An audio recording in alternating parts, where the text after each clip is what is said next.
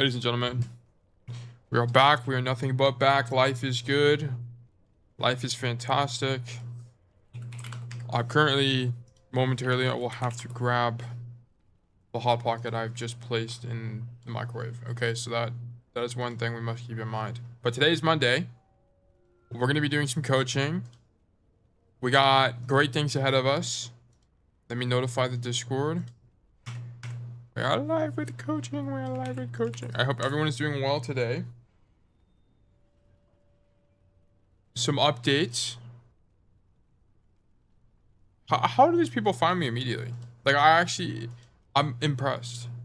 Immediately shilling scam services. It's honestly impressive. These people need to get, whoever's paying them needs to get a raise. These guys need raises. All right, let me click out all of this. Close all my Google Chrome tabs. And then ban this gentleman in my chat. Ban. Okay. Anyways. Hope everyone's doing well today. We are going to do some coaching. We have a number of VODs. We have we have 3 from Timmy, 1 from Organic, 1 from Raptor. So we have 3, maybe 4-ish codes here. Might do some gameplay today. We'll see. That's my microwave. I'm gonna let my Hot Pocket chill for a bit. But just gonna do our normal coaching for today. My question is, why you not in a comp game? I haven't really been playing comp. I played some comp today. I played like 2 games of comp today. Yeah. I've just kind of gotten burnt out of Overwatch a little bit. I play a little bit, but I don't play anywhere near as much as I used to. I play some, like there was 1 week where I just lost every single game I played, but now I'm back at like 50% win rate. I'm GM4 on my ult right now. My main is still... Where's my main? My main is still GM1. Alright, stop bullying me, bro. Stop bullying me in my own stream. Come on, bro. I gotta finish GM3 this season, some of these top 500 on this account, which is more than doable. I just have to play the game. Let's see. So... yeah, GM3. It's like bottom of GM3 right now. GM4 just got out of range for top 500. If I was on my main, I'd be top 200 right now, but I don't play enough on that account. I also get some level of, I mean, just being candid, like I get some level of performance anxiety when I play on my main. So I just don't really want to play on my main. The mouse says hi. Well, thank you. Please tell the mouse I said hello. Tell all the people of this Bale world I wish them the best. Catch you later, too, man. See ya. Have a good one. But yes, that's one of my IRL friends. But anyway, I hope everyone's doing well today. We're going to be doing some coaching. We've got, I think, 3 or 4 codes to go through. And we're just going to hop straight into it. I do need to turn on my clipping. I also need to go grab my Hot Pocket. Let me go grab it real quick.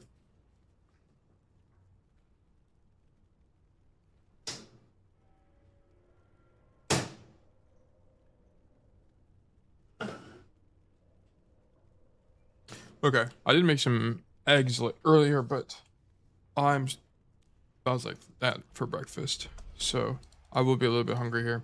Anyway, we are going to go to, we're going to do Raptor's code first, which is on Oasis. And Raptor said, this is also master. I will turn that on, change it to master. There we go. He said, kind of main botted this game.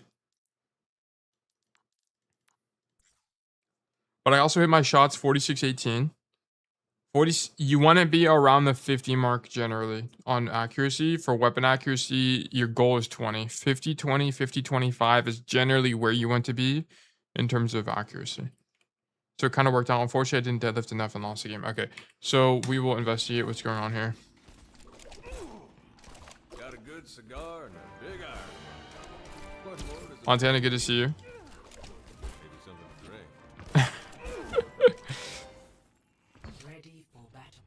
We're gonna rock a Montana. Do you even have a code today? If you have a code, we can go through yours. But I just starting with Raptors here. Timmy, good to see you, man. Hope you're doing well. Thanks, Doc. It's also kind of loud. Let me turn it down.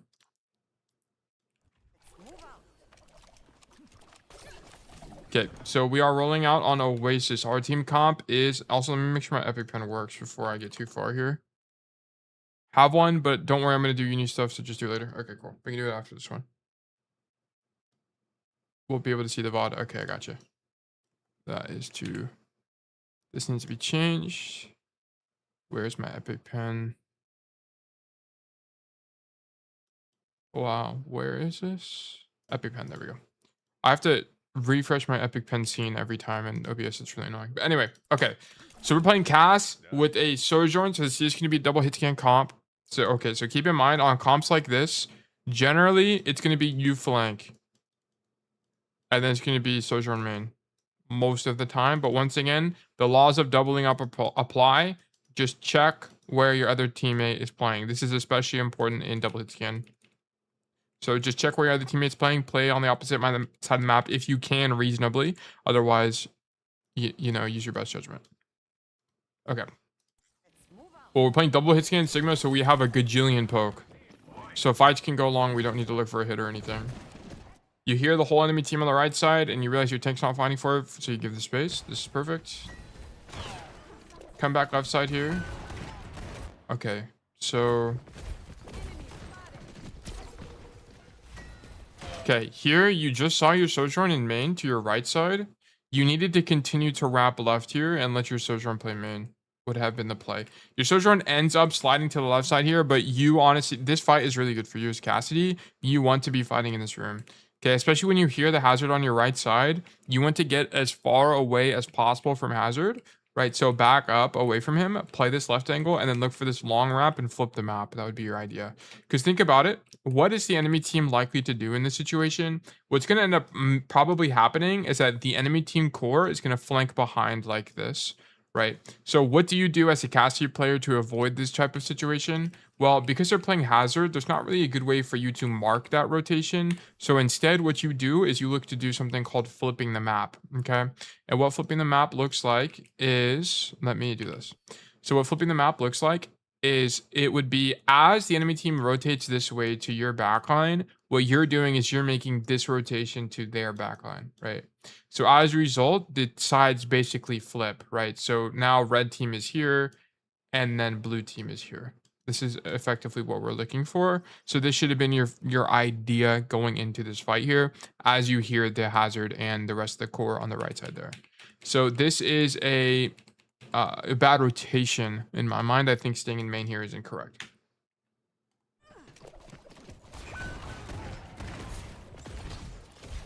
Okay, and now your Mercy died, but that's more because your Mercy sucks, I'm gonna be honest. I think she can... Yeah, there's not even a point to fly there, so that's her fault. Okay. So here you're doubled up with your Sojourn, but situationally, this is fine, right? Why are we doubled up with our Sojourn? Well, the Hazard and the break in the cast threaten this wrap, which is really strong against you, so you just play left. Do you want an awful Scrim code or a nonchalant cursed Dorado game that's losing? Scrim is on New Queen. We can look at New Queen. I haven't had a code on New Queen in a while, so we can look at that map. So in Widow 1v1s like this, you should always take them, by the way, guys. You win these. You should win these as Cass. Headshots are really easy to hit on Widow. And then here, I mean, this is kind of tough. You are down, so you don't want to play too aggressively. You also just heard the Hazard go back main. So, yeah, I understand why you're not extending, right? Because of the Hazard matchup, it makes it difficult to actually do something aggressive like this without trading out every single time. So, yeah. Here, you heard the Hazard go in, so now would be the time to go, right? This is your timing. Whenever you're getting countered by something like a Hazard, whenever you're getting countered by something like a Hazard or like a Diva or a, I don't know, some other dive tank or like a JQ or something like that, all you need to do is that, I mean, JQ's not really a hard counter, but it is not. Anyway, I'm not going to go down the can of worms. You just need to listen for their cooldowns, right? Listen for CDs, and then if they use their movement CD, that's your window to now do something, okay? So that's what we're looking for. We just heard Hazard use Slash, so now our window is open to go do something. The timing will be very tight, but you do have an opening here. So here you should go fight the Widow. Yeah, perfect. So a better aim, you actually kill her there. And then you need to fight for control of this room. So you are unswinging this room too much. So here, this is fine. Unswing the break here is fine. But you need to stop them from walking out the door, right? You don't want them to walk out the door and start contesting your space here. You want to stop them from doing that. You want to stuff them in the room. Yeah, have a great rest of your day, man. Thanks for tuning in, Montana. But yeah, you want to stuff them in the room here. That should be your idea. Also, you should be asking for healing for sure. And then we should look to hard wrap. So here, you honestly at this point, even at half HP, I'm hard wrapping. Yeah, good idea. Okay, unfortunately we get marked by hazard and we just die. No, we don't die. Perfect.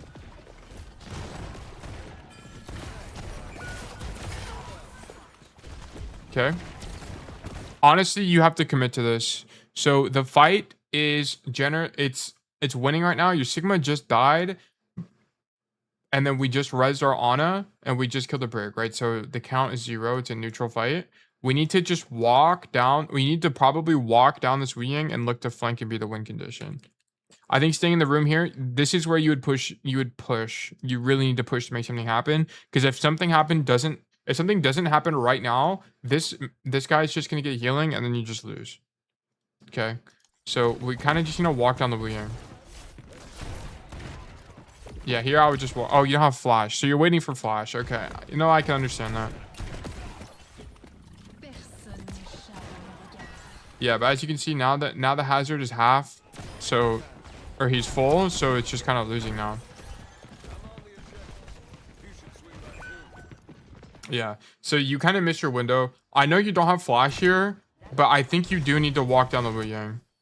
I think we really do need to walk down the Wu Yang and try to beat the win condition. Because and this is really contingent. I mean, this is really because your tank just died, right? So kill the Wu Yang would be the plan here. And then you would hard flank and likely actually kill the Widow as well. And then the fight's just won. So yeah, you missed your window here to do something. And then you're on point trying to flip and then your Sojourn dies. Whatever happens.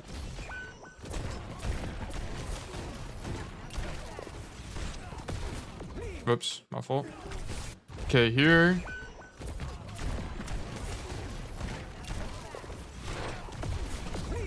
Okay, here has a pathing thing. Try not to always walk down the staircase. So here, as you're coming back from spawn. Here. As you're coming back from spawn, see where your team is. Honestly, I would have actually preferred if you path left side here. Because the thing with going left side here is that as you walk out this door, it's really hard to get contested from this side of the map as you walk through that door. Like, look, they'd have to swing like all the way here, which is really wide on the angle to contest you from that door frame. So I'd actually prefer you come here and then look to threaten this and like somehow find timing to walk either into this room or just forward in general. The reason you want to do this is it opens up more angles for your team and it's harder to stuff your team, right? Which is exactly what happens here. So you walk out main and you take poke from both angles, right? Or at least you feel pressure from both angles, even if you're not taking poke, right? And as a result, you get hit by Wu Yang on the left side and then hazard slash. And not only are you dead, but the Ana's dead as well. This actually could have been prevented entirely by standing here. You can poke out the hazard before that even happens, right? Yeah. Oh, the Ana died earlier. Sorry. It wasn't to the same slash.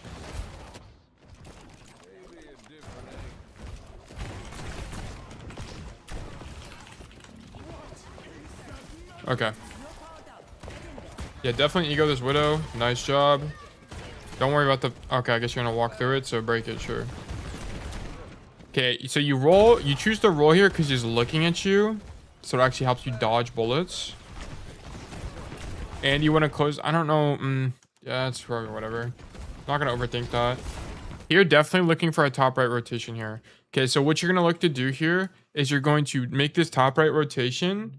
And then you're very likely going to bait the hazard dive. Okay, hazard will dive you probably because you're going to be isolated on the angle.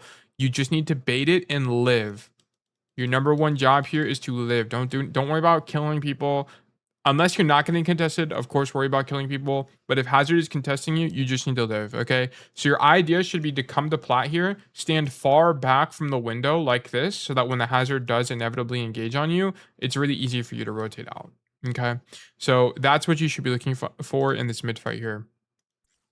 But if you don't open up an angle, your team won't have a win condition, and you're a lot more likely to lose the neutral.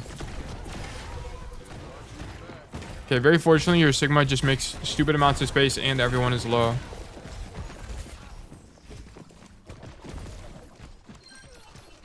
Yeah, I don't think this is the right play. I think we misplay here. I think we should have rotated. You have roll here as well. What would even queue you to stay main? They also have rally as well.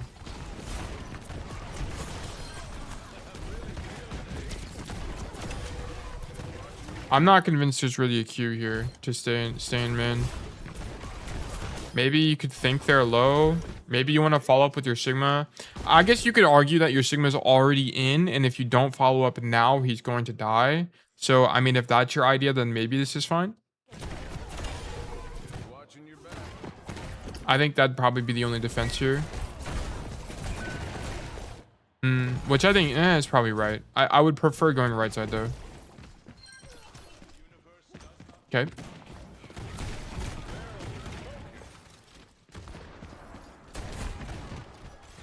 Okay, mark the hazard. So yeah, you give up the hazard angle because it's a losing duel for you. If he slashes you, you kind of just die.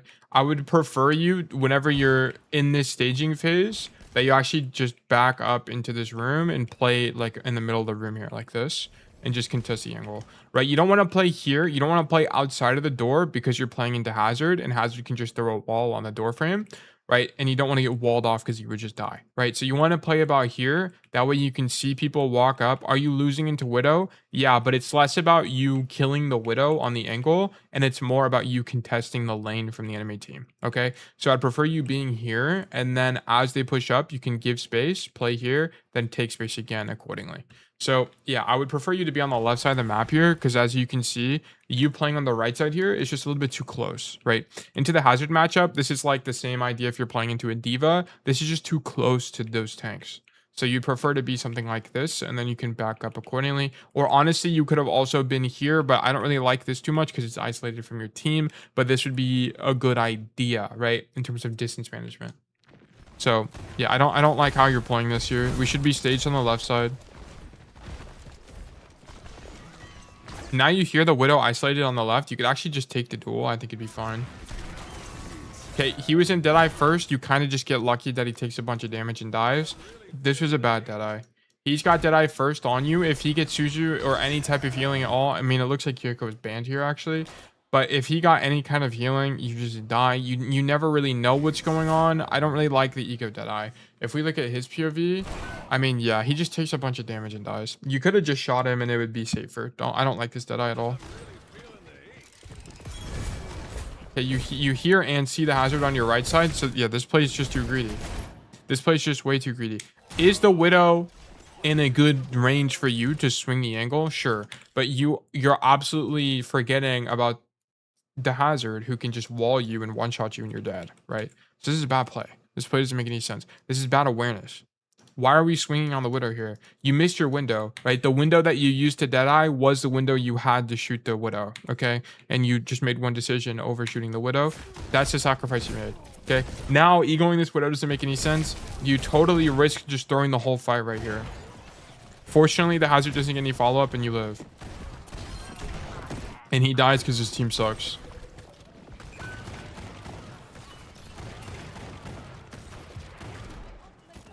Okay.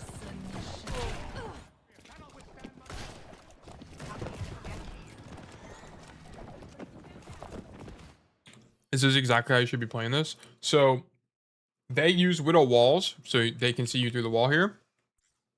But keep in mind, we're not playing this left side of the map to kill people. I mean, of course, it'd be nice, but the core idea is to stop them from contesting and having this lane, okay? We don't want them to have this lane on the map. If they do, then they have more playmaking available to them, as in they can go like this and hard flank your team. They can do a lot of different things, okay? But also, if they have this side of the map, it stops your team from making a play like this, okay? So you just living here is perfect. And then once the walls expire, then you can get a little bit greedy and try to ego some duels here. So here you ego while walls is still up, so it's losing. So you actually just don't wait out the Widowmaker ulti properly. Yeah, you can see they're already looking at you before you even swing, which is a mistake. I think how long is the... If there's any ultimate in the game you need to know the duration of, it's Widowmaker ult. I'm pretty sure it's 12 seconds. Let me see. It's 15 seconds. Okay, my fault. Widowmaker ult, for your reference, is 15 seconds. So just whenever it pops, just kind of keep a mental record. You can hit tab and see how long the game's been going, and then just remember, think to yourself 15 seconds. Or you can generally eyeball about 15% progress. That's also about 15 seconds. Okay. So here, yeah, you're only the angle you're holding is actually excellent. You just swing too early and take a bunch of damage you don't need to in a losing duel. If you took damage in an even or neutral duel, then I'd be fine with that, but it was losing for sure. Ego the soldier. Okay, a little bit of panic here. I can see you're flicking. So once again, technique is just good flash. Whoops, I didn't mean to do that. That's my fault. Should go back to where we were. Yeah, almost got your lid taken off there. Anyway. So you jump because you know Widow's looking at you. That's fine. I actually don't mind that much. Good flash technique, and then you just... you hit that first flick, and then instead of tracking the... You should be tracking the soldier after that first flick, but instead you flick back and then try to flick back. So you make 2 more flicks than you really should be making here. So I think it's you just got surprised by the soldier maybe, and then you kind of panic. And here you chase soldier. I think this is actually really good risk reward. You know the enemy tank is not close to you, so I think this is fine.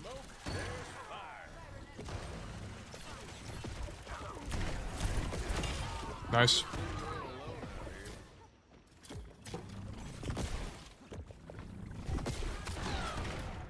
Okay, I wouldn't ego this. This is losing for you.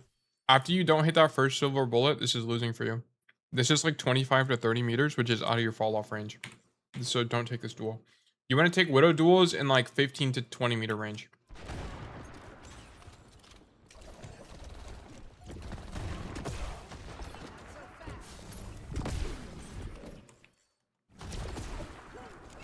Okay, this is bad staging. Once again, you poking this walk up is correct. Like, I think this is fine. But you'd poke it, you do it like this from here. So you have the Widow, you'd be unswung from the Widow. And then you would back up into the mini room, right? This is where you need to be. And it's just as last fight, whenever you mark the soldier and the Widow, it's the same idea. That's where you want to be. You making this mid-fight rotation like this, like, look, you take a bunch of damage. This rotation is bad. This is what I'm trying to point out to you. This is bad. Because now if you want to go back to the room, you have to make this rotation. And that gives them like 5 seconds of rotating for free. Okay? Which is not good in Overwatch. So you needed to be on this side of the map to begin with. So this is a mistake. Yeah, why are we here? Now we're doubled up with our Sojourn. This doesn't make any sense. So we just give them the whole left side of the map for free.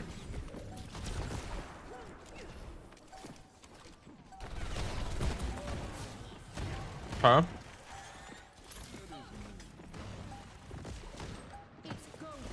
Yeah, look.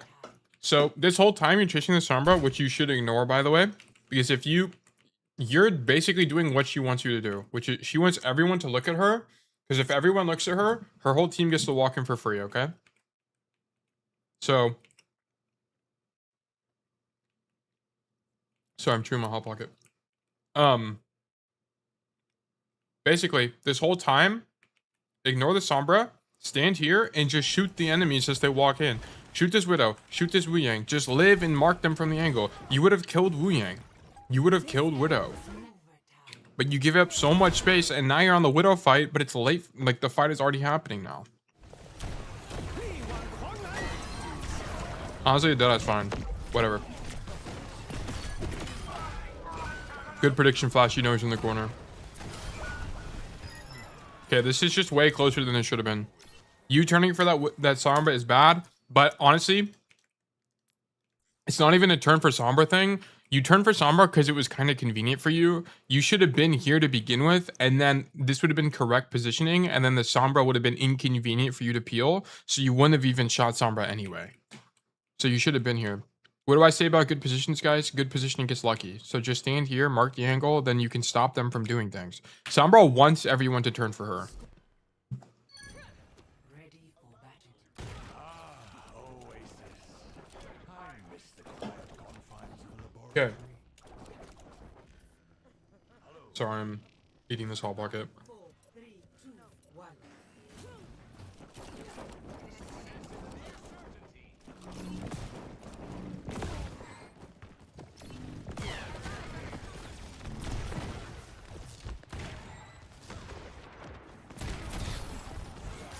Okay.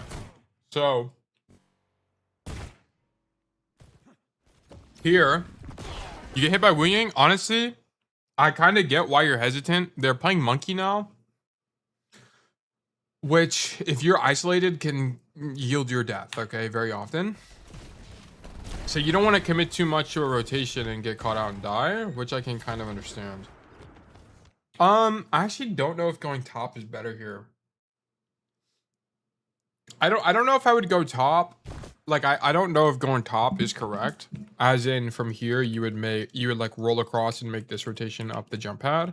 But I definitely think you should take probably all the way to here, because at least from here you have a threat to the backline, and then you also threaten this rotation on good timing, right? So for example, what you would do is you would make this rotation, bang like this, stand here, maybe poke out the Ana and force her to rotate. And then if you hear the monkey like jump back line here to fight your brig or whatever, then you would just hard rotate and then just ego these guys. That's what you would do. But because you play this really passive, you miss any windows for carrying you have here. Right, you mark the Sombra because it's convenient, there's nothing else to do, and now you come back to this really shallow angle. So if we look at this from a space control perspective, the enemy team just has way more space than you guys, right? They have way more space. The Sombra is like here or whatever, and then they have all of this space basically. And then your team just has one concentrated blob in the middle of point, or right next to point. What you should be doing, you should be applying the concept of filling the gap, right? Fill gap. And as a result, you should have made the rotation to here. And then as a result, your team would have had this much space instead, which is a lot more. And then it opens up playmaking on this flank here, which you lose because you just don't have that, right? You're playing in main. Do you risk being isolated to the monkey? Yeah, but I think it also would have been likely that your team also rotates with you to this angle to help you go for a flank. So I think we should be on the other side of the map right now. I don't think this is good.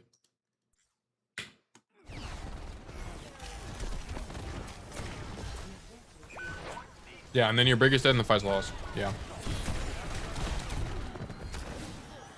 So dang. Wow, we killed the invisible Sombra. Nice job. They just had better rotations in space control than you guys. Okay, we love it when the enemy Widowmaker throws the game. That's amazing.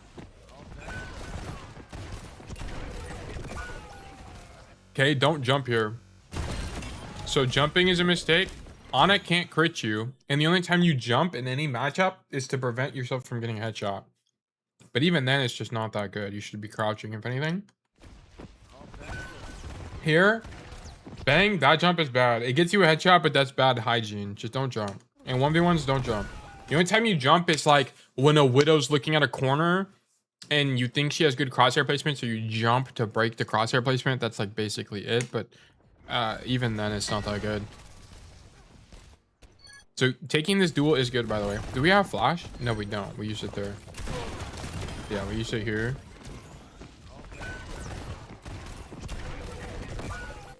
Honestly, that's normally winning. You should kill the Ana. Whatever. I thought it was a good play.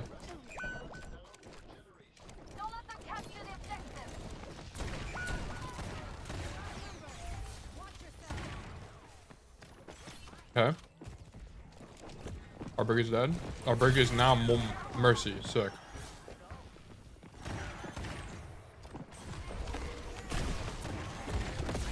Okay. Sombra's a fair hero.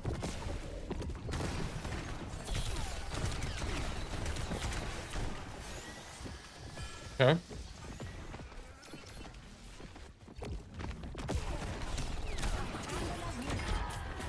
That guy's trolling. All right.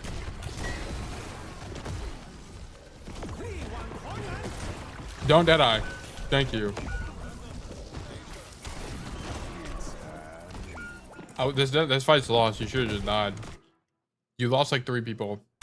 It's good that you held Deadeye for Primal, but you need to understand that the fight's lost, so just hold it anyway.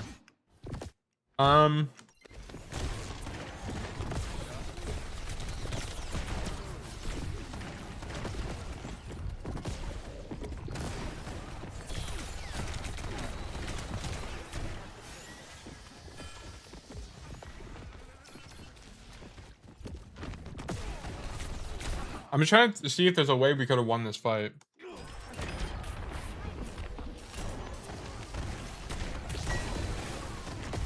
Also, you knew they were on... Wait, did we take Silver Bolt before we... While we knew they were on Monkey? No, we had Silver Bolt. Okay, never mind. I'm not sure we could have really done very much to win this. I'll be honest. I mean, you could have hit that flash, but whatever. I don't really know what to do that fight, I'm gonna be honest. The alternative was like you ignore the Sombra and hard flank there, but I think actually marking the Sombra on the angle is fine.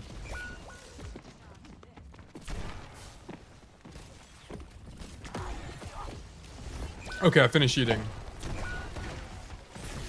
Yeah, everyone is just dying. Like, what is going on here? So we're walking back to the fight. Our Mercy is just dead. What?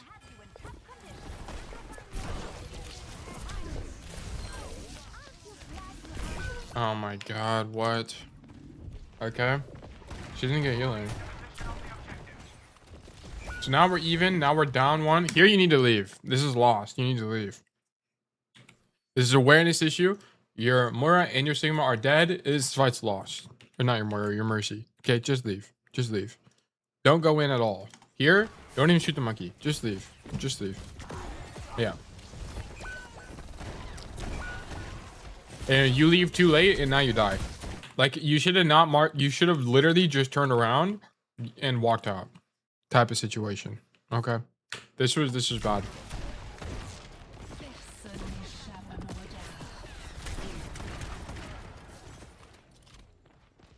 Okay, they got walls. Just make sure you keep in mind that it's 15 seconds long.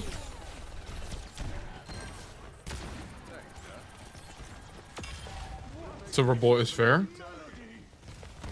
That guy missed his ult. I don't think he hit anybody. Good headshot. Good job. Run it down. Okay, wrong side of the map. We are on the wrong side of the map. Don't stand here. This is where, if you were Sojourn, I'd tell you to stand here. Stand here.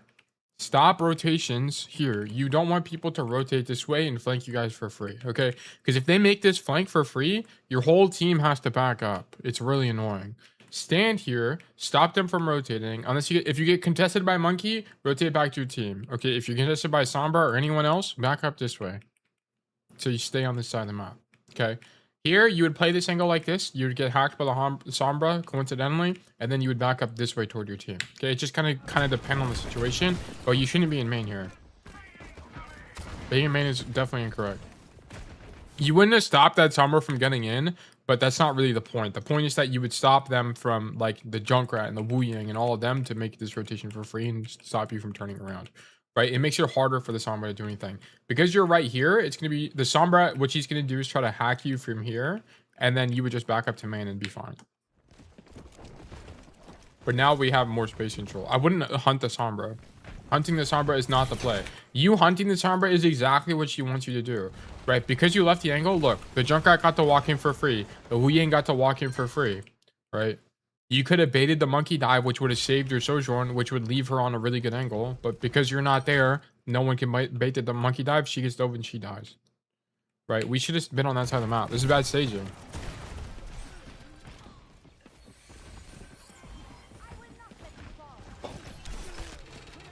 Okay, unfortunately, roll into a trap. Happens.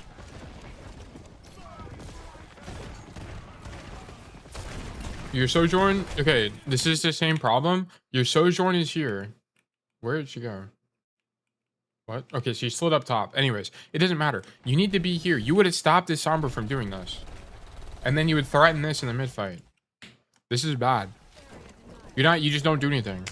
Because you're not on an angle. Like at the very least go top so you're less vulnerable. Right. Ew.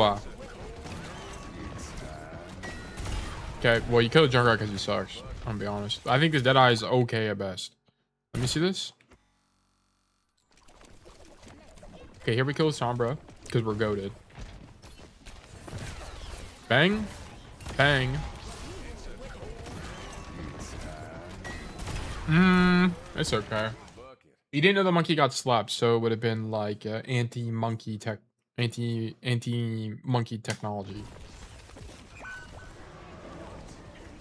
Okay.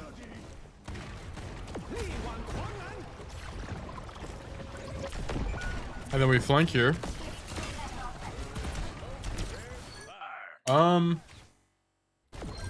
So here you see the monkey go into your backline and then you say, I'm not going to help them. There's nothing you can do against monkey, which is 1,000,000,000% correct.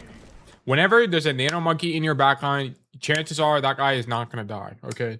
He's not going to die. So what do? In the meantime, you trade backlines. So you say, my Ana's dead. There's nothing I can do about that. Let me go kill their backline. So bang, you try to shoot the Wu Yang. Whatever, but you rotate for a better position. This is what you should have done to begin with. Here, shooting this Wu Yang is a waste of time. He's really far away from you. He's like 25 meters or something. Just rotate this way, and then you have a better angle, and you can threaten this, which he can't take cover. He can't take cover from this. He's just going to die. So you need to rotate here. Okay, that's just a waste of time. You should have just, yeah. Good job. This flank is good. Really good. Okay. Do we win this? We don't win this. That's actually sad. Now we're on the correct side of the map. Perfect. And then you get a kill on... Look, you get a kill on Junkrat. How did this even happen? How did we somehow miraculously walk into a kill on Junkrat? Because we had good positioning. Okay. Did you also get damage boost? Yes. But this is... Like, what... How this game works is good positioning gets lucky. So here, you kill a Junkrat because you're goated with... And you know how to position. And then... if we had slightly better aim, you kill the Ana. Slightly better aim, we maybe kill Sombra there either as well. But that I know you died here, but you should think to yourself, if I was better, I'd kill Sombra, Ana, because like a pro kills Ana there. A pro 100% kills the Ana there. That's a double tap. And then I think, can you punch her and she dies? No, she has too much HP. But yeah. There you should be like, if I was better at the game, I could have just deadlifted, but you kind of just trolled. It happens though. Like I miss stuff like this. Ark misses stuff like this. Tree misses stuff like this. It happens. But the more you play, the more consistent plays like that will be. It was really close. Okay, we're back in the fight. Let's see here. Here, your ball is stalling and he's getting healing. Here, just pop Deadeye. You just need to pop Deadeye. You need to have pressure right now. I don't know why you're holding Deadeye against the monkey. Just pop it. Yeah. Drawing early there is correct, by the way. Good job. Because there's only one guy on your screen. You got most of the value from the Deadeye already. Draw early on the Ana and just shoot her. Perfect.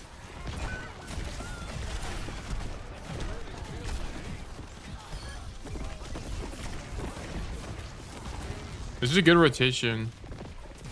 And now you're just making it expensive. Honestly, you played this last fight pretty well. I think the only thing is you could have alternatively... I think you felt pressured to go touch point here. Yeah, other than popping Deadeye, you could have just looked for this rotation here like this. Bad roll from the start. Let me see. I actually wasn't paying attention to cooldown too.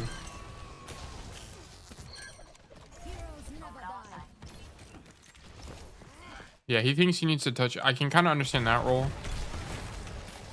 This should be a Deadeye, but whatever. Okay. Yeah, this roll doesn't matter. Why are we rolling here? This roll is bad. I mean, does he think he's getting dove? So you like rolling to dodge it?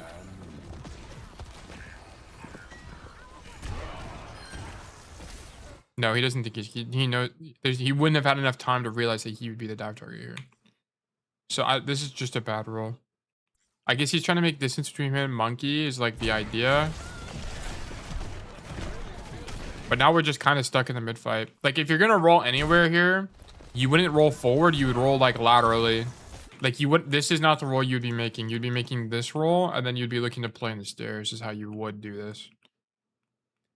What I was more impressed by is that he found the rotation in the mid fight, right? Like so here, it's like finding this to get out of the fight is good. This one is good. But the idea here is that you as Cassidy, you shouldn't be in the hot zone, right? Like why we shouldn't be on point at all, almost ever. We want to be in the peripherals, right? In the periphery. We want to be in the yellow circle, not the pink circle. So you want to be on the extremity of the circle. That way, if you do get dove, right, you bait the tank off the point, so that your team can do stuff on the point. Okay, that's the idea. So being on point here is incorrect. So yeah, that roll is bad, as Timmy mentioned. Okay.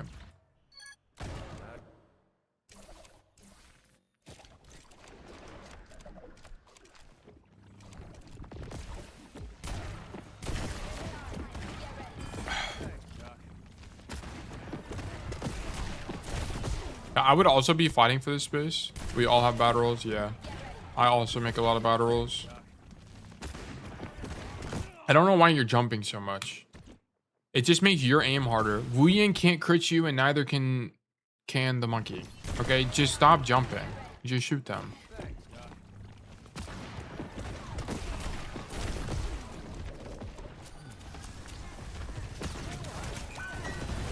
Okay, you go a little bit too wide. It's hard to think mid-fight. It is. It's really hard. And that's why you have to, whenever it comes to mid-fights, to make the best decision in the mid-fights, you have to have a really strong understanding of, like, fundamental understanding of the game. You have to fundamentally understand that Cass should be on the peripherals, that rolls defensive cooldown, that reading when you're the dive target, stuff like that is very important, because if you have all those fundamentals, you're generally going to make the right idea in the mid fight. Which is why whenever I teach you guys things, I always talk about, like, what is the core idea behind doing things? Like, what is the core idea but in fighting in left room on Oasis University? Well, it's you want to deny the lane, and it's good range for Cass, and there's some corners and walls you can use, right? Like there's, I'm trying to teach a foundational idea, and then if you have that enough within you, it's easier to, once you understand the core idea, you can apply it easier. Anyway, here you just gotta go, you walk forward, which is a mistake. You should be walking laterally like this. What is the winning play? Yeah, that's also, it's a similar idea. Yeah, try to find the winning play. Here, yeah, you just walk a little bit too far forward. I don't think it actually gets you killed here. I think you needed to kill, like, something needed to happen here. I don't think going point is correct. I actually think playing for this space is correct. We don't get the wing, and then you don't get healing here? Like, who are we healing?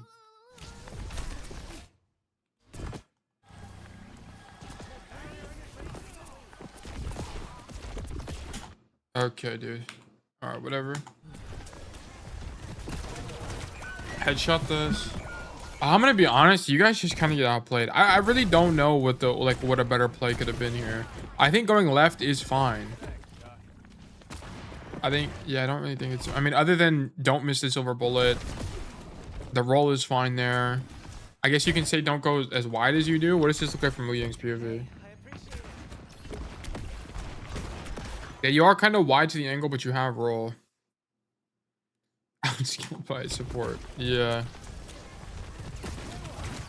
Honestly, I think it really is just one of those situations. He did just kind of get gapped, I'm gonna be honest. Okay, it happens. Sometimes it just, you can't win. Okay. I like the flash. Nice kill. The monkey matchup feels so good now as Cassidy, by the way, because of flashbang.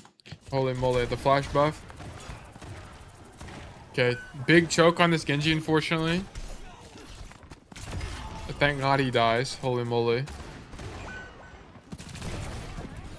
Alright. Nice. Good kill. Just panic. This should be winning, though. Okay, a lot of panic, but very fortunately they died. I think all these rotations were good. Let's look at roll usage in the fight. Okay, we killed the Genji.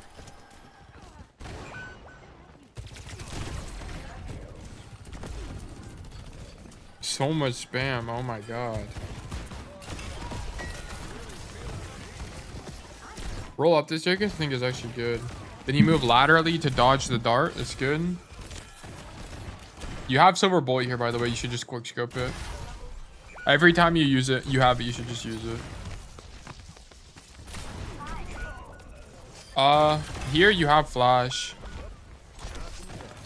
Here, flash him. If you flash him later there, he actually wouldn't be able to dash and maybe live a little bit longer to do a little bit more damage, but yeah, just use flash there. Okay, she just used flash heal on you on spawn. That's sick. Thank you, Mercy. I wouldn't hard wrap against this comp.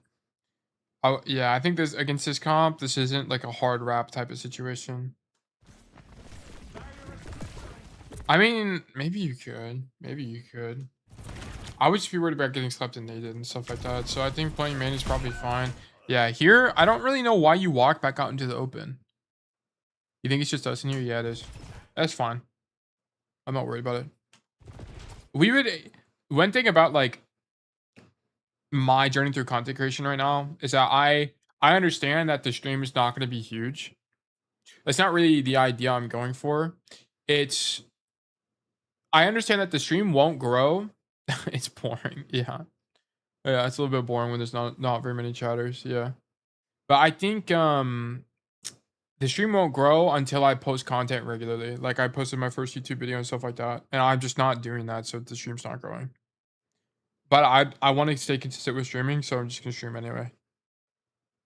But I'm working on, I have 17 shorts almost done. And then we're gonna have a bunch of shorts ready to go to queue up. And then we're gonna do some more stuff on top of that. Should be cool. So yeah, we're kind of in like a dead period as well. It's only pouring to plats. I also think part of why the coaching isn't very engaging is because it's also not, I actually have pretty good retention, but it's also because I have like 80 views. So of course I'm gonna have good retention, but I also think it's because I also only coach Cassidy. I think that's also part of the problem. And most people don't want jerk.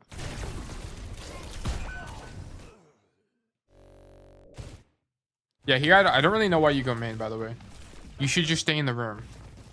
Just let them walk out. Just let them walk out. You can also poke from the door here. Poke from the door. Stand here, shoot them, and then just rotate back up this way. That would be your play. I also think Overwatch doesn't have as much of a development culture as something like Valorant does. Valorant, the ranked culture is a lot stronger. Overwatch is definitely a more casual game. And that's because Valorant has a way more developed professional scene. Overwatch had the Overwatch League, of course. Like if I did this content during Overwatch League, then it would be a lot more popular. For sure. It'd be easier. But it's also hard because I'm not posting content. So of course I'm not going to grow. Right. Anyways, here we go, left side. Yeah, you have to fight them. You can't back up here. You have to fight them. You don't care about pros, to be honest. Yeah, I don't really watch the pro scene as much either. But I think that's also part of the problem. It's like, why don't we care about pros, right? Here you need to fight for space. Here you need to stand here and be the win condition. Mark the sojourn. Mark the sojourn. Even if you don't do it aggressively, at least mark it like this. You need to stop them from taking space, because now they take space and then you all just get dove and you die, right? So if you let's be real, you guys aren't winning this fight. You guys just lost this setup stage. There's not really a way you win this, but you have to take the 20% gamble that you two-tap the sojourn on the angle here. Okay. Here you're also the furthest guy forward. Wait for your tank, bro. Like your tank is all the way back here. You're going in first.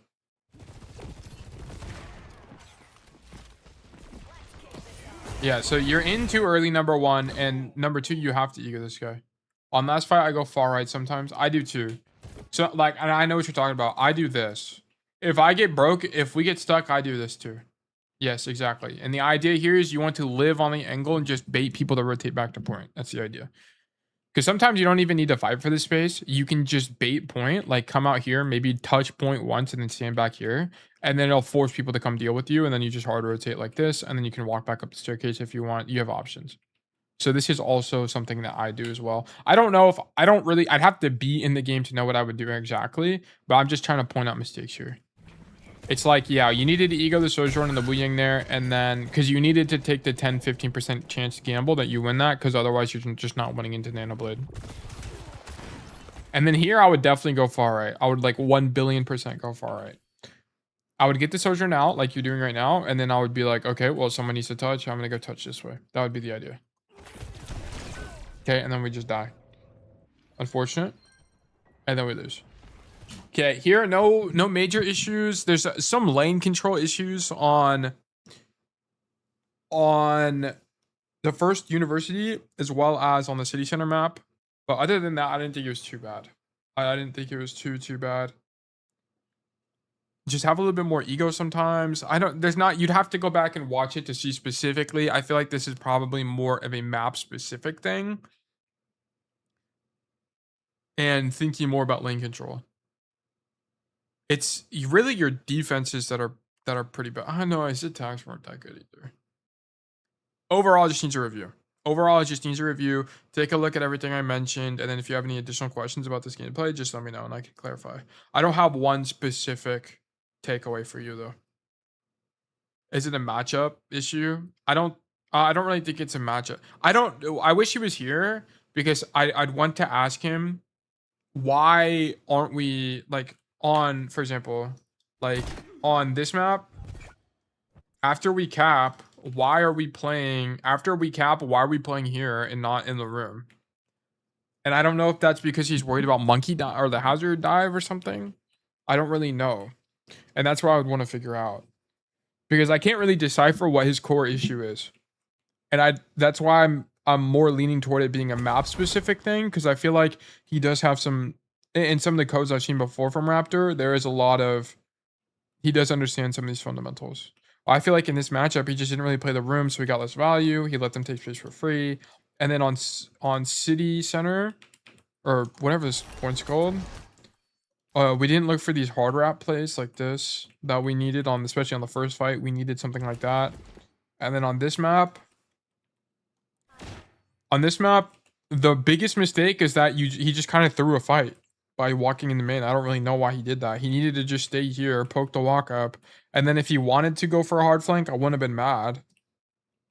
But yeah, I don't really know why we walked out and just died. And then there were like a couple fights that were just losing, so I don't know. That looked, University looked losing to me. It definitely looked losing. Like it doesn't show me that he has good knowledge of lane control. City Center, University all of it looked losing. I'll be honest, all three of those maps look losing to me.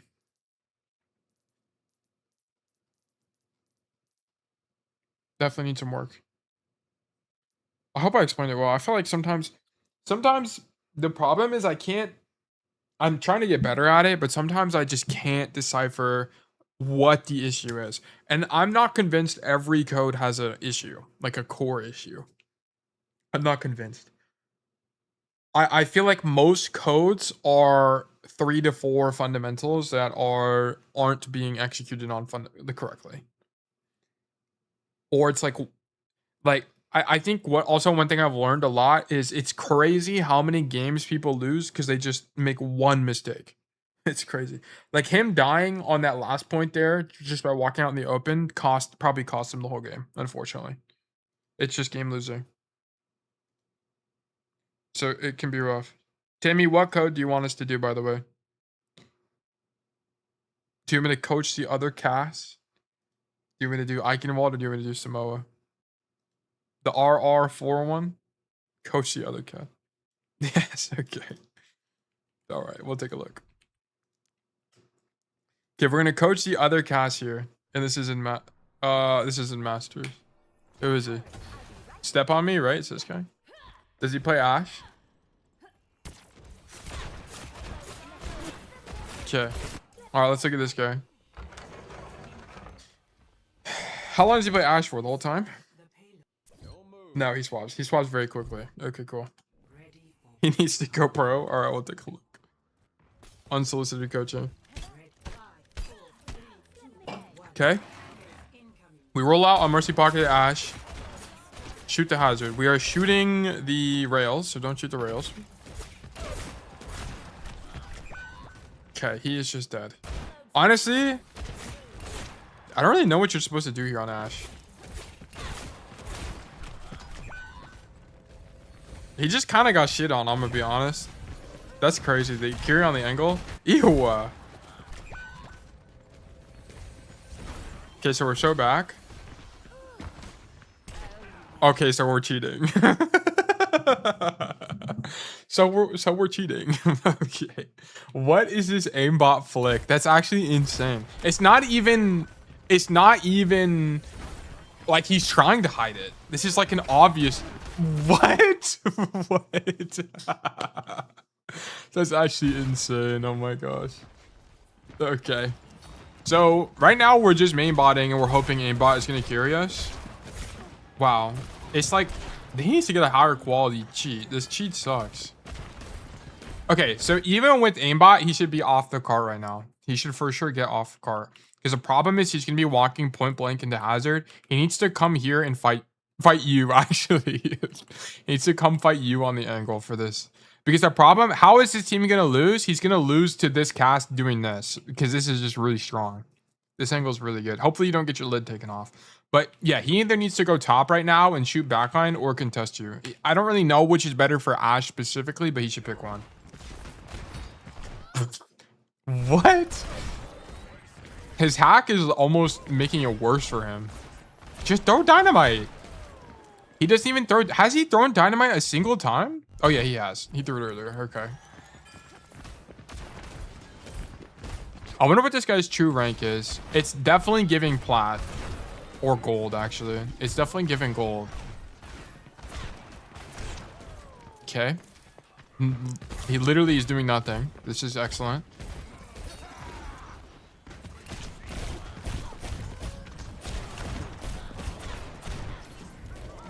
Okay, this guy actually is not doing anything. This guy sucks.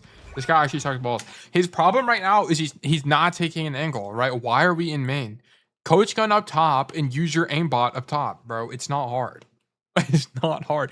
Then you would bait the hazard to go on you, okay? And then if the hazard gets baited, guess what? Your Malga gets to walk in main. But this guy, this hacker doesn't understand this. StepOnMe is getting stepped on right now. This guy actually sucks balls. Okay, now we go Cash. Surely? No, we stay. Wait, did we get res? Oh, no, it's bugged. Okay, we stay on Ash because we think Ash is the answer. Our aim lock is not saving us, unfortunately.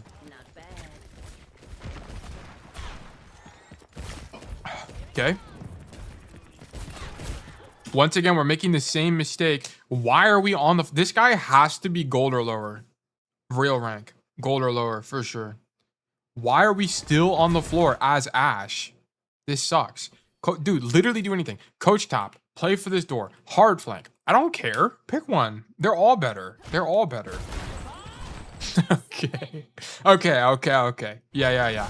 Coach gun into the air, use your one mobility cooldown in the middle of the enemy team and explode. But you get bob out, you know, I'll give you that. You get bob out. Actual genius gameplay. Holy moly. All right, now we go Cass. Surely Cassidy's the answer. This is what we've all been waiting for.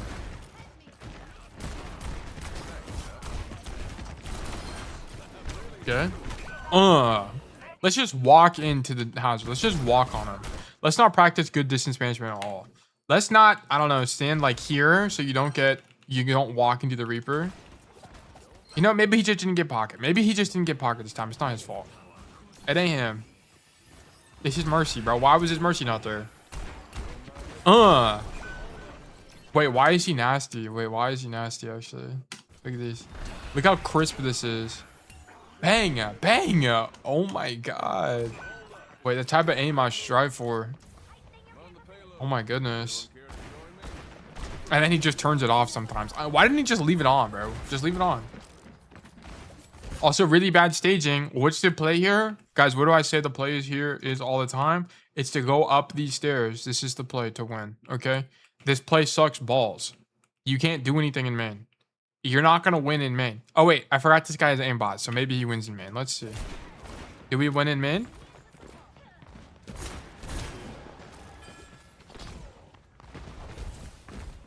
He's using wall hacks. He knows no one is here, so he's just looking up. It's sick. Nice. He is Arc. Yeah, Arc wish he has is this name. He's actually Arc Senior. Arc would have went left there, by the way. He definitely would have walked up the stairs. Good roll. Wait, maybe we're not gold. This is why you don't go main. It's garbage. You can't do anything. Main sucks balls. Also, here, his idea should not be to walk right. It needs to be to walk left. Because if he goes, even if he goes right, he's 100% dying. So you have to go left. And why does it look like that? Does it always look like that? Huh. You need to go left because at least you'll have a higher chance of living. Okay, this guy sucks. All right, anyway. Next. Walk it down main because we don't know how to do anything else. Yes, walk it down main. Yes! Yes, dude. Let's walk down main and we're the furthest guy forward in the open. Yes, dude. Let's demand literally every ounce of resources from my team to live. This is actually so genius. Dude, yes, bro. Nice job.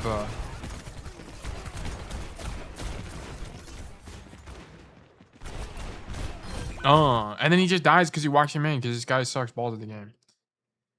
Man, I don't understand. Dude, how can you not? You know, I understand why these people use hacks, actually, because they just don't get it. They just don't understand Overwatch. They don't understand angle control. They don't understand coaching, or well, they don't get any coaching. They don't understand space control. It's just awful. It's just awful. Honestly, not a terrible Deadeye, but what would I say about this Deadeye? It's blind. This guy did this 100% blind. Bad practice. Don't blind Deadeye.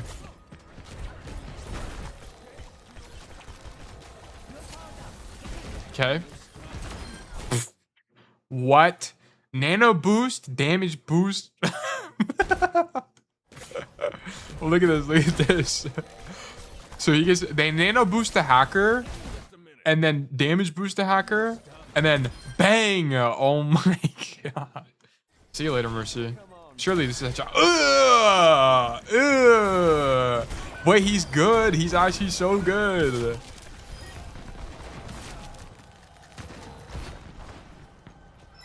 Wait, Tim, you gotta pick it up, bro. He had to be in a trio. Yeah, you did. He did. He definitely did. Dude, this guy's cast gapping you, bro. Yeah, pick it up. He's so good at Cassidy. He actually knows exactly what he's doing. Yes, he's riding cart. Yes, let's ride cart. Yes. Dude, it's gonna go so fast if we all ride cart, guys. Trust me. Yes. He only got nano all game. Yeah, they definitely were trioed. This guy also is definitely gold or below. For sure. For sure. There's definitely been... You know that guy? Do you remember the guy who was silver that we coached the other day? Pillboy? That guy is unironically better than this guy at the game. It's actually hilarious to me. Pillboy's actually better than this guy. Just out of sheer like understanding of the game. Oh wait, he got Gunslinger too, which is actually like the most broken hacker perk of all time. I don't understand why his hacks just like stopped working. Like, why did it stop working there? Did he get the wish, or did he get the Timu hacks? Like, what's going on?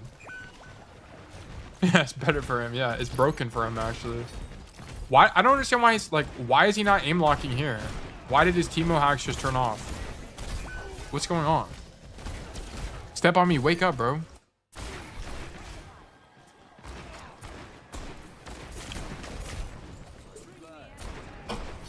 Okay. So we walk up top. Goated, rotation. Good kill. Okay, why is your Mercy doing this, by the way?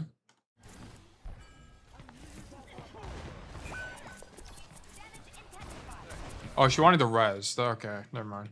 I get it. I was like, why is she walking in the open? Didn't she just see the other guy get his lid blown off? That's a good Deadeye. Force him out and it helps your tank take space. I like that Deadeye.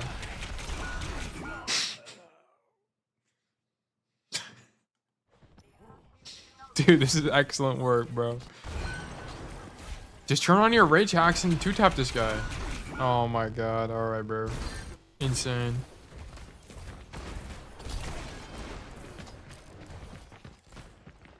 Alright, so we run it down main again. Surely this means it. This is a 6 out of 7. Yep, this is definitely a 6 out of 7 gameplay. So because, okay, so he runs it down main. Why does running it down main suck here, guys? Because if you run it down main, they still have top control, and these guys are impossible to clear. They're actually impossible to clear if you don't have anyone on high ground. Okay, so his best play right now is to actually turn around and walk up these stairs and fight these guys on good timing. This play sucks balls. Walking down main sucks major balls. They're never gonna win.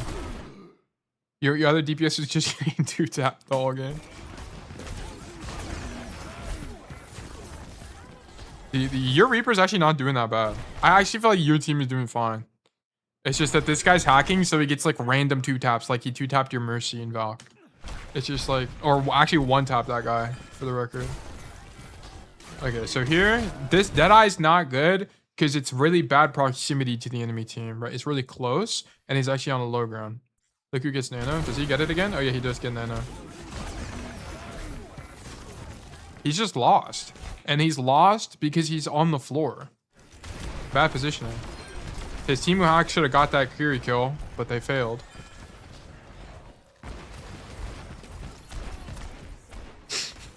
Dude.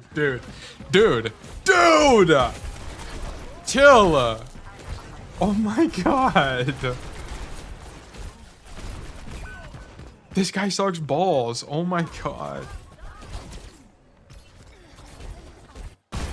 Okay, his whole problem. Oh, he gets rezzed.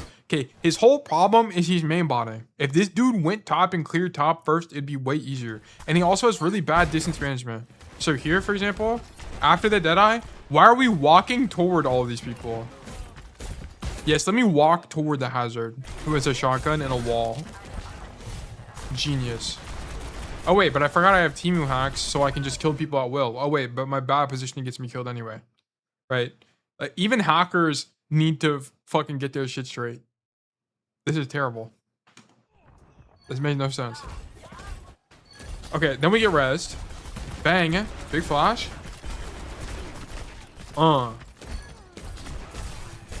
Yeah, you show him. You show him. Nice job. Good job, StepOnMe.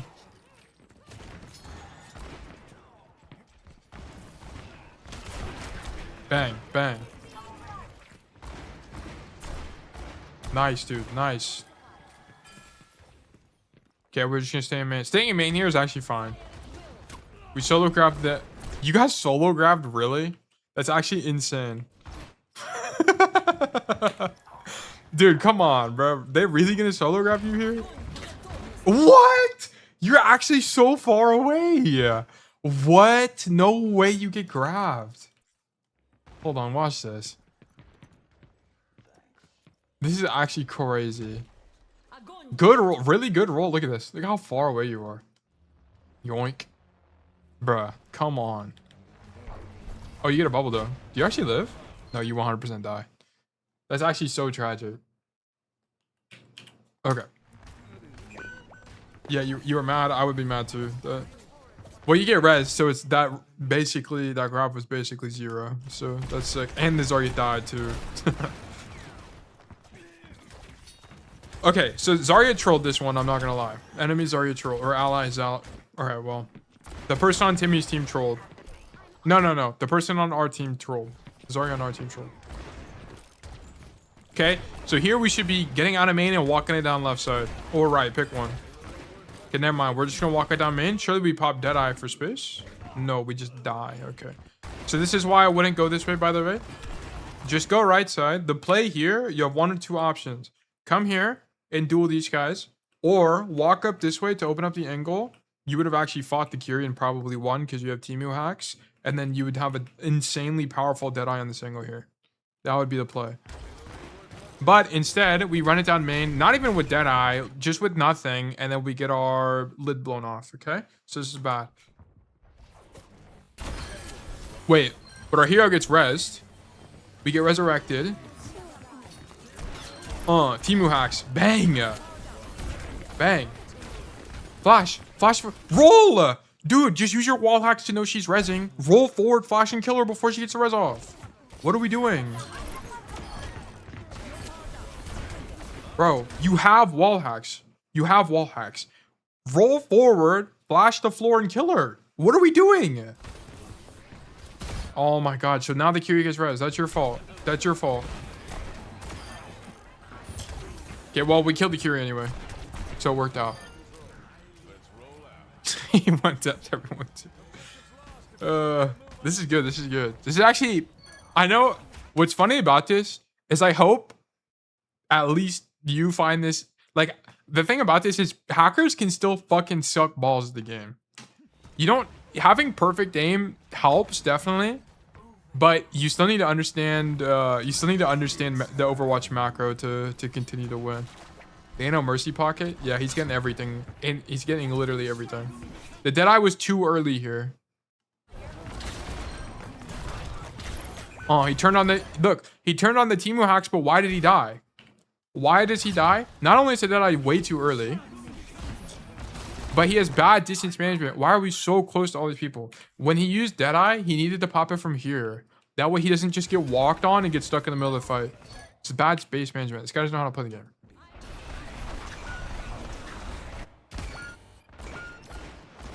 Okay, unironically, this gameplay is losing.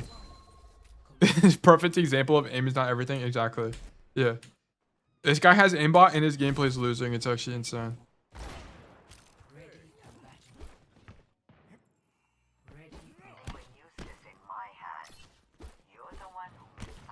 Okay, we're staged in a really bad position. So the reason you don't want to be here is Cassidy. I don't know if I've actually talked about this, but it's kind of intuitive, right? Especially a Masters Cassidy playing here is crazy, okay? But the problem with this angle is you can't rotate out. You can't rotate out of this angle. They all suck. You have to rotate into the open and all your rotations are really long. This angle sucks balls. He should never be here. This guy is silver. He's silver or gold at best without hacks. Because he doesn't understand Overwatch. Okay, well, I don't really know what your Reaper's idea was here. I think thought he was going to get a bubble. Because if he gets a bubble here, it's actually winning. Bubble, he just needs a bub. He just doesn't get one. So it's kind of this guy's fault, if I'm being honest. This guy even saw the TP happening.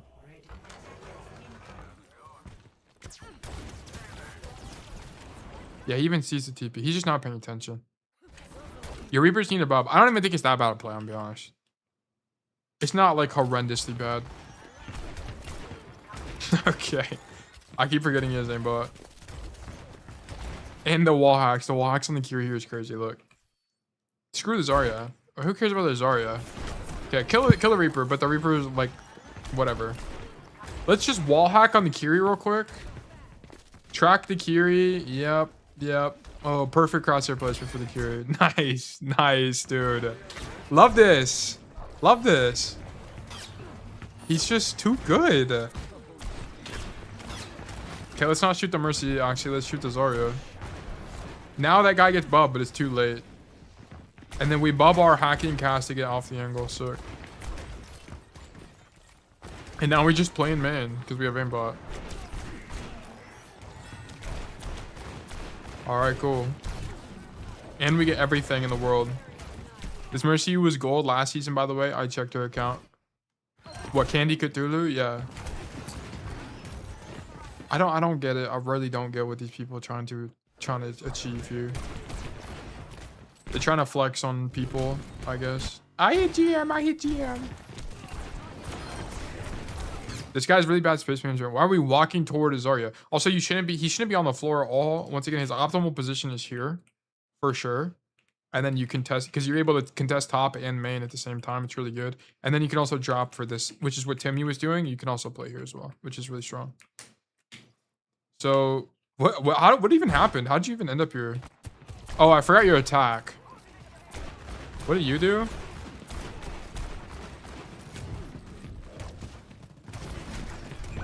Here you needed to... So when you make this rotation... Yeah, this rolls, but it's just this roll is the problem. If you didn't roll here, I think you'd live. Because your idea, or at least if you roll, you need to commit to rotating left like this to me. But you kind of just like ego the guy in main and take a bunch of damage, and then you have bad timing against the Zarya and die.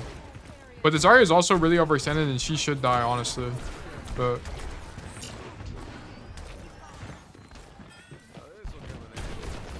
Okay. Once you guys get ultimates, I think our hero just lose. To be honest, I did not know he was hacking. Yeah, he sucks balls, so I don't blame you. At the start, I see. Well, even if this guy was a normal player, you shouldn't have been. I think you should just commit to the, like. Okay, why does he die? Why does he die here? Number one, he's on the floor. Number two, he has bad distance management. Number three, why is he re-swinging the Zarya after he doesn't have a roll? This guy sucks balls. I don't care what amount of pocket you have. That Zarya has a gajillion energy. She's just gonna eviscerate you. It's like walking into the sun. Like, what do you think is gonna happen? Of course you're gonna die. This guy sucks. Oh my god. Okay. All right. Pop Deadeye. Okay. Why is this Deadeye suck? By the way, guys. Why does this guy get no value from this? Because he pops a blind Deadeye. He doesn't even know where anybody is. This Deadeye is awful. Not a good Deadeye at all. Wow, you made a lot of space, dude. Nice job, StepOnMe. Wow, nice job, Candy Cthulhu. The insane res. And then you get a flank Deadeye. Oh, why does Denny win this fight, by the way? Because that Deadeye sucks balls. And then guess what? No one is contesting this side. So Timmy just gets to make this rotation for free and actually gets a good Deadeye. Yep. So Timmy, it's crazy. It's almost like Timmy actually deserves his rank. And this guy fucking sucks. Nice job. Anyways, go next.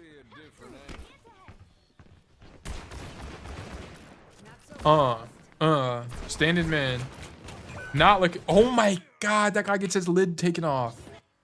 Wait. Yup. Good job, Timmy. Very winning. Oh my god, I accidentally, like, wait, my computer's bugged out. What just happened to me? What just happened? Okay. I like hit the screenshot tool and it bugged everything out. I feel like he hasn't been hacking enough on defense. He needs to turn it up, bro. Oh, big rev.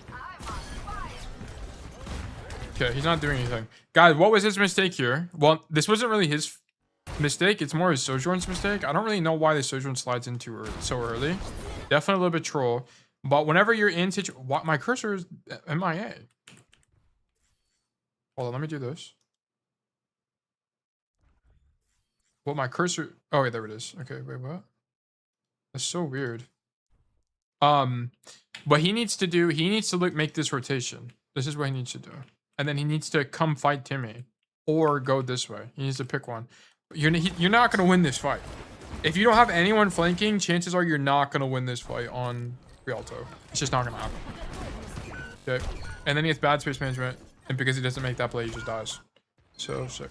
And now we're back.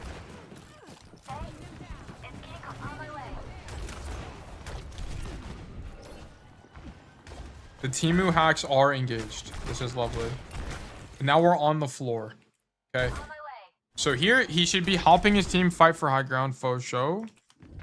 Actually... You know what? I'm actually not mad at this. You know what? I'm not mad at it. I actually think fighting on the floor has merit and it actually can be good. I think it's actually fine. But now he needs to leave. He doesn't have roll. What's the problem here? Not only... Wait, this flash is bad, isn't it? And it's okay. It's not like great, but it's not terrible.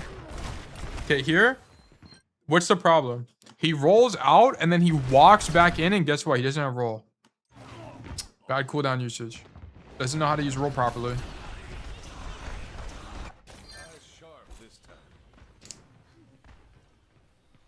Okay.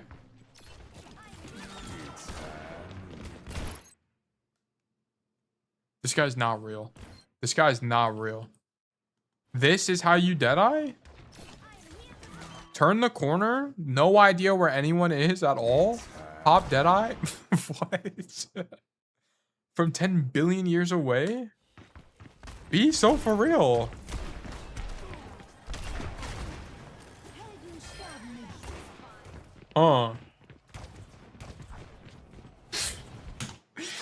Dude, what is this guy doing? Pillboy, I did mention you. Okay, Pillboy. I don't know if you were here the whole time, but unironically, your gameplay is better than this guy's. And this guy's master. But the difference between you and him is he's hacking. That's the only difference. This guy sucks balls. This is the guy we're watching right now.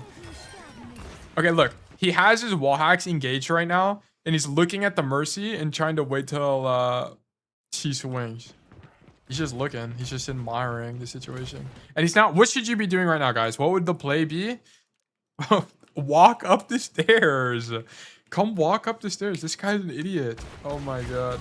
And then he turned off his Temu hacks, and they had to grab him instead of just killing him with Temu hacks. Oh my gosh.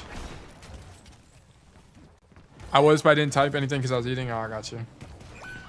Yeah, this has been some great gameplay from our hero, StepOnMe. This has been some of the most losing gameplay I've seen ever. Because the thing is, whenever you... Is he for real hacking? Yes, he's definitely cheating. He's 1 billion% cheating. There's no doubt in my mind. It's pretty obvious. There's been some really obvious moments. But the thing about this is this guy's playing in Masters. He's making low elo mistakes. Like he's making bronze, silver, gold elo mistakes. And because he's in Masters, he actually gets punished for them. But what happens is people M1, M3, okay. The thing is like when people make mistakes in silver, you don't get punished for them as much. Because people like they don't even know how to punish them. It's the thing. And that's why whenever I coach ranks below gold, I try to teach you guys like this will get you killed because it will, right? And StepOnMe is a perfect example of this. This guy gets punished for doing dumb stuff all the time in this lobby. Okay, should StepOnMe be on the floor here, guys? No. StepOnMe should be on stairs. Why? Because if you want to be on stairs so you can contest this exact rotation. Because if they clear you off the high ground, you lose so much at your defender's advantage here on Rialto. It's really bad.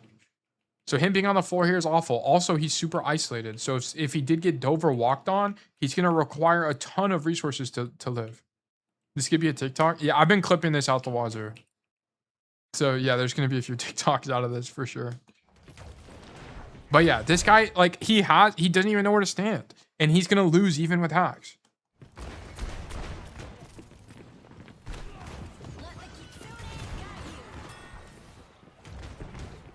Okay. Oh, nice headshot. But now, look. So now he's back up top, but he should have been there in the mid fight, right? He should have been here now. Poke the Zarya now. Shoot the Reaper now. Now he's here, but it's too late. They already have the space. I mean, it's good that LQ me or Lame or whatever this guy's name is actually doing something, right? But this guy should have been here from day one. Wait, what's going on here? Oh, okay. You're just trying to break the hold. I actually don't even mind that Deadeye. It's just unfortunate your whole team dies. So now you just jump out the map. Yeah. Watch your... Okay, yeah, we can watch it. What even happens? Okay, so you're so unlucky. Wait, you died, right? Yeah, so you died, so you're actually late here. Okay, so... Okay, this is really good from you, by the way. So why is this good from Timmy? Timmy died and he's late. His team pushed without him, okay? So what is Timmy thinking in his brain? Timmy's thinking, okay, if I went top right, I'm going to be late to the fight. So I'm going to have to do something that's not as optimal for my hero and go left. Okay, this is literally exactly what Timmy's thinking. Bang. So he comes left. Perfect. And you use roll because it's time sensitive. He says, oh my gosh, my team is pushing. Let me go push. He's getting marked by both DPS, which is actually really good for his team that this is happening. Ideally, he still caused them to fight him, but whatever. So now he takes space aggressively. Roll wide. Pop Deadeye here. Wow, really good Deadeye actually. Oh, Suzu. Suzu really got you. You would have killed 3. Wow. That's actually unfortunate. This was an extremely winning play, by the way. Extremely winning. And this is why Timmy, aka Denny, is Masters. That was a really good play. Nice job. Everything about that was fundamentally correct, by the way. You did a good job.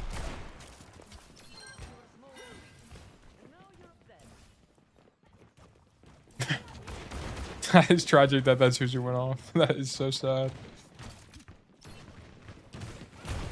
Okay, now this guy's actually playing the game correctly and goes top instead of standing on the floor.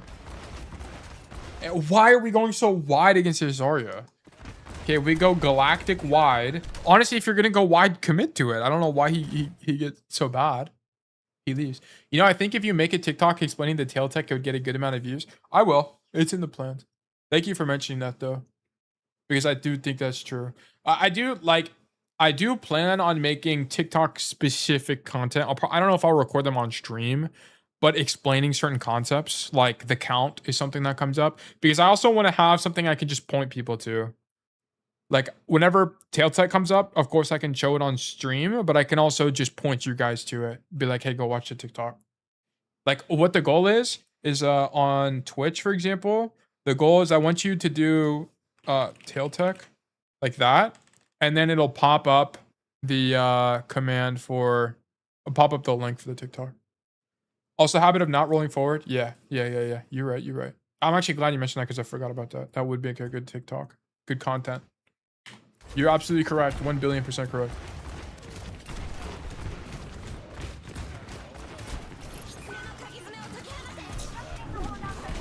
Okay, he needs to back up more.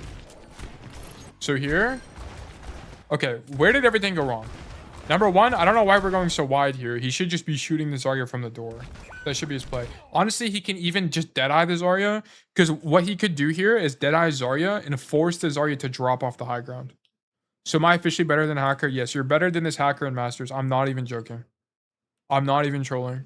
I've never seen you play Rialto, so your Rialto might still be losing, but this guy is really bad. Like, this guy is really, really bad.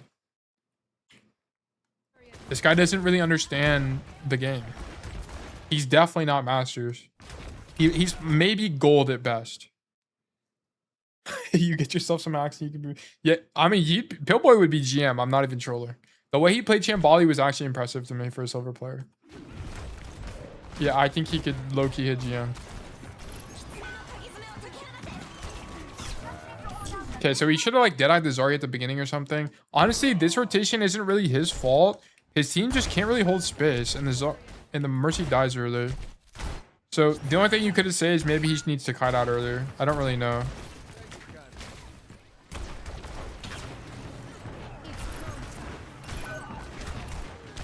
Oh, good headshots.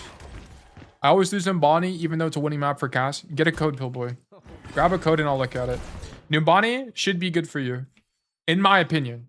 Arc doesn't seem to agree with me, but I think it's a really good Cass map. I think it's a winner. Also, we haven't heard from Arc in a while. We need to get him back on stream.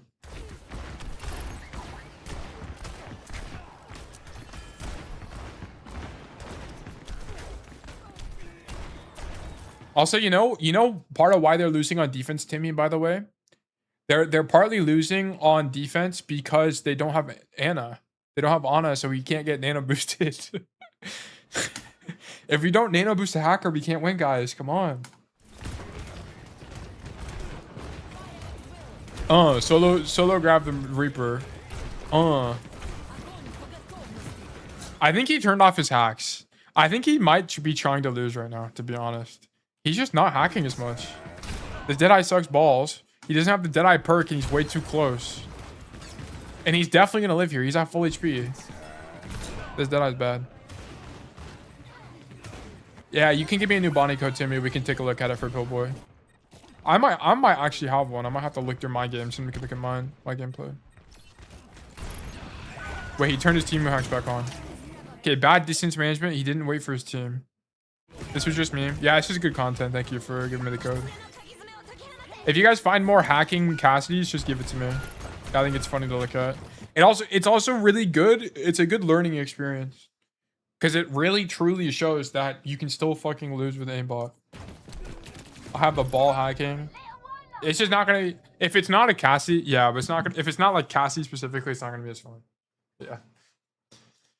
I agree. Okay, well that was some great gameplay. Holy moly.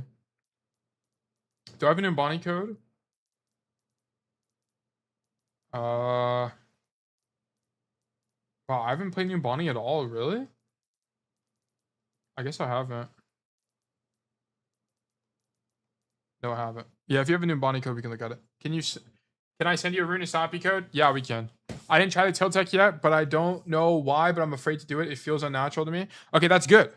That's good. You should just do it anyway.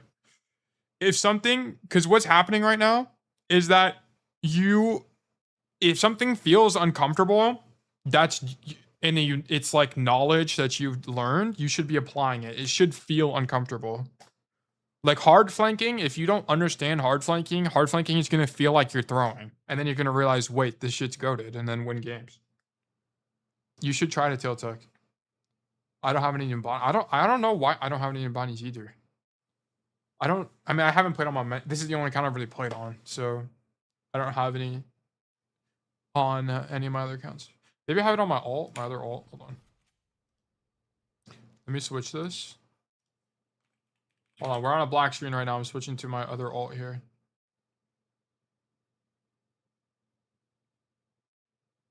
I forgot what my login information is. This might be it. Yeah, okay, we're back. You were on support when you played Numbani? Yeah, it's not going to be very helpful then. This account might have one.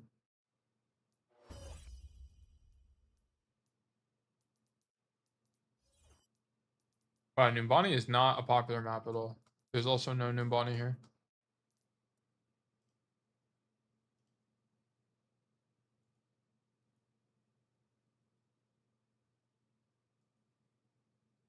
People hate it. I don't know. I don't really know why people hate Numbani so much. I like it a lot. Out of all of the hybrid maps, it's probably my favorite.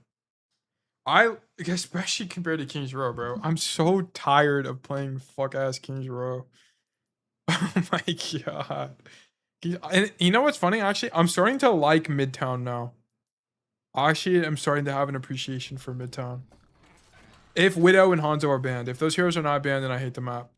But I actually kind of like it. It's a nice change of pace. Oh wait, there's a new Montana code. Pillboy, if you can drop the code in the next... Okay, I go hard left and it works so much. Yes, the hard flank through alley on first point is really good. It's really good. Okay, I'm gonna be... Actually, hold on. You guys want to see something? Look at this. Look at this. Okay, we're gonna bang. Oh wait, I have to do it this way. I forgot. Image. It's gonna be BRB.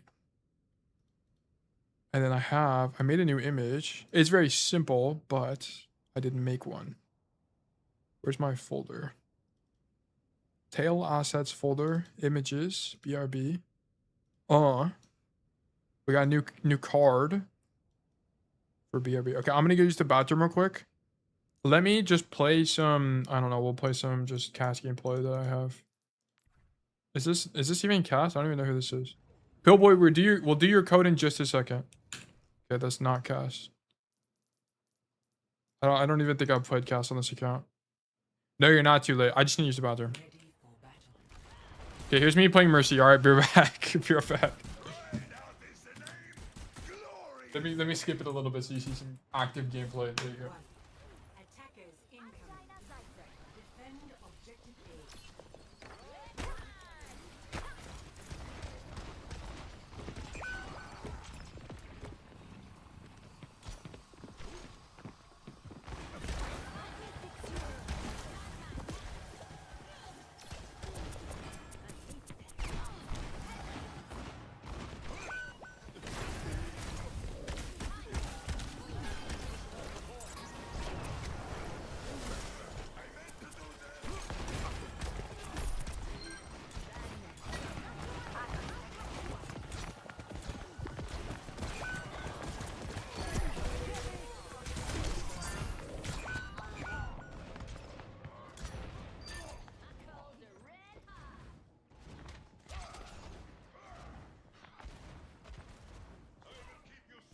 No, I died? What happened? I must return to my post.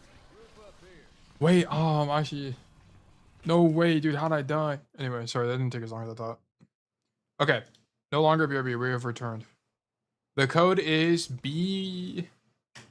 BZ9EQR. Today there was a Mercy who was trying to spawn camp me. Weirdo. It was quick play. That's a free win. They just handed you a free win. We actually love that for you. People be up to no good in quick play, bro. I swear. Oh, wait. How are my settings already right? What? Okay. Weird.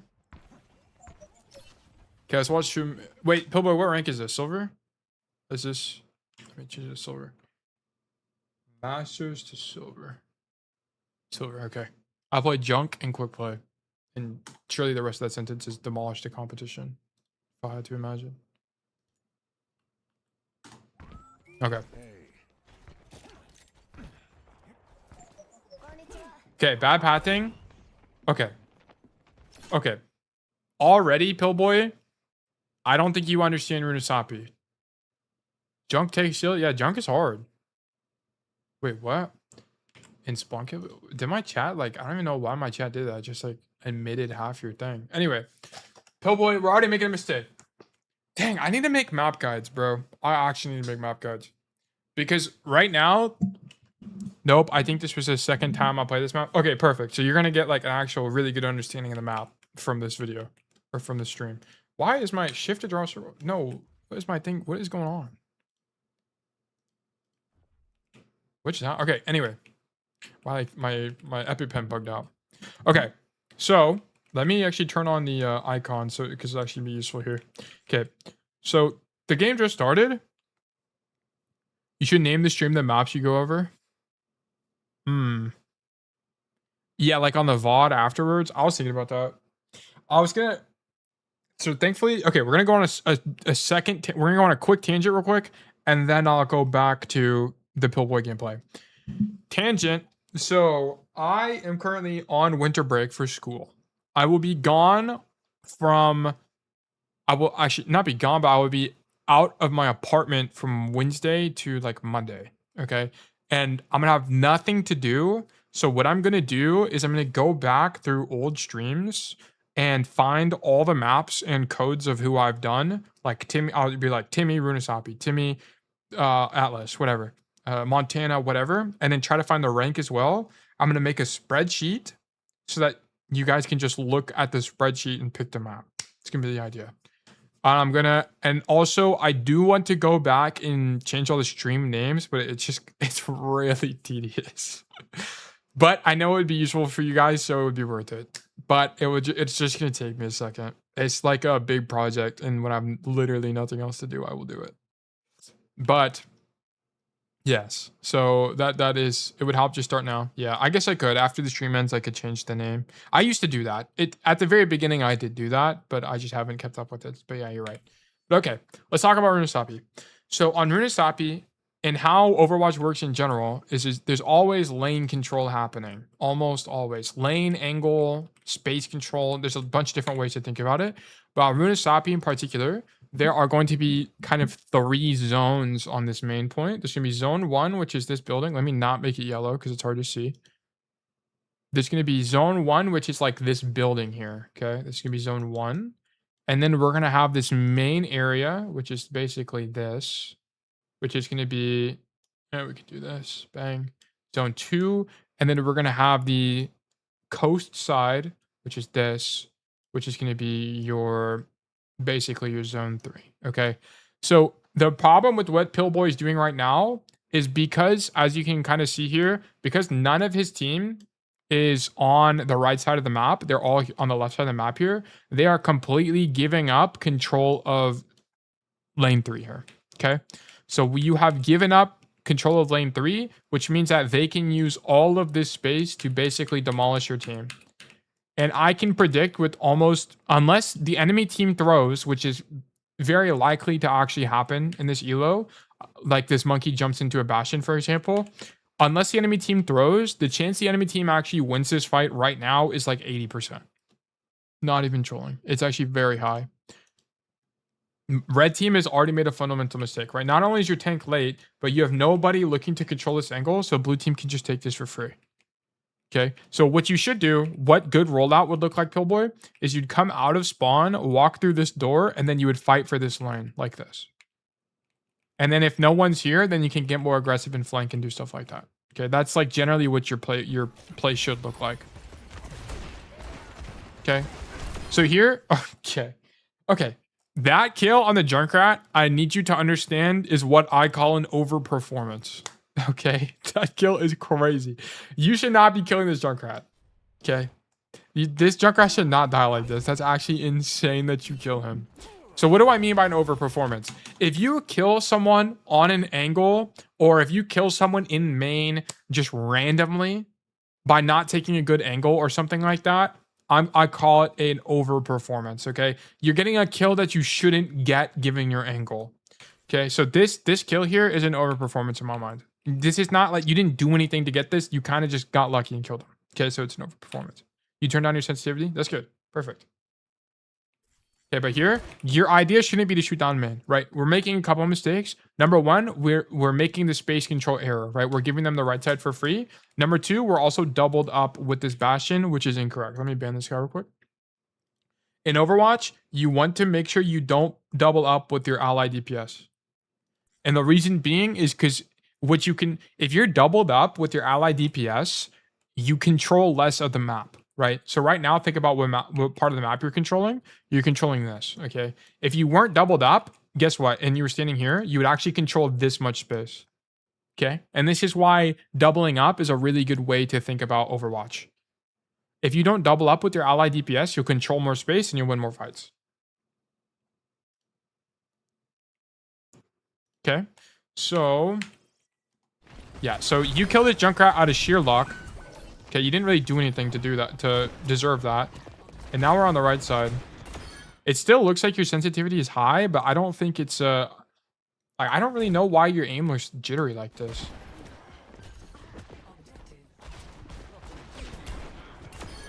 It still looks jittery to me.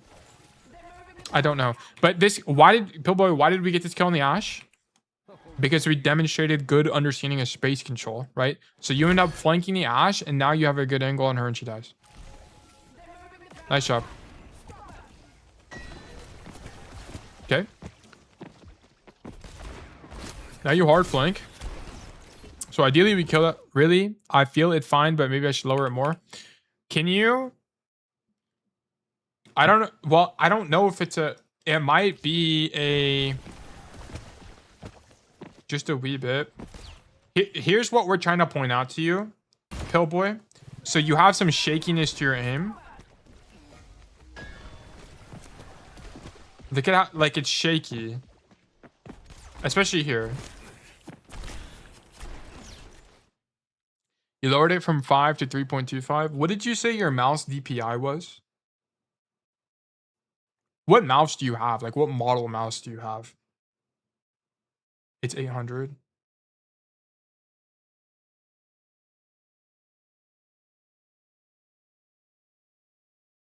His arm might just be shaky. He might just have a shaky arm. It lied last time. I don't know my DPI. Okay, what mouse model do you have? We can like find it based on your mouse model.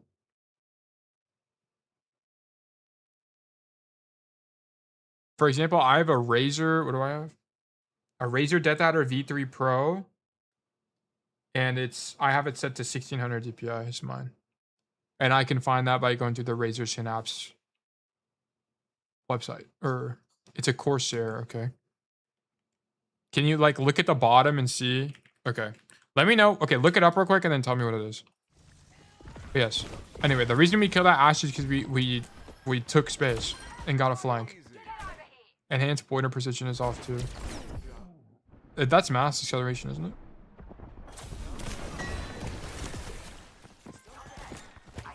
Yeah. This is really good, by the way. I actually like that you're egoing this.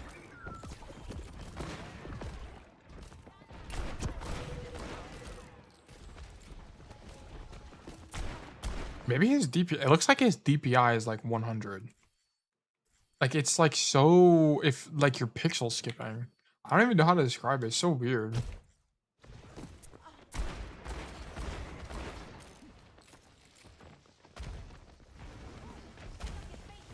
Nah, this is definitely a sensitivity issue for sure. OP1 8K V2. OP1 8K V2 mouse. I wonder if your DPI is 8,000. That would be insane if you had 8,000 DPI. Endgame gear OP1 8K V2. Let me look at this. Up to 30,000. Okay, wait, hold on. I want to share it. I want to pull it up with you guys. Desktop, maybe. Do I have? Oh, I can just do Firefox. Okay, let me do that. Okay, so it's OP1. OP1. What? 8K V2. Endgame gear gaming mouse. Okay, so what we got? Bro, I don't care. Sure. What the hell am I looking at? Specifications. Yeah, I think I'm on the same web page as you.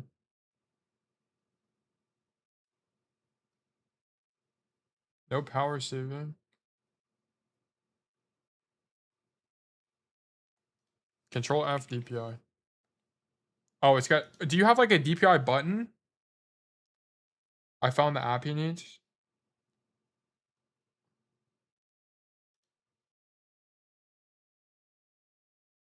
OPI 8K configuration tool.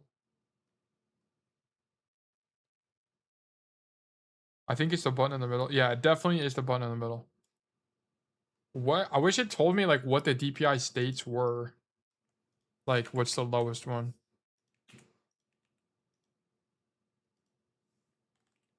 DPI.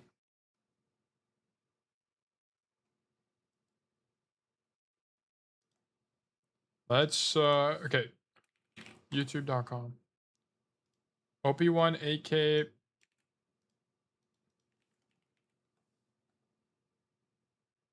Do some investigation. Alright, chill out ads. I still don't have ad block. Bear with me. Boardsy, and this is going to be a review of the refreshed endgame. Okay, Boardsy is like the mouse guy. The 8K wired V2 and the 4K wireless V2. That was the V1. Failed the test. Okay. Can you give me DPI information? Just use Brave. Yeah, I use Brave for my normal browser, but I don't want to leak everything, so I just have it. I use Firefox for stream. Extremely familiar, down to the weight. Normally with a V2. Bro, I don't care. It is a 3950, and I also vouched Endgame Gear's 3395 4K implementation in the past. But the thing with the 3950 is it does have. Oh, okay. Oh my gosh, your DPI might be like. Well, that's polling rate. It's not the same thing.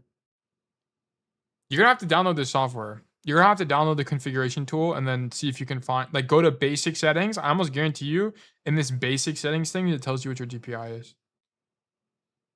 So you're gonna have to download this Endgame Gear OP1. Like, you'll have to go to the official website and download the software. It was the thing I was just on here, and then go down here to downloads. You might already have it installed. It might install whenever you plug your mouse in. This thing, you need this. I posted the link. Oh, okay, yeah. It's the link that Timmy posted. Click on that and download the thing. And then we can help you find your DPI and then help you figure out what your like sensitivity is. The reason we're like skeptical is because I feel like your DPI is like 10 billion.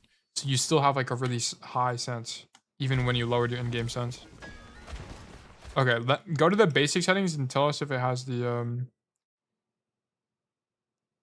he had 20K. Yeah, that's what I'm thinking. I'm thinking he's at like something insane. 20 billion. Polling rate is not the same thing as DPI, right? They're two different things. Polling rate and DPI mouse. I'm pretty sure they're two different things. Yes, it is. Polling rate is like the rate at which your mouse communicates with your computer. The DPI is dots per inch. It's like how the sensor actually works. It's a really good flank, by the way. These should be kills, but it's just mechanical failure. Someone posted a new code. I think it's Montana, right? We'll take a look. Yeah, Montana posted a code. Androgenic End Boss is just Montana. He keeps changing his name.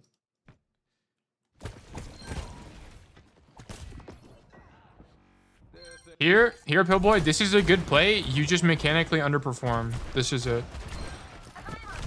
Also, here, you shouldn't be walking toward the Ash. Your idea should be to just live on the angle and back up to this door. No Solorian? Oh, really? Oh, yeah. Solorian, we can take a... If you're in chat, I hope you're doing well, first of all, but we can take a look at it shortly. Oh, I gotta go back to the actual thing. Holy moly. Okay, there we go. But yeah, this is just an underperformance, I'm gonna be honest. And then you die to the wing. I think you just like... What actually happens? Yeah, I always do that. It's a bad habit. Solorian did miss the hacker gameplay. Oh, you just missed the wing. The StepOnMe gameplay is definitely going to turn into a TikTok or two for sure.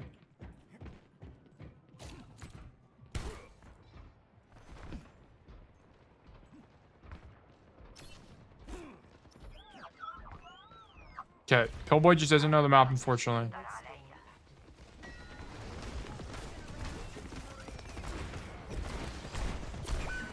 How are you not getting headshots? What? How is that not a headshot? Look at this. That shot, whatever. This shot? Okay, that did miss, actually. This one? Okay, that's definitely arm. Okay, maybe I'm trolling. Maybe it's definitely not a headshot. It's an optical illusion.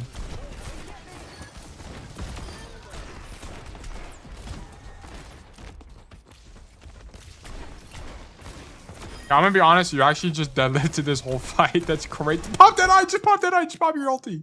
Just pop your ult and kill him! There's actually no way you just 1v9'd everybody. What? That's actually crazy. What? And this dude is silver?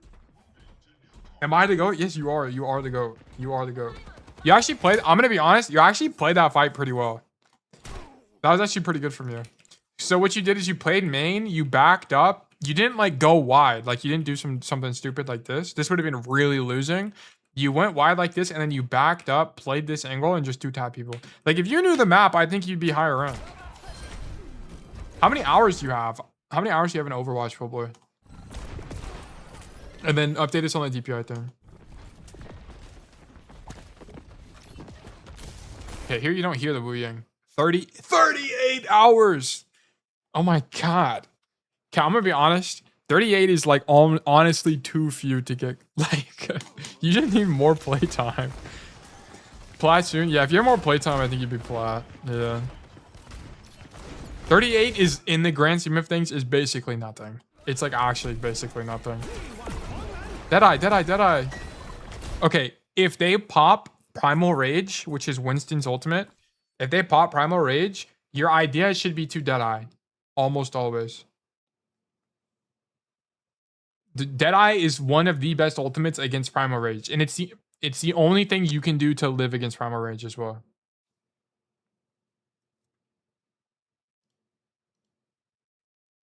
Timmy was new to the game like 4 months ago. Yeah. Timmy used to play Rainbow. Pillboy said, I'm pretty sure Pillboy said he played Marvel before this, so he has like some idea on how to play like hero shooters.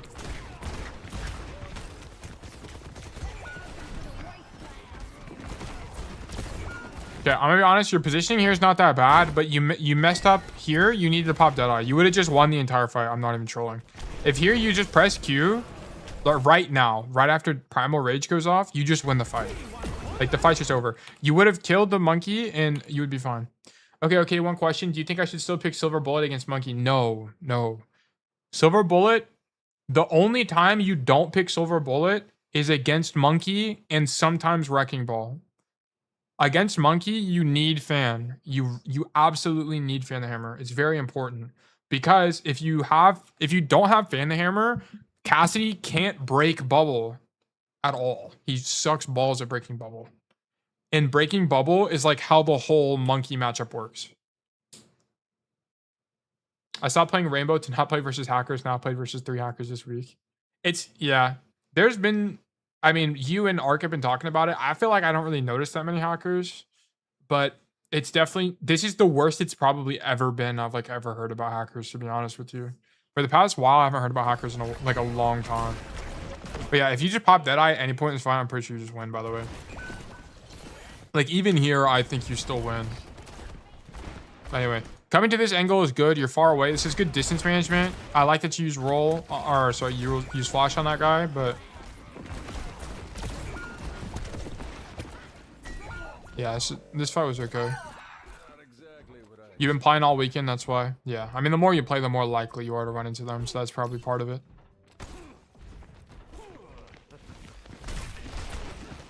Okay. Dude, I wish I had Cheez-Its. Like, I have a particular craving for Cheez-Its right now. I don't know why. Like, Cheez-Its are like maybe Doritos or something. I don't know. I don't have chips though, so whatever. This is a good angle. This is a really good angle. Well, there's a few problems with it though. Is you're not synced with your team, right? The problem with you walking right now, where's your team at? As you're walking out of spawn, you have to be aware of where your team is. Turn around, and you'd be like, holy crap, my whole team is dead. That's what you would think in your brain right now. So you walk out of spawn as the only guy here. Your tank is dead. Your tank is nowhere to be seen. They haven't even respawned yet. So you're way too early. The angle is good. Like the idea of the angle is fine, but you're not aware of how your team is playing the game. So you need to wait for your queen. So this is a mistake. Good angle, but still bad gameplay. And now you're gonna bait this rotation, which could be good if your tank was there, but your tank's not there. And you just die. You should have low-key got nano there, but whatever. So that was bad awareness. You need to know where your team is. And as always, as you're walking back from spawn to the fight, look through the floor, look through the walls to see where your team is. Always. Every single time. Okay, you see the Bastion there? That guy TP'd? Sick. Deadeye? Alright, cool, draw. That guy's dead. Sick. Nice job. Okay, you're both of your supports are dead. Yeah, here you needed to not take silver bullet because you're playing against monkey, by the way. This should have been gunslinger or gunslinging.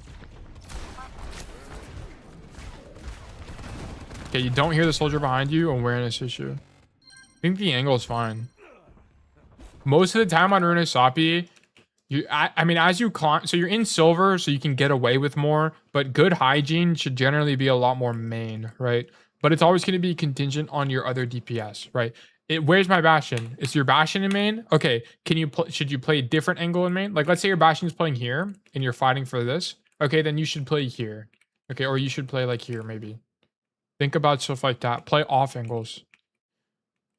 You could play here, maybe. I don't know. Try not to double up.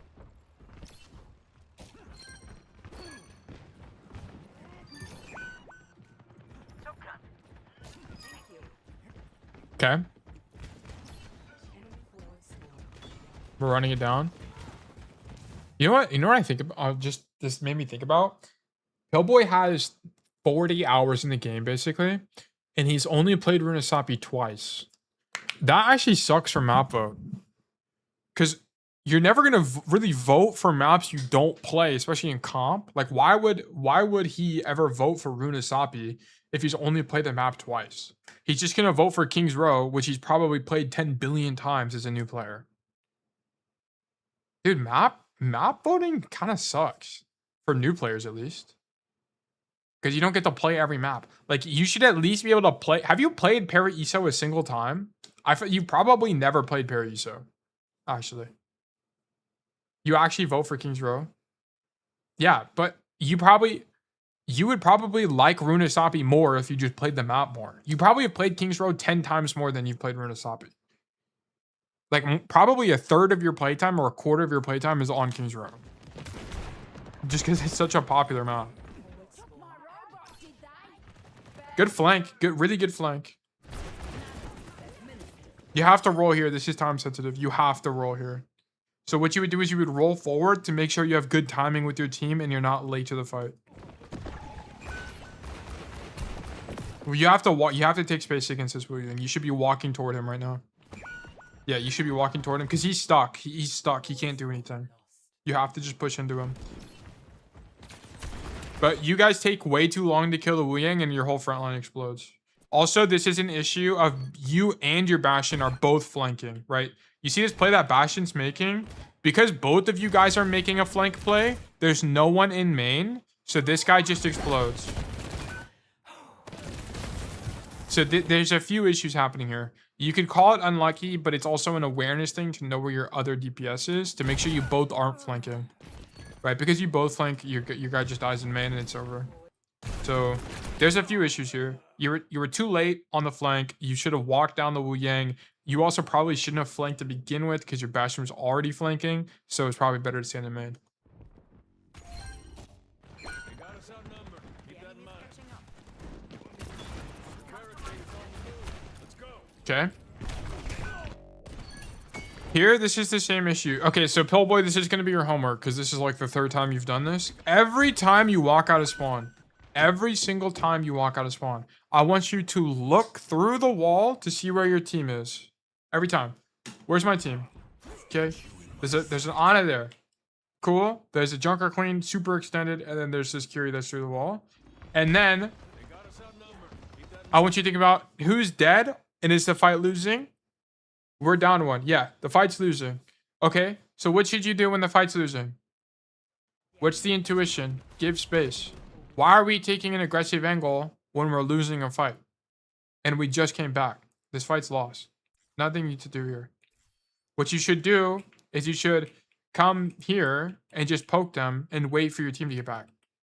This guy is dead. There's nothing you can ever do to kill this guy. Like, or help him. That guy's dead. So what you need to do is just prevent your death as well. Because you're going to die here. And this is a really big problem in like gold and below. Is people stagger all the time. Like this is what you're doing here is called staggering. It's making this losing fight longer. And I just stagger my team more. Yeah, exactly.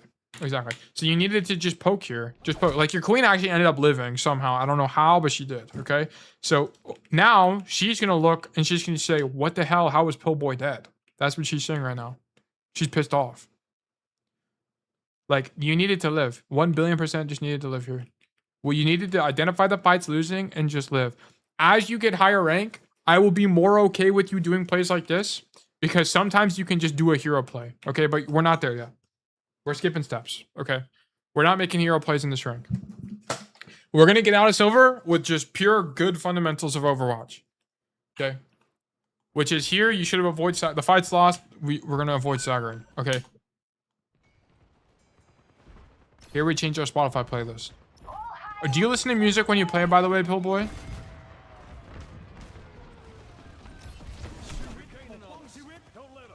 Okay, here. Okay.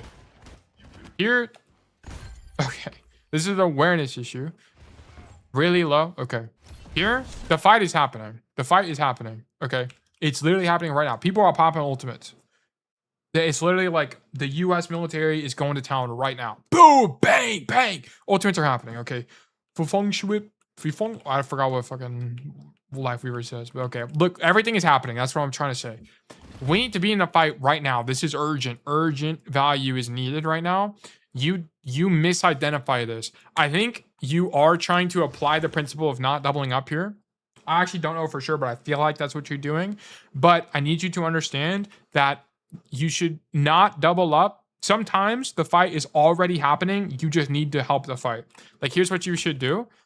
You should come to the angle, bang, double up with Bastion for 0.2 seconds. Then you're going to come here, shoot them again, and then you're going to come down this room and shoot them here. Okay? That's like the idea. You need to be in the fight right now. The fight is happening literally right now. So what you should have done is low-key, come this way, stand here, pop Deadeye. Because when you do this, now your team can walk in and just obliterate everybody, okay? So this was a mistake. I don't like this rotation from you. And now we can't help our Bastion with that. You would have coincidentally been able to help the Bastion with the Reaper, but that's beyond the point. Here we should pop Deadeye, honestly. The fight's kind of losing, but this Deadeye is... Yup. The fight was losing, but this Deadeye is so strong. I was about to say, you're probably good for 2, and look at that, you were good for 2. And now the fight's winning. You just have to help your queen kill the monkey. Kill the monkey, kill the monkey. Okay. Nice job. Okay, so sloppy staging from you. Otherwise, I think it was like generally good. It's actually crazy the kind of plays you can make in this rank. It's actually insane. Just get random 2k dead eye to win the fight is insane to me. Good angling. Good angling. But once again, where's your team? Where's your team? Turn around. After everyone dies here, turn around. Be like, lol, where's my team at? Hit one of these. Hit one of these. Bang. Oh my god, my Q goes across the map. My Bastion is so far away. Okay, we need to wait a little bit for the team to get here. Okay, so what would you do here? You would walk this way, walk into the room, and then wait for your team. That would be the idea. So what ends up happening is you don't wait for your team properly, right? Including your queen. Your queen is also making this mistake. We're taking space really aggressively here when we should be waiting. And what ends up happening is you're really overextended. Like, look at this. Compared to the rest of your team. Right? I don't even know what Bastion is doing. This guy is up to something. I don't know what's going through his brain, but I don't know what's going on. He's up to something. But like, we're just not really aware of what's happening. Like here, you should be here. Like you're a little bit too extended on this position. Play with your team a little bit more. In terms of, like, it's okay to control space. Like this is, at this point, technically a flank. You're technically flanking. But look, because your Bastion is also flanking, your team now has 2 people flanking, so no one is helping Queen. I don't even know, where did Queen even go? What? Oh, she's up here. Everyone's just doing their own thing. Everyone is just doing their own thing. I don't even know what's going on, okay? Everyone is everywhere. I don't know why, but he mains Hanzo and he decided the first time Bastion this game. It didn't really matter, Pillboy. I'll be honest. Does it suck when people do that? Yeah. I mean, this guy sucks balls, okay? This guy obviously has no idea what he's doing. But you can still, I promise you, you can still deadlift this game. You've honestly done really well this game so far. I mean, not perfect, of course. There's a lot of things wrong here. But for being in silver, I think you're doing fine. Like, if you were better, you would just deadlift. You would just deadlift. Yeah, so you get punished here for being overextended and then die to the flank soldier. So this is your fault. You could have just lived here if you stayed in main. Yes, I know I can deadlift games in this rank, but it just pisses me off. Don't let him get to you, bro. Don't let him get to you. If you're getting tilted by anything, you should get tilted by your own performance. You should be like, I fucking suck balls. That's what you should be thinking. Like, we just watched that hacker who lost and he's fucking... Like, that guy should be fucking tilted off the face of the earth. How do you lose with hacks? Actual, like, type shit. Sometimes it happens, and then you just go next. If people are stupid and they troll your game, that's actually exactly what you want because there's nothing you could have done. We can't let them catch up to Other us. than be a superhero. Like, who cares if people troll? You can't do anything about it. Yeah, and honestly, it's okay to feel pissed off. Like, that's fine. I should know how to think about it. Just feel pissed off. It's okay. But don't let it eat you away. Don't let it ruin your evening. Take a break if you need to. Okay, here we're too early again, right? You're really deep on the angle as well. Oh no, you're not too early. You're actually fine timing. See where your team is. So, okay, this is I kind of see why you did this. It's actually good distance management to do that angle. Shoot, monkey. And your guy just blows up. Okay, so personally, I wouldn't. This is kind of more of a map specific thing. On push maps, you don't really hard flank that much. Okay, it's a lot on push specifically. It's a game mode specific thing. It's a lot of going down main. New Queen Street is kind of like this, and you're really looking to go down main and contest, like, I don't even know how to describe it. Runasapi specifically is a lot of just like stand here and shoot them type of stuff. It's less so like flank on the angle like this. And the reason being is because it's really easy for them to just ignore you, right? Like here, they just ignore, you're too far. Like the angle is too far, they can just ignore you, you're not lethal enough. And this happens a lot on push, right? So what you end up having to do is just stand main, and your hero, Cassidy, is really good in the neutral. Which means that when you guys are just shooting each other before anything really happens, you do a ton of damage and you're actually high threat. So you should have honestly probably been main here for the start of this fight. I think it's good that you're flanking, but on Runasapi, it's just not that strong on this map. It's a map specific thing here. I think it would have, like, if this was a, I think more than half the time you get a kill there, though. But part of that's also because we're just in silver. Okay. I like that you're not in main here, and then we're taking an angle. So now this is a hard flank, which is fine, right? Because your Bastion's not also flanking. Whenever you're doing stuff like this, just make sure you're looking through the wall to see where your team is, right? I think you do it kind of. Yeah, here, there's literally nothing else to look at. Just look through your wall, look behind you real quick, see where your team is, and then go.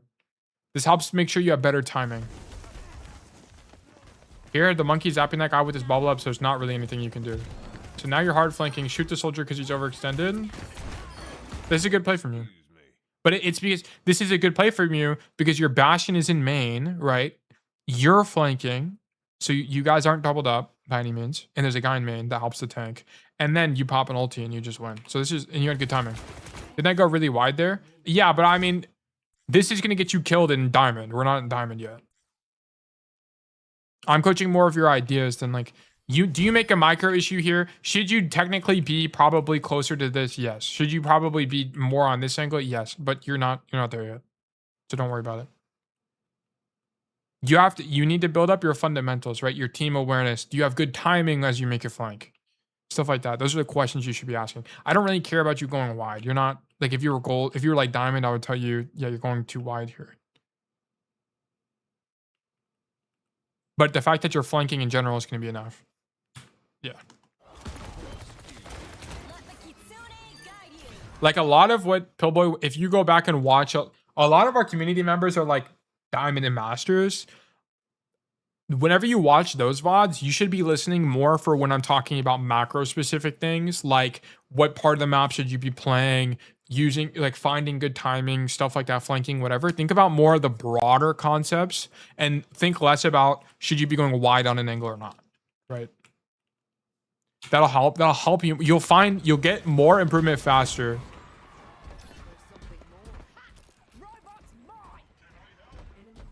Okay, so we're coming up with Deadeye here on this fight. Okay, once again, this is the same issue. Look, where's your team? You don't even know where your team is. So you take a really extended flank here. Like, you are way too early. This is way too early.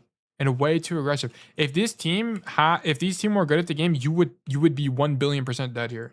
This is way too early. Every time you do stuff like this, look through the wall, see where your team is. Every time. Right? Bang. You would look through the wall and see where your team is. Okay, here's the thing. If you watch higher elo players, they're not going to look through the wall and see where their team is. Why? Wait, Taylor, I thought you just told me that you should look through the wall to see where your team is. Higher elo players don't need to because they have a feeling for this. They have a feeling for when to flank. They have a feeling for good timing. You're not there yet. So you have to build that feeling. You have to build that intuition, right? You only have like 50 hours in the game.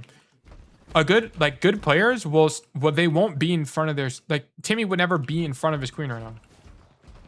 I've got you in my... Timmy might poke here, but he's not hard committing to this flank right now. He would come back. 10 seconds remaining. You would be in front of your queen. Timmy, what would you do here? What would you do here? What would your play be? I'm curious. I don't really know how I would play this, to be honest with you.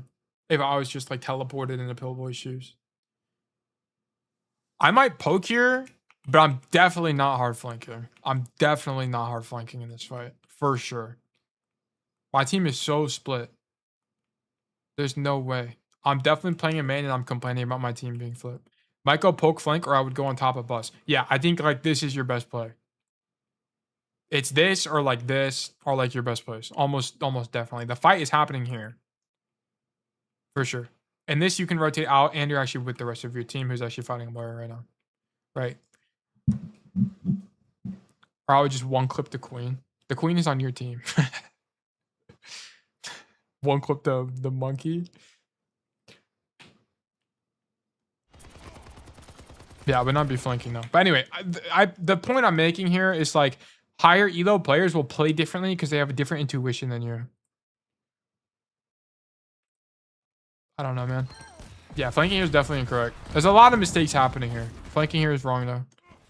The fight, your team was super split. Why did we not know that flanking there was wrong? That's what you should be asking yourself. Why did I flank there, and why did I know that it was incorrect? And the issue is you're not aware of your team's position. And how do you do that? You turn around to check where your team is.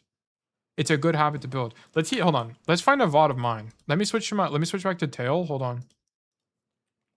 Log out.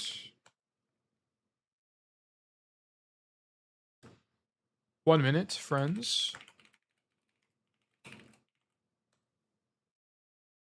Unable to authenticate. What? Hold on. Give me just a minute.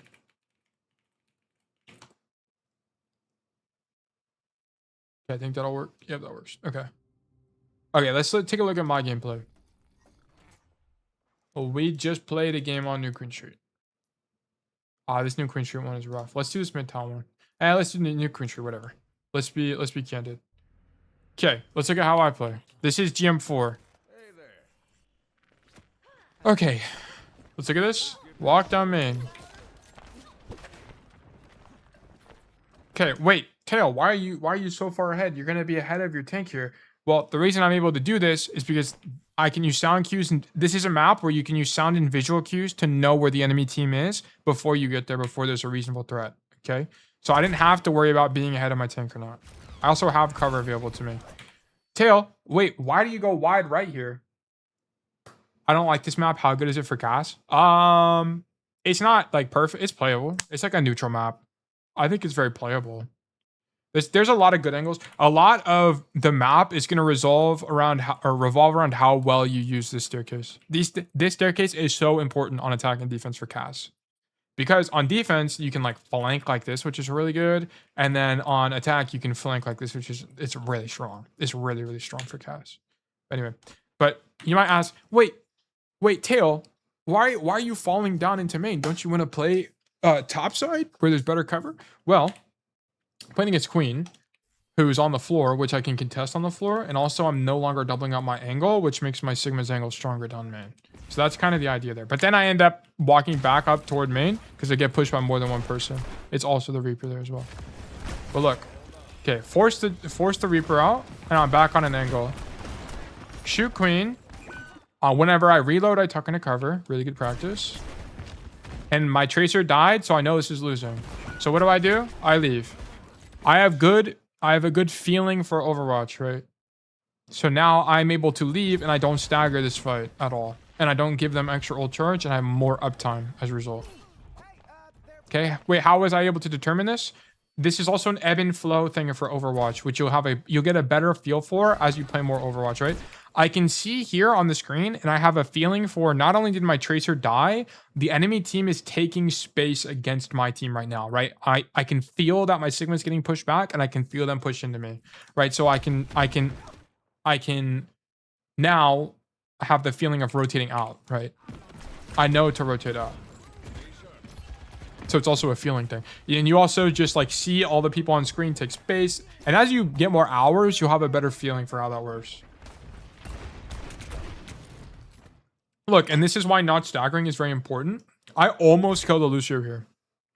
If I hit 2 headshots in a row here, that guy's dead. That guy's just dead. This is over gameplay. Yeah, this is over.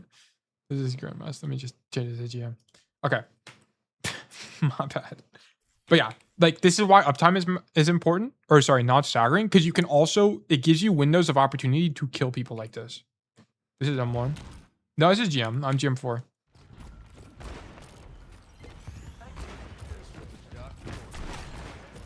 Okay. But yeah, so now my tank is back. I heard him, so I want to catch his Reaper on a good opportunity, and I flash. And why did I not turn around, guys? Why did I not turn around? How do I just know my team is back? There's Tracer, and I can hear the Sigma behind me. He's using a voice line.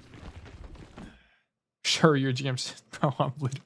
Stop bullying me. I'm GM4, bro. Chill. Everyone chill. Everyone chill. But I heard the Sigma behind me, right? So I didn't need to turn around, right? And that's what I'm saying. Like, good players won't turn around that often because they use other cues in the game. They use how much space you control, sound cues, stuff like that, right? It'll look a little bit different. And sometimes people just don't do it anyway, and then they also make mistakes, right? Sound, yeah. Sound is very important in Overwatch, which is why I don't recommend people use music. Why do I come this way, by the way, guys? What's the idea? So the reason I come left side, right side over staying with Sigma is, well, one, Sigma's getting spammed out by Bastion, which I'm also going to get spammed out by if I stay here. Bastion's using cover very well. There's just nothing I can do on the angle, right? And it weakens my Sigma's angle if I'm on this angle with him, and I know that I can play this angle safely with my Tracer and force the queen out. So the idea here is to force the queen out. Okay, unfortunately that guy dies. Could I actually have prevented this guy's death? I think this is his fault. Yeah, he's just not aware of what's going on. He has his mobility as well, so that's his fault. Is there a way to mark this guy? So he's in here. I missed my flash there. I actually would have killed him, by the way, if I hit that flash. But let's see. He just walks up the stairs. Nah, there's not really a world where I stop this rotation, because I would have had to be standing here and like going for this flank, which is just not really that good in this situation. So it wouldn't have worked. If you're on the low high ground, I don't really know what you mean. Tail, do you have a code where you play against a Genji? I don't think I play against Genji. This is like Dash and Reaper the whole time. More back, go back. Hold on, let me go back to my POV. Okay. S key. Oh, I see. Here? I know what you're talking about here. The reason I don't want to play here, I mean, I guess I could have contested. I would have technically seen the Reaper if I played here and go wide like this. Oh, okay. I don't want to do, okay. That's not, I don't think that's a good play here, because the idea of what I'm doing is to stuff the queen, stop her from walking down main, and then take space down main myself. Because look at where my Sig is. So what's Sig's play going to be? If I stop this queen from walking in, he's just going to shoot her in the back. She's going to die. Right? And then he's going to like drop down main and push out or whatever. I want to be in main here. I want to be in main. Because main is now an off angle because my tank is in the window. And that's why Tracer's also here, by the way. I could have technically been here. I don't think this is correct, though. I don't think I should have been left side. But yeah, that's why I don't play on the plat. I guess I technically could have been on plat here and then drop and then go this way. That might be a little bit better. And I may have actually seen the Reaper here. I don't know. But yeah, the idea is to force the queen out. Anyway, let me see if I a Genji code. Junkertown was Widow, Ashe. Midtown was Hanzo, Tracer, Suravasa. Oh yeah, I got flamed in this game. Small. I mean, this guy Zach was flaming me because they banned Cass and I'm forced to play Sojourn. I don't know what you want from me, bro. I'm a one trick. Get on my back. This is Doomfist. It's only winning gameplay when it's you. I get it. The streamer biased. I would tell you guys to. Well, I would tell you guys to do the same thing. I would have told you guys to do the exact same play I did. I would have said, yeah, you should probably go main here. Because what the fuck are you gonna do in the window? There's nothing to do in the window. I know you just beat me up, but it's, yeah, I know you beat me up. But it's like, there's nothing to do. There's nothing else to do. My gameplay is always winning, guys. Come on. Come on, guys. Atlas, Sojourn.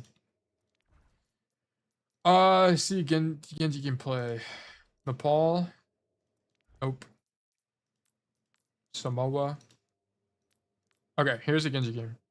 This, well, they got actually shit on. This might not be very informative. What are you wanting to know? Stupid. I got something over the last forever. What are you wanting to know about the Genji matchup? Like, what are you looking for information on? This was like this is like an M1 GM5 game, by the way. I had not ranked up yet. Fuck ass TP. Oh yeah, look at this, guys. Look at this. You guys want to see something? This is what you should just do in your Genji matchups, by the way. Just do this, bro. Just do this. Get shit on. Get shit on. Oh my god. Actually disgusting 2-tap for me. Holy moly. Ew. What? Bang. Bang. Oh my god. Actually, I forgot I did that. Holy moly. Yeah, but what do you want to know about the Genji matchup? The Genji matchup is all about angle denial. You have to stop him from taking the angle to begin with. That's like how it works. If the Genji's lower elo players will struggle against Genji because they don't understand lane control to begin with, right? This kill was very lucky. Let's be real. I just totally diffed that guy out of sheer luck. That does not happen very often. Okay. But notice on this map is a lot of just Temu aimbot. Yep, I did install the Temu aimbot for that clip particularly. Two tap this Sojourn, walk it down main. Why am I walking it down main here? I actually don't know. This is low-key troll. I don't even know why I'm doing this. Why? I should just stay on the angle. Why am I here? I should... Oh, because my sim is flanking. My sim is flanking. You can't win the fight down two. Can't lose the fight. Well, that's after I kill the Sojourn. Then I guess I can stay in main. I mean, this is actually a very real world where I died there. Very real world. I think it's a bad distance management the way I played this. I should have here like yeah. I did my angle to try to kill her faster. I thought maybe I can't remember if I didn't. I thought she had no bubs maybe. Yeah, just don't WQ in. Yeah, I had bad spacing there. That's bad for me. Hey, good kill and carry. And then look. I see where, look at this. Isn't that, I think, like, this is what I was talking about in the silver gameplay. Look, where's my sim? My sim is main. Okay, where do I go? Not main. Bang. So I'm on the right side of the map now. And look how I play this. Just stand here. Why am I so aggressive here? Because I want to have a deeper angle so that when the Genji peeks me, I can... My AC is making weird noises. But when my Genji peeks me, or Genji peeks main, I can shoot him before he's on me. That's the idea. And then as I see them, I'll just give more space. So yeah, I see them and then I back up immediately, right? Almost kill Lucio there. And then look, this is what I was talking to you about, Timmy. This is exactly it. If they don't clear you, what do? You just hard flank. And it's stupid broken. But I kind of fumble the bag and don't kill anybody there. So then I get scared and I leave. Okay. And then I go back main because... Why do I do this? Because I got Deadeye really early. This is an extremely early Deadeye, so I pop it early so my team can take space aggressively. And then I kill the Zora. Yeah, I don't even have my first perk by the time I had that Deadeye. Just really, like, I got it really fast. Okay. But, like, I haven't even gotten dove by Genji a single time. Okay, here I just poke these guys. Why am I on this side of the map, guys? Why am I main? Bang, good awareness from me. Sim's on the right side. So now I play main. Bang. Look how much space control we have. Because I'm not doubled up with the sim, we have a ton of space control here. So it's a really good macro.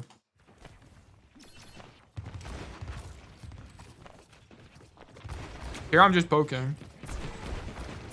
Forcing cooldowns early. They don't clear me at all. Yeah, I'm not doubled up with mommy, unfortunately. I wish that were the case, but whatever. Not with mommy. Good on you, true. And now I won the... Okay, I 1v1 the Genji here. I think I beat him. But look at this. They don't clear me. I reload. I see Genji late, and I'm like, wait, this guy's trolling because he's so late to the fight. And I take the fight. Miss a shot, hit a shot once. Now it's even. What is this guy going to do? This guy is going to dash on me, okay? So when he dashes on you, what do? Flick to the floor, bang, flash. This is actually a bad flash, I won't lie. Okay, I should have actually flashed my feet. I should have gone like this, bang, flash my feet. It would have been way better. Because there's actually a chance that this gets deflected and I just die. Okay, what is this guy going to do now? He's going to cancel deflect early because he thinks he's the GOAT. But he forgot that I'm the GOAT, okay? Let's see what he does. He says, bang, hits that, dash, deflect, cancel deflect early. Oh, but I'm the GOAT too, and I still shoot his ass in the flood. And very luckily, I get to win the fight. Get outskilled, Get outskilled, bro. Ew! Wait, what? Look at that, look at this tech, Look. Bang. Wait, hold on. Flash, shoot him, punch, don't get the kill because I suck. Roll through him because I'm the GOAT. Force him to 180. He also gets Suzu. I get Suzu. Everything happens. I miss every shot, and then I just get the headshot because I'm the best player ever. Come on, guys. Is there any better Cassidys? There are none. I'm just the greatest. I'm actually just the greatest. This was really messy. And then I just get killed by that guy. So you know what? It happens. It happens. Look, if I was goated, I would have just killed him and it would have been clean, but it got a little messy there, unfortunately.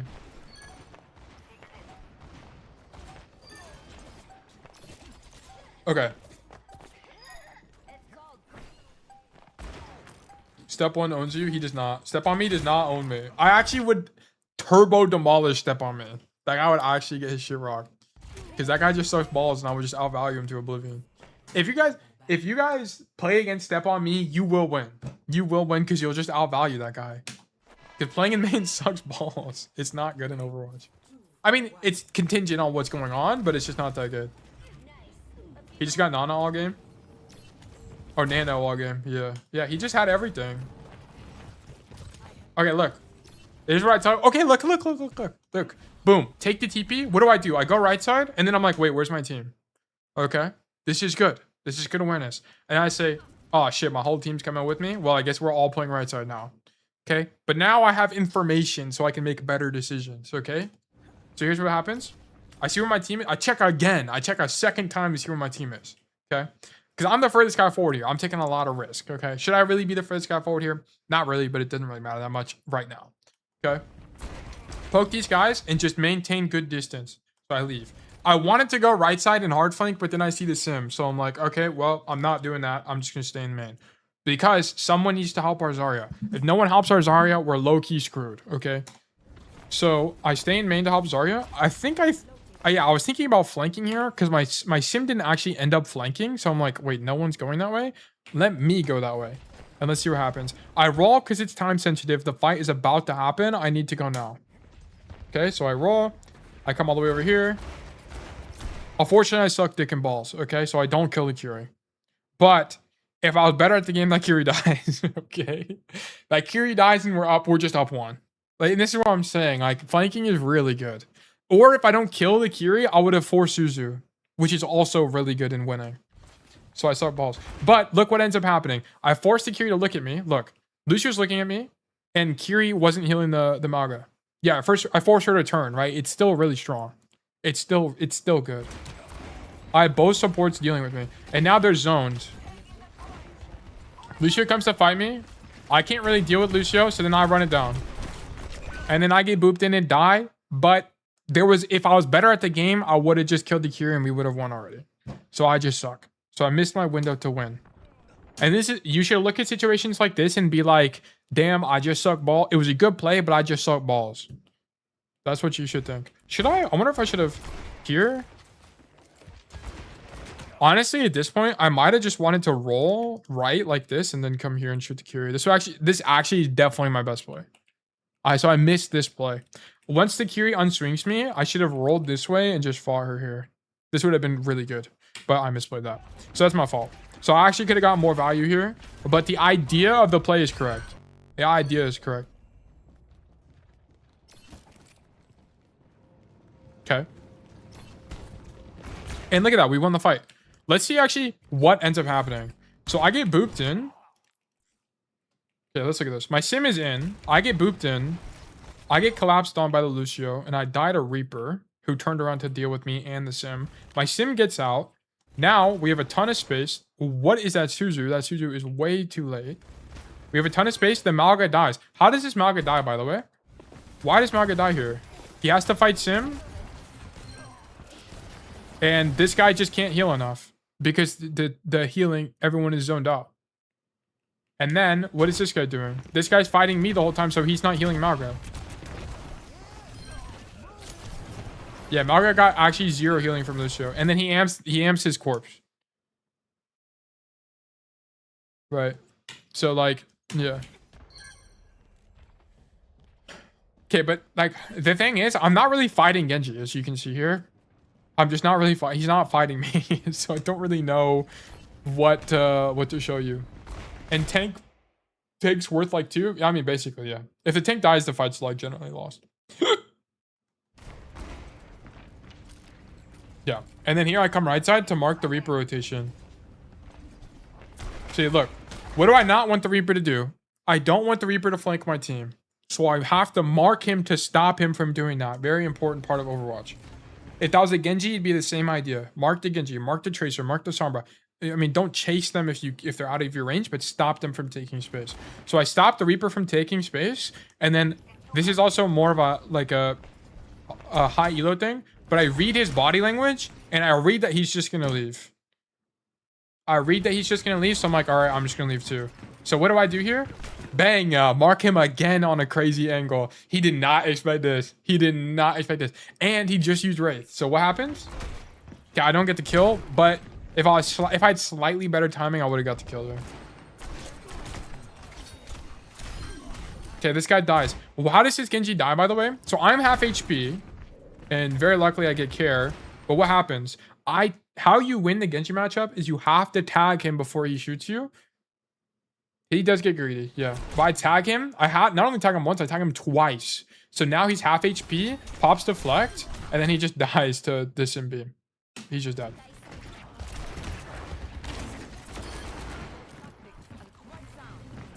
And then now the fight's won, so I think I just stay in main here and just clean up. Yeah, I do. Okay. Now I'm on the flank. Boom, free Lucio kill. Just hand it to me on a silver platter. Lovely. I hear the Genji, but I couldn't really tell where he was. I thought he was flanking, but I guess not.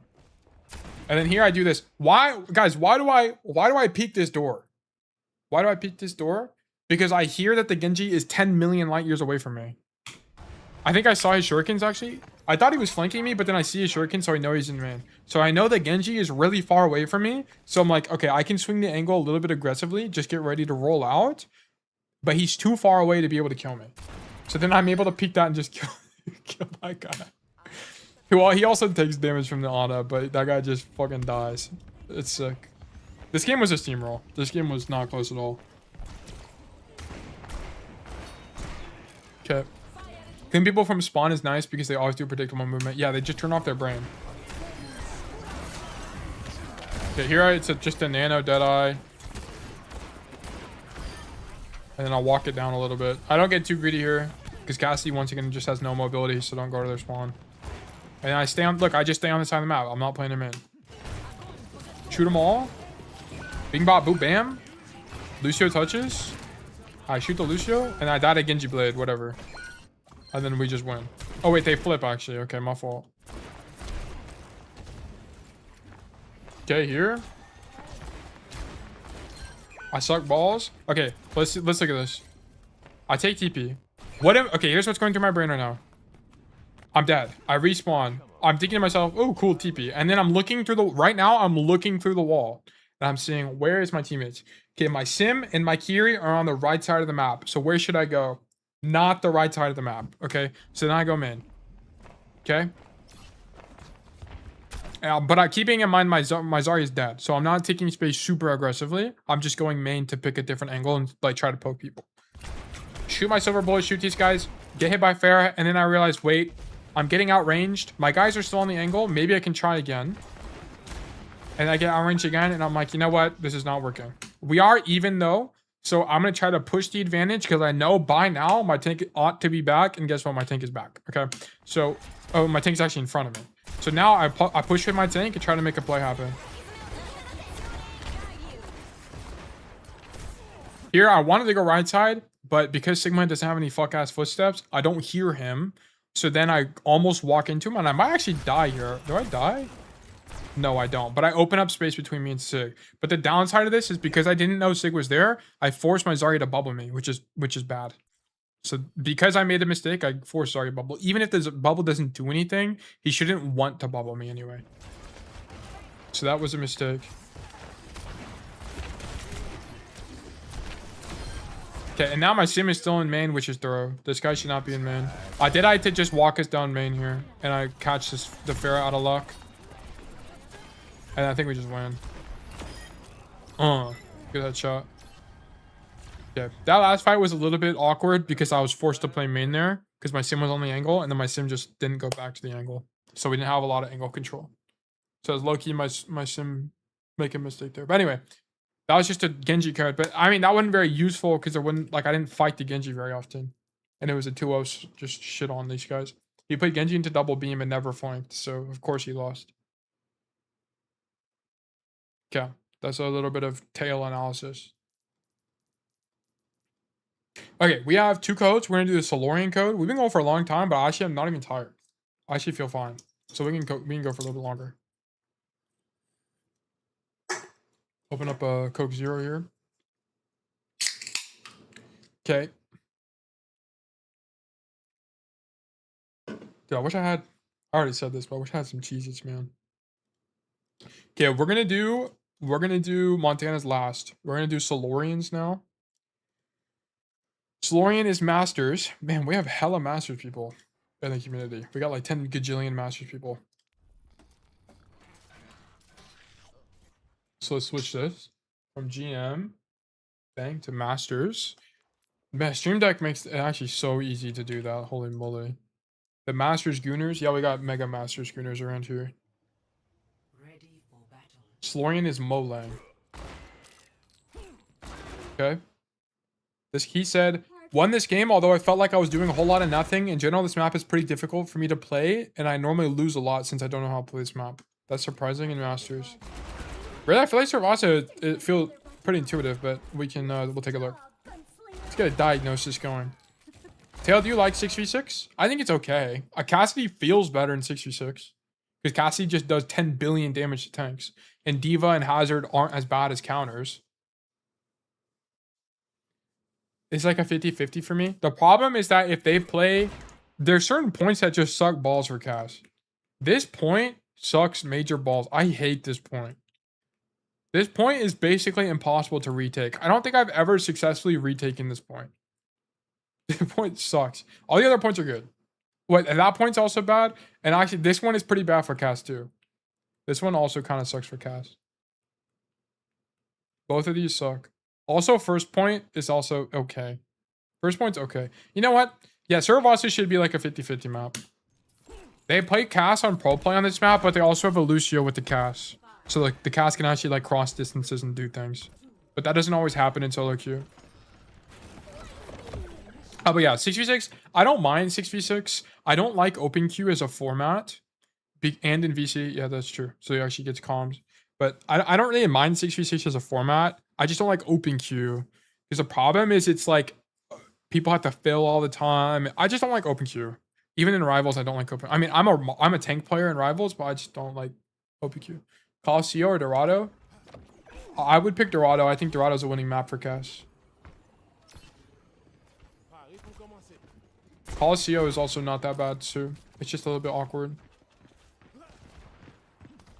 Okay, here. Okay, you play with your tank. Open queue is not it. Yeah, I don't really like it.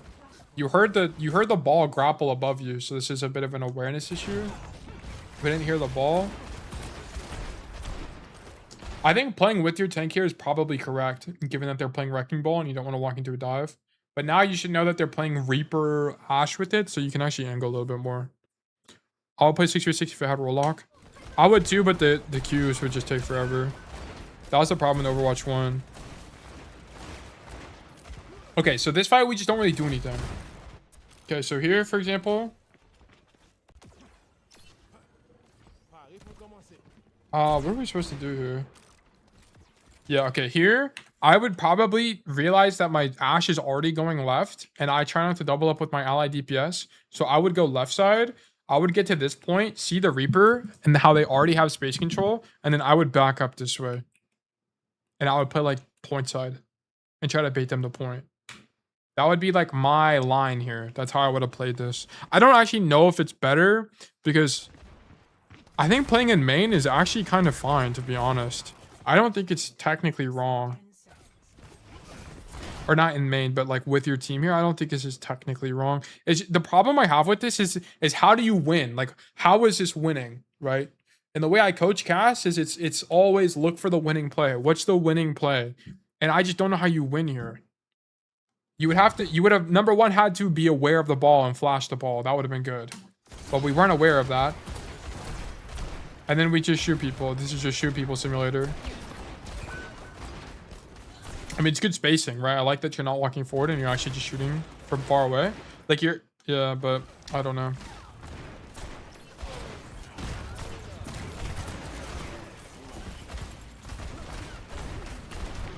Yeah, and then you just get flanked.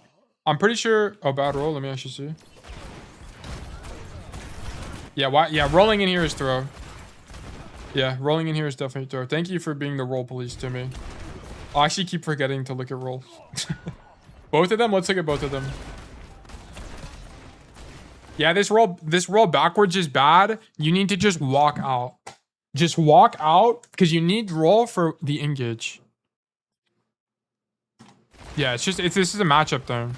In the dive matchup, you have to be really stingy with your rolls. Here, this roll, don't roll in. Your idea should not be to roll in. Your idea should be to roll out. You need to make more space between you and the dive. Okay, so this roll is bad. I know you want to shoot the ball, but this guy's not dying. He has 10 gajillion HP. So this is a bad roll. And then now you're stuck here with no roll and you have bad distance management. So it's like you cause 2 issues at once with the bad roll there. So that is true. But I think the original idea should have been, once you see your Ashe take this angle, you shouldn't double up with her, right? Because if you double up with the Ashe, you basically have the amount of angles your team can control. I would have preferred, especially on double hit scan, I would have preferred you drop out main like this, play aggressively, and then see they're on dive and then back up this way. But then you can argue, but Tail, what if the ball rolls into me and slams me? Well, then I don't know. I'm gonna be honest, I don't know. That's just my hunch. You have roll, yeah, you can roll the slam, and your team should technically be able to heal you, but I don't know. I feel like that's probably the best play. That's my intuition talking. Also, if we want to be 100% objectively correct, if you're playing double hit scan, you guys should have rolled out the left door, not the right door, by the way. You should have went this way and then played this platform with Ashe cast. This would be broken and really strong, but you guys don't do that. That would be like probably objectively correct. Okay.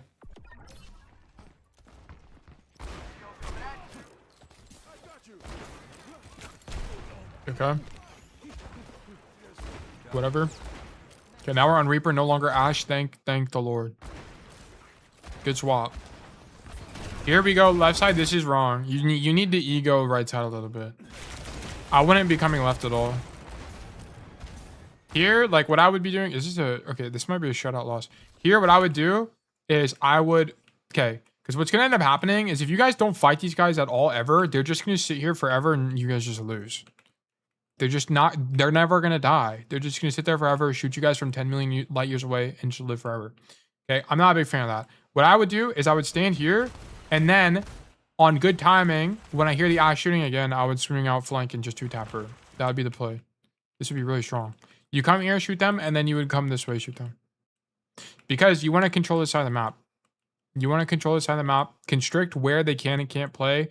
Like if you come here and you hit Ashe a single time, she's coach cutting out immediately and you win. Right? You now have all the space in the world. So I don't think coming main here is good. Because how is this winning? It's the same concept as earlier. How is this play winning? How do we win here? I don't know. There's not a way to win here. Like, I really don't know what you do here, I'm gonna be honest. I think at this point, once you're here, you should just realize, dang, this angle sucks, and come back this way, I'm gonna be honest. I think it's probably your best play. That or like, what else would you even do here? I guess walk this way, but then you risk getting ball slammed and being ISO'd, so I don't think this is good either. But I mean, it's probably worth the risk if you're already in this position, so I don't know. Okay, you also can just aim gap people and 2-tap them, but that can happen on any angle anywhere. So I'm gonna disqualify that as an argument. Like if you 2-tap that Ana, I'd be like, that was kind of an overperformance. Yeah, if you're StepOnMe and you got Temu hacks, you can just 2-tap people at will. Yeah, but like, look how bad this feels, right? Like, what is he supposed to do here? He can't even flash the ball, first of all, because the ball is too high in the air. So the flash is not hitting that guy. And then he doesn't, there's no rotation to make because everyone is everywhere. Like, this is probably his best rotation. And he still gets antied and just it's just stuck in a really bad fight. It's so awkward. Like he just had to fight the Ashe and the Kiri. He just had to. There wasn't really an option. Like he had to come before doing any of this. He had to just fight these guys on good timing. That was the only way.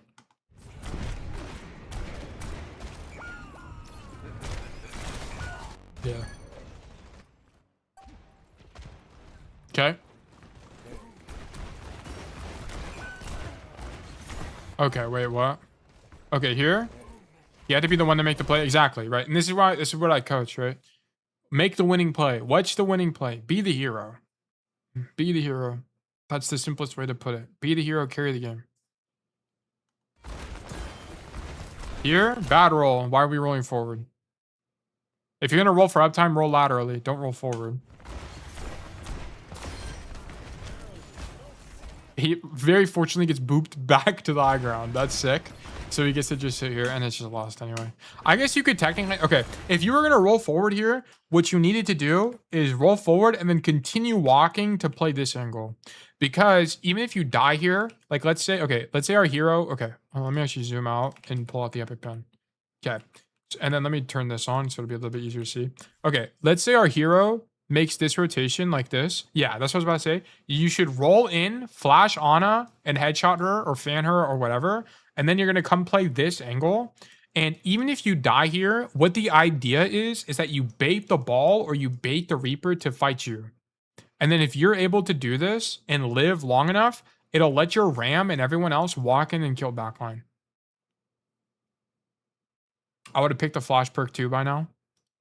Does he have perks yet? Yeah, he has flash. Yeah, he has it. Yeah, he should have actually thrown flash here. He should have walked forward, thrown flash, and then played this angle. And you should understand that even if you die here, you're gonna bait people out, and it's gonna let your team walk on their back line. And you're probably just gonna trade out, which is fine. Yeah, you trade out. Exactly. Yeah. But here it's just like nothing happened. We just like stat farm. And this is the this is what I'm talking about. When people complain about scoreboard way too much, it pisses me off because people just... I don't think people realize how much stat farming actually happens in Overwatch. Like people just don't make... They don't make plays. They just... Yeah, they just stand in main and shoot people. And then they're like, but I didn't die. I only died 3 times. Yeah, you just... Yeah, but you just stat farmed in main. It didn't do anything. Like here we needed to like throw something at the wall and hope it worked to try to win that. Yeah. Okay. Unfortunately, you rolled a bad point for Cass in the flashpoint lottery. Okay, here. Basically, be the main character. Yeah, be the hero. Be the hero. Be the reason. I want you, if you guys want to get better at the game, I need you guys to be the reason you lose or be the reason you win. But you should try to be the hero. And that doesn't mean make hero plays, like pop Deadeye, right now type of situation. Or that doesn't mean like stand here and pop Deadeye, right? That doesn't make any sense. Like I don't mean make a hero play. I mean just like deadlift the game. Think about how can I win? What's the winning play? Be the reason you win. Exactly. Ashe players with 20k damage and 5 kills. That's exactly what I'm saying. Like that shit pisses me off. And that's why I think Ashe is a really bad solo queue hero. How do you win on Ashe? You shoot people in the head at long range and you hit dynamites. That's it. And Bob, that's it. You can't really angle the same way you can as Cass on Ashe because her range just doesn't work like that. You'd have to be a one trick Ashe to really climb on that hero. Like Ashe is not like a hero most people can just play and win on. Okay. So here, okay, we have the same issue. Molang is having the same issue. Molang should be thinking in his brain right now, how do I win the fight? How do I win the fight? How do we win? What is Molang doing? Bang. Molang is a main botting. I actually don't think this Deadeye is that bad, but low-key, bro, you hear people in the room to your left. Just walk this way and try to 2-tap someone. like this is what we should be doing.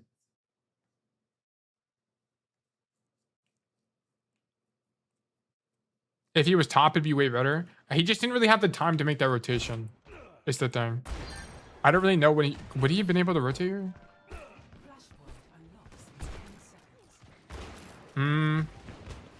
I think he could have made this rotation like this, but then he risked getting slammed by ball. So I don't really know. I think being isolated against ball is not that good. I think playing on the floor here is fine. Noon the ball. Oh yeah, he does have Deadeye. But he also has mines, so he would have actually died to mines here. Even with Deadeye. I think playing on the floor is fine. I think you can argue that going top is better, but I think playing on the floor is fine as well. I think there's merit to both.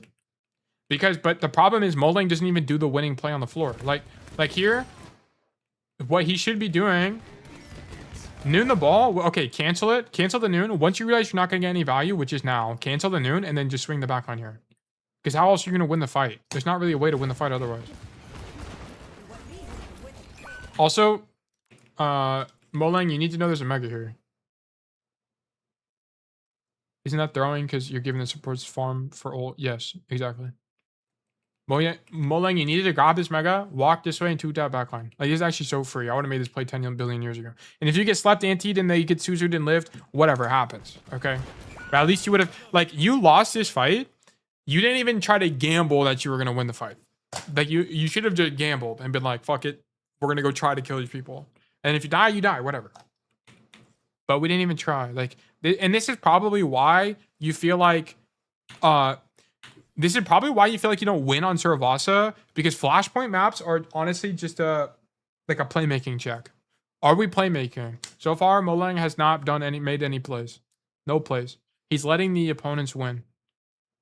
And I'm not trying to be mean, Molang, but I'm trying to demonstrate to you that the outcome of the game right now, based on how you're playing, is not in your hands. We are not making any plays. If you low-key just ran it down on the enemy team, I'd be like, well, at least we tried something. You had an icon wall map where you were the hero the whole game? Perfect. That's type shit. Exactly type shit I love to see. Okay, our Ram pops ult in main. Genius. Oh, he swapped to Devo. Wrong. Dude, Timmy, what are you doing here? Timmy, what would you do here in this position? What's the play? What plays are being made in this position? What do we think? Go left. Yes, this is absolutely correct. We would go left and we would stand here and shoot them. And then if we see that there's no one here, yeah, you could swing Reaper in the mid fight once you hear him shooting, or you can even do this and get crazy. Go get crazy, bro. Be the flanker. Be the reason you win. Go do something. He does see him. Does he really?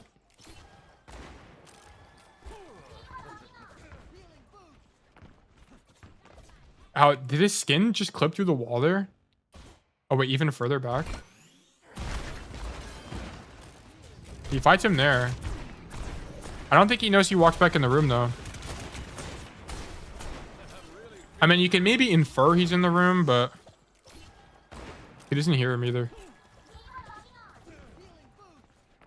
Yeah, but I definitely would not be... I think his skin actually clipped through the wall right there, and you can maybe have seen him there. But either way, we shouldn't be in main. Because look, your Reaper's also... Wait, what the fuck is this guy doing? Wait, what? I didn't actually realize this guy was here. What is this guy doing? Okay, maybe...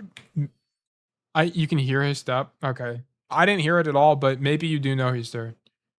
But I would be going left here. I would not be going main. But if he's going main because he said, okay, my Reaper has a deep flank, I'm going to go main, then this is fine. Oh, Solorian, welcome. We're actually going over your code right now. Welcome to the stream. Okay, we're low-key roasting you, so if I'm being too mean, let me know. Okay. But basically, if Solorian said to himself, if he was like, oh my gosh, my Reaper is on, you're all going to need it. Okay, perfect. If he said, oh my gosh, my Reaper is mega hard, stupid dummy flanking right now, I'm going to go main, then I'd be like, you know what? I agree with you, Solorian. But if Solorian said to me, Tail, I just went main because main was comfortable and warm and smelled like cookies and was nice, then I'd be like, this is troll. Why are we doing this? I did say you have losing gameplay. This is very losing. Very losing. But yes, we should have gone flank. Well, Timmy was right. We should have gone flank. We should have went bang, and then you should just like invent something. I don't care. Just do something. The problem you have, Solorian, is you're not making plays. You're just kind of showing up. That's the only issue. And on Cassidy, And this is why Cassidy is a 45% win rate, by the way, guys. Because people just show up on Cass. They don't try to make plays. It's in my opinion, Cassidy's win rate is not because he's bad. It's because people don't know how to play Cass. Yeah, playing Cass like Ash. Yeah, exactly. It's very similar. Wow, look at this. This is actually insane. What is this? It's some Valorant crosshair discipline from this Reaper, bro. Nah. Really? He just ignores the cast? And he don't get nothing.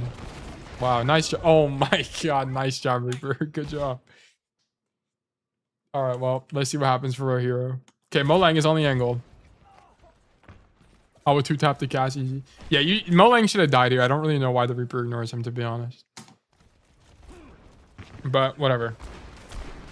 Shoot these guys. Look, it's too far. It's too far. You should instantly unswing. Once you see it's too far, just be like unswing and come by main. Well, first of all, you shouldn't be making this play. You should be making this play. But assuming that we're stuck here, once you realize they're too far, just unswing, come back main, and deal with the Reaper. Which you do, just a little bit too slow. Good flash. And then, but like, what did we do here? This is what I'm saying. What did Molang do to win the fight? Or Solorian win to do the fight? Okay, sorry. What did Solorian do to win the fight? He didn't really do anything. He just kind of hit a flashbang on the Reaper, and that was it. He needs to go top here. Yeah, here you should go top. You definitely need to stage. Which he does. Okay, cool. Yeah. And then I would poke out the door. Yeah. Perfect.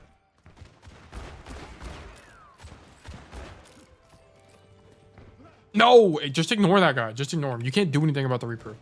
Just shoot the backline as they walk up, bro. Yes.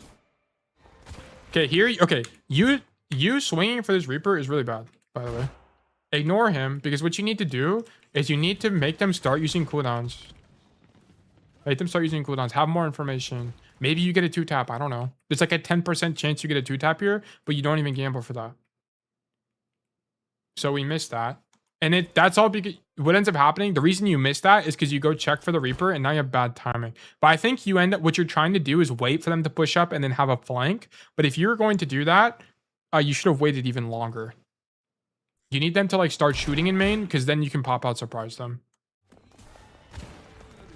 And now you need to match your D.Va's intentions. So here, what should be happening is bang, bang, whatever. Okay, look through the wall, see where your D.Va is. Look what your D.Va is doing right now. Your D.Va is in the room. Match your D.Va's intentions. Pull up an angle. Make it hard for them to play the game. Go back. Just go back. Go back. Go back. Go back. Go back. Nice. You shouldn't have had any hesitation there, though. Because if you didn't have any hesitation, look. And you came back after you got healing. You still would have got unlucky and not killed the Ashe. But there's a universe where the Ashe dies there. So whatever. But you should have just went back. What you did, but it should have been faster. That's okay. Whatever. Fundamentally good position here, though. Because not only you stop them from taking this space. It's really good. Okay. Match our tank's intentions. Now we swing out. Miss the flash. Don't like the Deadeye. Why? I don't really like this Deadeye because we already are winning. We just killed their Reaper. Or sorry, we just killed their Reaper died and swapped to Genji. And then we just killed Brig. It's already won. So this Deadeye's not going to do anything. No need. We don't need the space or anything. And now we don't have Deadeye for that ball. We don't have Deadeye for later in the fiend. The other team is leaving. Yeah, they're already giving space, so they're all gonna unswing your Deadeye, so it doesn't even matter.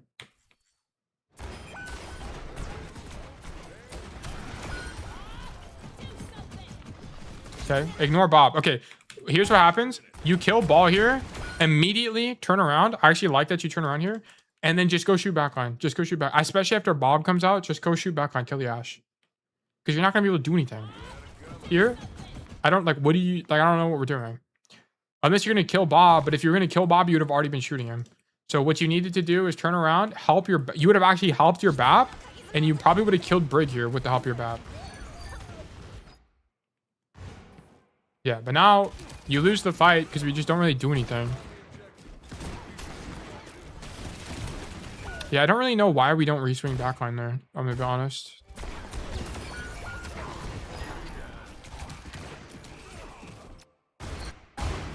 I'm trying to The reason I'm looking at this again is I'm trying to figure out like what Q would have made him stay in man. Okay, shoot ball. Maybe you're processing where Bob is going. Don't drop. Does he drop?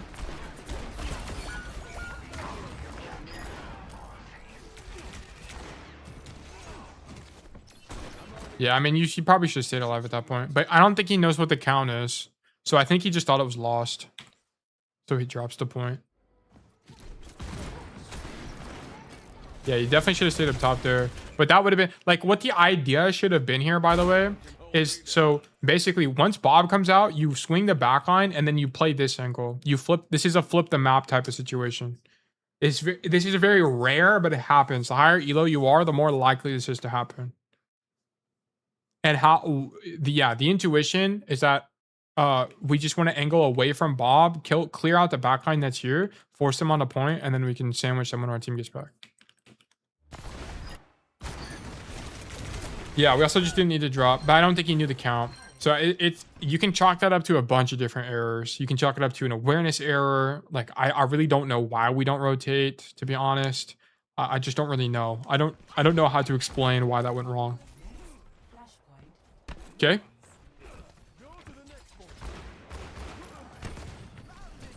All right. Shoot the ball. Rotate as we do this. Perfect. Ew. Okay, this is a bit of an overperformance, by the way. You really shouldn't be getting a kill here. Nice job. Ew. Mechanics. Nice job. That Genji kill is fine, but the Ashe kill shouldn't have gone through, in my opinion. Good job. Good rotation. Like, you won that because you just had a really good rotation, and I don't even know why the Ashe played that way, but whatever. Here, bad roll. Okay, into the dive matchup, aka Genji ball. You can't be using roll aggressively. Oh, I thought you rolled in. I looked at that wrong. No, this roll is fine. You give up the angle to come shoot the ball. Spider ball, yeah, he's flying through the air. Bro has wings, basically.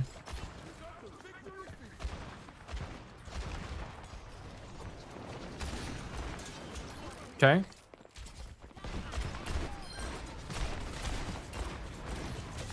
You have really good mechanics, by the way. Your mechanics are probably better than mine. Bad roll. Let me look at it. Sorry, I was looking at his aim. Yeah, bad roll. Okay, so if you're gonna roll like this, you need to roll out. Like how you should be playing using roll in the dive matchup is always for giving space and always defensively. Because if you don't have roll, you're just dead. They're gonna be like what cooldown they're tracking for you is if you have roll or not. And if you don't have roll, you're gonna die. Don't roll for uptime, exactly. Yeah, it's gonna get you killed. Just roll out, like roll out. Don't roll laterally against dive. Against our Reinhardt and Orisa, stuff like that, Sigmas, you can roll for uptime, but not in this matchup.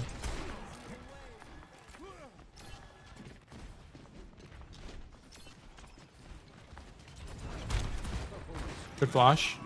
Okay, blind Deadeye, but I'll bail you out on this one. I don't really like the Deadeye though. I felt like I was carried by mechanics. This was like my second game in M5, but I realized I don't understand much of the fundamentals of Overwatch. Well, that's not true. You definitely understand some of the you definitely understand Overwatch. You definitely understand the fundamentals of Overwatch to some extent. You just probably don't know how to explain them. You know them intuitively. Yeah, it also looks like to me you just don't know how to play Cass. Yeah. I think you understand Overwatch intuitively though, because there are things you're doing that are correct, right? Like sometimes you do swing backline. Sometimes you do have generally good target priority. You know cooldown usage. You know spacing. You know ebb and flow. Like to some degree, right? Are you like Grandmaster at everything? No, I don't think you are. But I wouldn't say you don't understand the fundamentals of Overwatch. It's just that you're at a level where you have to be more nuanced about it. I think your biggest issue right now is you're not how are you playing to win? That's the question you can't answer. How do you play to win? You don't really play to win. Right? Like if you go back to the VOD and you watch, yeah, it doesn't look like he plays Cass. Well, I don't think it doesn't look like he knows how to play Cass correctly. Is like the way to say it. I think like traditional cast coaching is a lot more play main bot, Ash stuff. But the way I coach cast is very high agency, high flanking, high angle control, stuff like that. Like if you went back and you watched Timmy's gameplay from some of the coaching we did earlier, well, I guess we didn't really coach Timmy. We just looked at like hacker gameplay. If you looked at like old VODs I've done, you would see like more high agency gameplay. Or like when I went over my Samoa, it's a lot of individual map control, lane control, stuff like that, right? And that's how you win in Overwatch. That's how you be high impact. Will you sometimes die in troll? Yeah, you'll sometimes die in troll. That's just how Overwatch works, though. I'd rather die in troll and try to win than just be in main the whole time, you know? Like, have some change in outcome of the game. I don't really like this Deadeye. You zone the engage, but the ball is already leaving. That's kind of what this comes down to. So this Deadeye is just not really winning. Like what you're looking for, and I'm about to make a TikTok on this, and it was in not yesterday's, but Friday's coaching stream, is you want them to use a cooldown on the engage, right? So like what you would have used Deadeye here for is if Ball used his rope and then came in and slammed in, then you would use Deadeye, because what that would do is it would not only punish Ball for the engage, it would stop his team from following up. Okay, so that's what we wanted to do there. So I don't really like this Deadeye. They're already going to leave. The ball's not engaging. He's disengaging. So it's not like you're making any valuable space here. I don't really think it's that good. And then because you do that play, it sets you up for this like aggressive push in, which they punish with the mines and the blade. Or Kiri ult, Juno ult. Yeah. I mean, now if they use like a Kiri ult, yeah, or they used a Juno ult, yeah. But I wouldn't. If we used one, I wouldn't. Bad roll. That's like.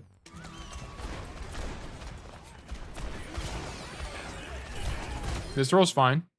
No, he rolled out. Yeah, this roll's fine. No, you're good. You're paying. I haven't really been paying attention to the rolls, so I'm glad you even mentioned it. It's fine. I'm gonna be honest. The enemy team should have won that fight. How did these guys not win? Because these mines. How do these mines not kill somebody? Like, what actually happens? It's because he was so deep. Yeah, it just looked like it. Genji just dies. Really? Like, how does this guy die?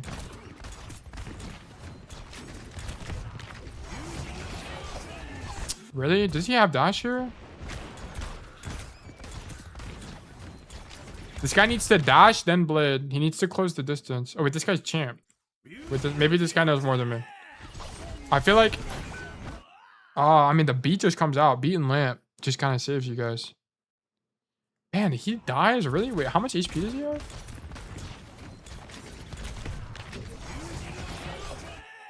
What are these guys doing? I'm being honest, this Genji just trolls. Yeah, the Genji just trolls this fight, unfortunately. I feel like you guys should have lost this. Should have lost this. He should have dashed up and then pop blade, because he would have got healing. He's champion open queue. Wait, is that really what it was? But let me look. No, it's tank. He's a champ tank player. Okay, but the Genji kind of trolled there, I won't lie. So bad. Nah, champ tank is still good. Tank is the... I mean, I don't even know. I don't even know. He might be a Zarya one trick or something for all we know. Okay, here you need to poke to walk up. Get active. Immediately get active. You have space, they don't? All right, what do? Punish, poke them. Just come here and shoot them all. Shoot them all in the walk up. Or stand here and shoot them in the walk up or something. I don't know. Dude, like, pick an angle. I don't really care. You probably go left because your Reaper is going right. So, but you need to poke the walk up for sure.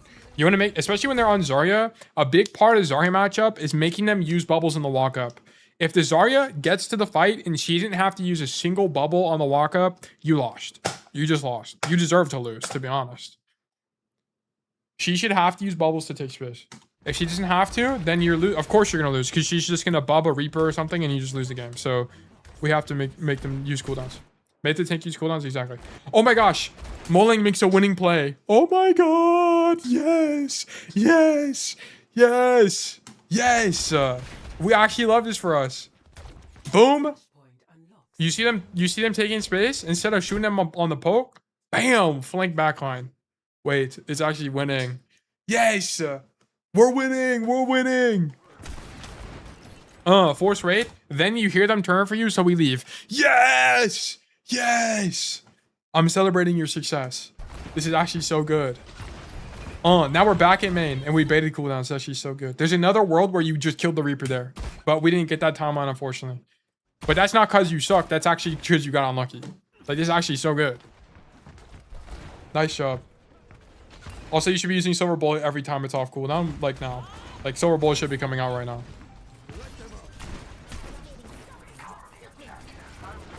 Okay, I don't really know why you're unswinging so much. Small thing, but he should aim with Silver Bullet at the start. Oh yeah, you're right. You're right. When you swing the corner, yeah, this is pretty nitpicky, so I'm not gonna worry about it too much. But like when here, bang, you should have aimed Silver Bullet as you pick the angle, so you can just hit them immediately. But whatever, I'm not gonna worry about it. Okay, but here you should have used Silver Bullet. I also don't know why you give so much space, right? Like, look at the enemy team comp. They're not playing Lucio. They're not playing Juno. They're not playing a mobile tank. There's not a lot you can do here. He would have died, the Reaper. Okay. I'm still not gonna, because the macro was good enough there. I'm not gonna worry too much about how he played it. I'm not gonna worry about it too much. The idea of peeking that was fine, but my problem was this: I don't really know why you respect them so much. They have no mobility. Like your idea should be to shoot them in main from here, and then just this way. You did say small thing. Okay, I got you. But yeah, but I wouldn't be. I don't know why you're so far back. Yeah, I just don't really know what the idea is here. We should have been looking to just stand close to them and shoot them. There's no way to kill you. Other than the Reaper. The Reaper's the only one who can close the distance on you. Like, this is really good. When you saw them swap from ball to Zarya, you should, like, low-key be rejoicing. Because the problem with the ball matchup, is Cassidy good into ball? Yes. Cassidy is good into ball because you shut down ball. But how do you win? Right, it's less of a win. You can't carry as much against ball because it's just more about shooting ball. But playing into Zarya, you can turbo angle and be fine. They can't kill you on the angle very easily. Just hard to play versus ball. Yeah, it's also, you have less agency when you play against ball because your job is more revolving around shooting ball, which is really stupid.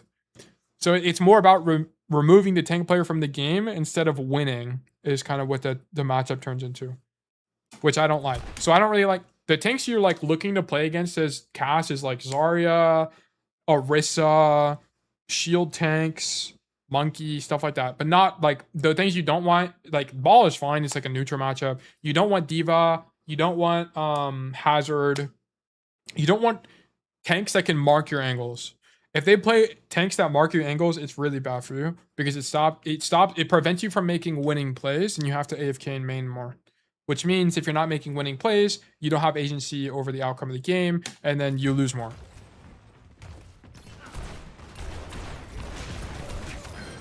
Okay, that guy just dies. Okay, I don't like this Deadeye is not. I don't really think this Deadeye is good.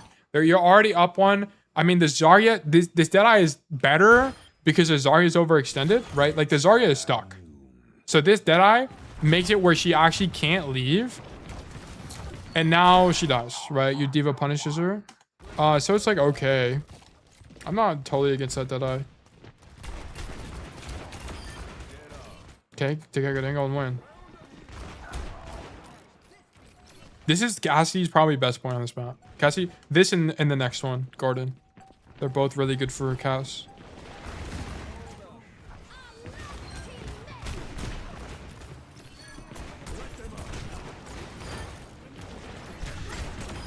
Ew. Okay, I'm gonna be honest. Them playing Zarya is really good for you. It's really helping you win right now. Because you can kind of just get away with playing, like, I mean, you angled pretty well. Oh, you know what? I won't discount it. You did well. You did well on that point. I won't discount your play. It was actually pretty good. Match your team's intentions? Yeah. Just run it down, run it down. Nice job. Shoot this guy. We got Deadeye again. Low-key, just pop it. I'm with you. Just shoot him. He doesn't have the flank. Nice. I know, but at this point, I'm just always on the flank. Yeah, I do too. I flank all the time. Here, okay. What your staging should be Boom, stand here. Okay, the only time you don't stand in this location is when they're playing dive tanks. Playing Diva, even Malgas, stuff that can close the distance to you quickly, don't stand here. Junker Queen, don't stand here. I don't stand here against Junker Queen. I just die. Any mobile tank, I don't stand here. But if there's not a mobile tank, Cassie's really good at zoning out this whole angle. You stop people from making this rotation. It's really strong. Really, really, really strong. And then you can just come back, man, and just shoot them. Because then in the mid fight, you can just shoot them from here, which is also really good for Cass. So I think it's really good. I would avoid trying to be main side. Okay, you do have a really bad flicking habit, by the way, Solorian. You do flick a lot. Bad roll. I wouldn't. I mean, your team's taking space. It's probably fine. That roll is probably fine. Chip is on the game. We haven't heard from Chip in a while. But Chip's, I think Chip's been playing Hanzo. I don't even think he plays Cass anymore. Yeah, he plays like mostly Hanzo.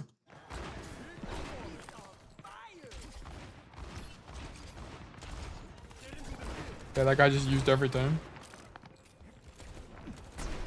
Okay, here. I don't know. You shouldn't be walking forward at all, by the way.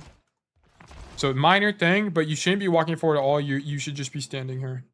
Because what you want to do is you want to also deny this rotation. And the further you are this way, the less able you are to deny this rotation. So you should be here, because that way if you hear something, you can just rotate here and start shooting them again.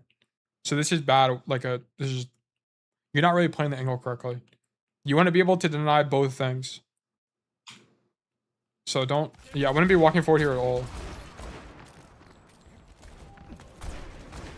Ball goes point. Yeah, I thought the ball was going to go to point here. So I honestly probably would have ended up doing something similar. I mean, yeah, this is just a little bit unfortunate. It looks like he's going point here. Does he miss his slam? Like, what actually happens? So this guy, oh, he just gets robbed. I don't even know what happened there. Also, by the way, if you ever see that, if you're a Cass main and you see this, you should praise the Lord. Praise the Lord. If someone capitulation swaps to Cass, you just won the game. You just won. You just won. These guys, everyone who capitulation swaps to Cass sucks balls this hero. Okay, so you're just gonna beat them. Like the hacker, yeah. If they capitulation swap to Cass, they suck balls, and you're almost always gonna outvalue them because they just don't know how to play the hero. You should pray for times like those. Started on Ash, then capitulation swap. Exactly. Like, it's just not like, I don't know why people do that. Okay, here, okay, you missed your win condition. So here, it's a little bit, I will say it's a little bit unfortunate that the ball ended up landing on the other side. But the whole idea that basically Timmy was talking about is you stand here, and then in the mid fight, you just swing late like this and shoot them all in the back. It's really good. It forces them to turn around and deal with you. And then, but the problem is it's really bad, like, it's really open. So you have to just get greedy. You have to just like walk out here and ego everybody. So that would be low-key to play. But here's the thing, it's like, here, how do we win? Like, how do we win here? I mean, there's a window, so just use the window. But it's not like there's no play to be made, right? It's just shoot people. And then hope we shoot them better than they shoot us. And that's why we lose this fight. Like, no one made a play. That's why we lost.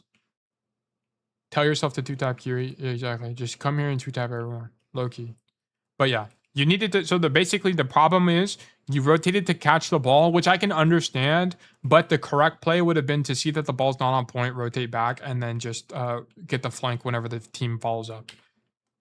That would have been the play.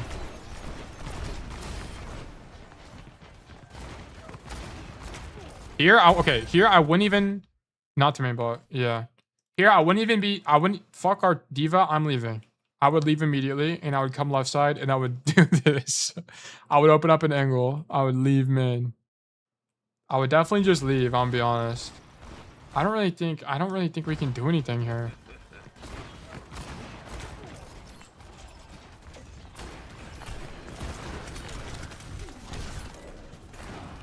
Yeah, now we're a liability. I mean, we catch the dive. Maybe being in main is fine here. Because what I'm trying to think about is like your diva is out of mech, and staying in main is good because it helps the diva build your mech. Because if good noon though, I'll look at that again in a second. I'm trying to think about should he be in main or should he flank here.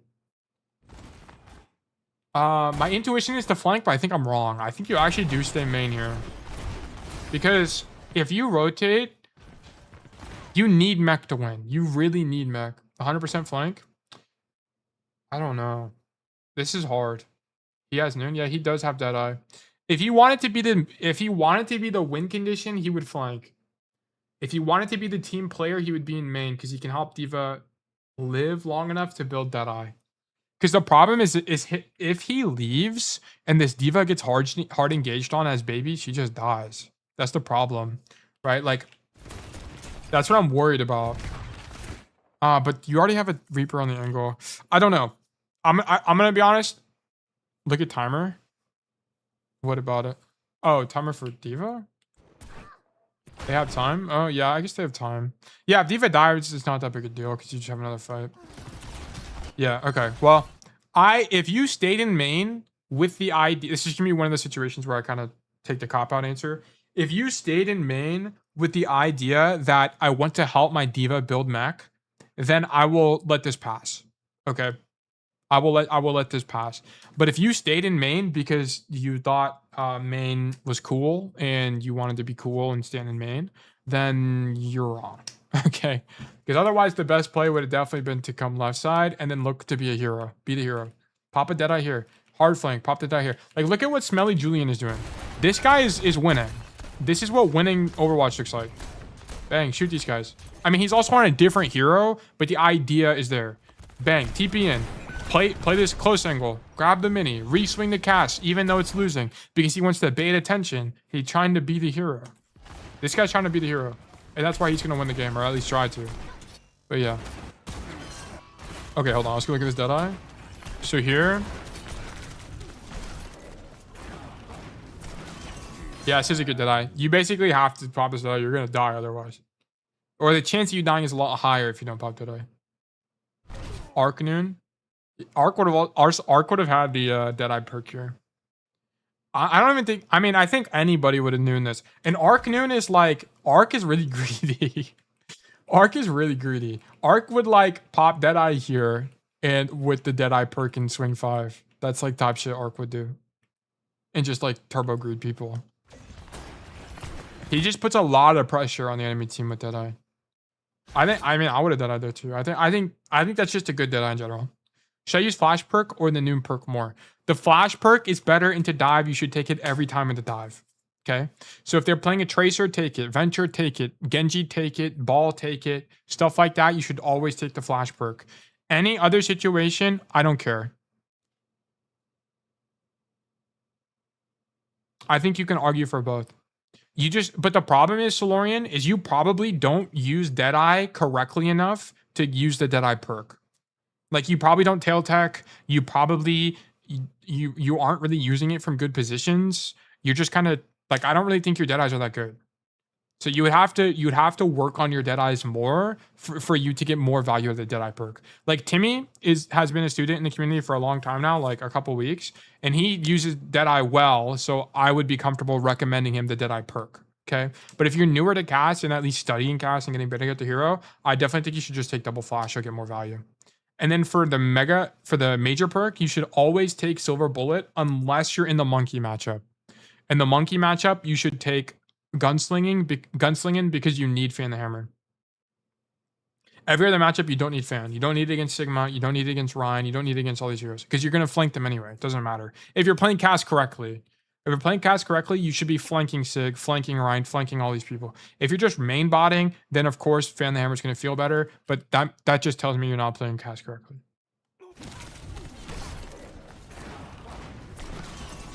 Yeah, but this is a good Deadeye, by the way.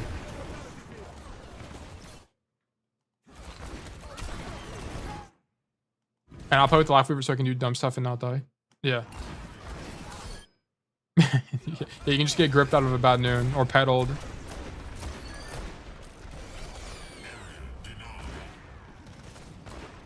Okay, I'm gonna be honest. Smelly Julian is just a goat. Smelly Julian actually just did everything. Okay, so here's what I'll say, Solorian. I don't think you're bad at Cass.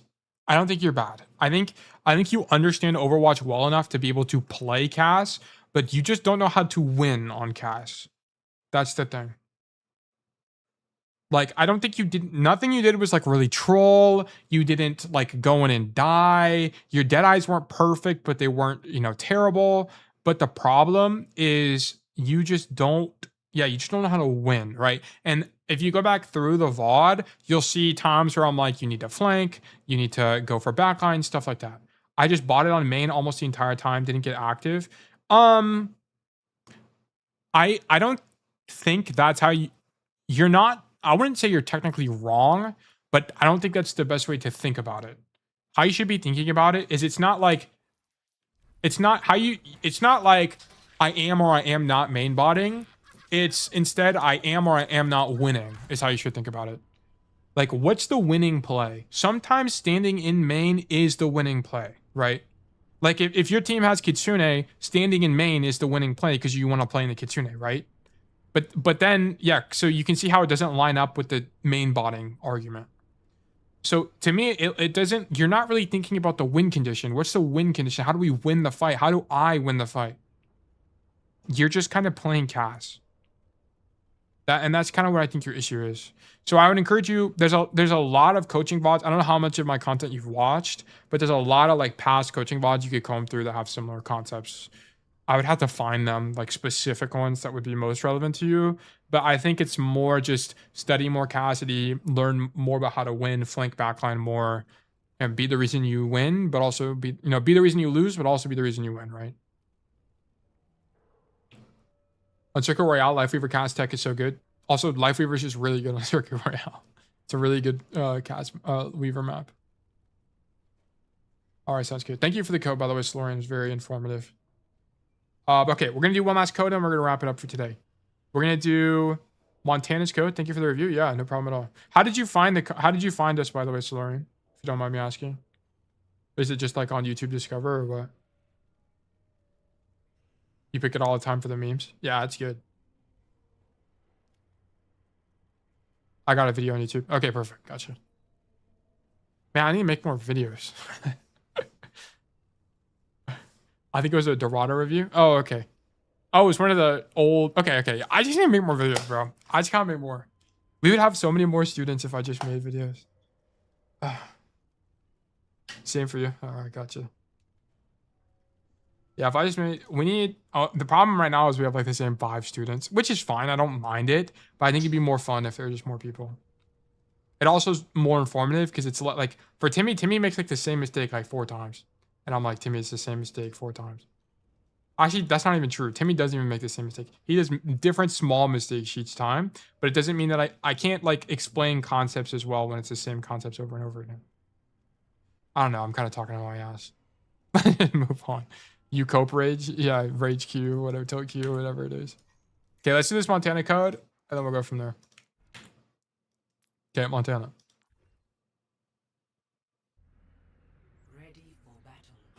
Mo stack snack. Okay, I need to use the bathroom real quick. But this is Masters. This is a 3.9k Scrim. Okay, I'll be right back.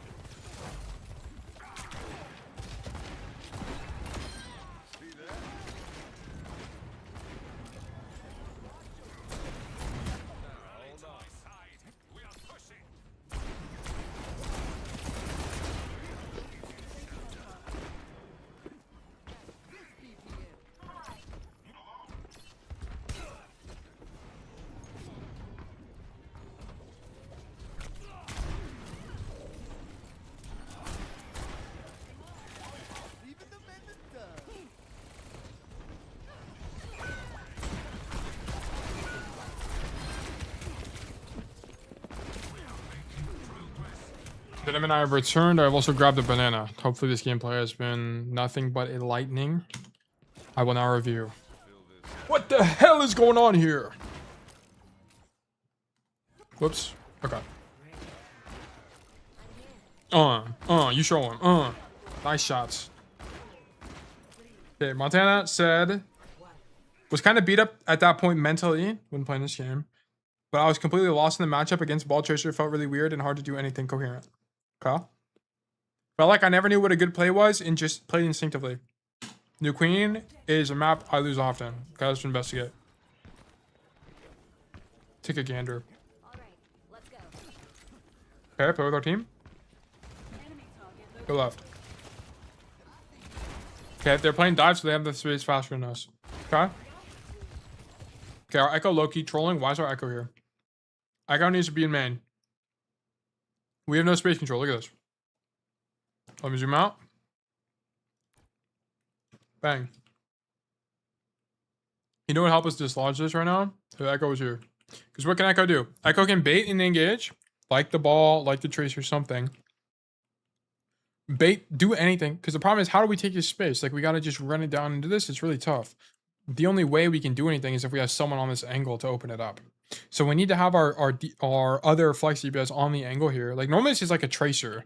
Normally you have like a tracer Lucio that comes right side like this, and then they open up space for your team to take main like this. But because we don't have anyone on the right side, this first fight's gonna be really tough. I don't even know what you do, to be honest. Because you can't walk in because you can get booped like that. Now your ram is in. Your ram is hard committing. You just have to try to follow up with this guy. So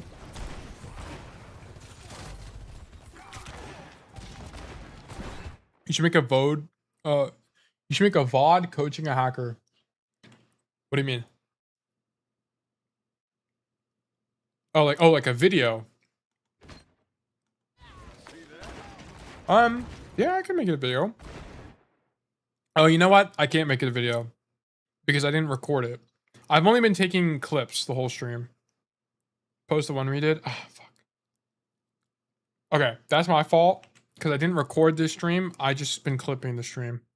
That is my fault. It would be funny. Yeah, it would be good. I think we'll make short form out of it and it'll be good, to be honest. I wish I made a video though. You are right. I should have made a video.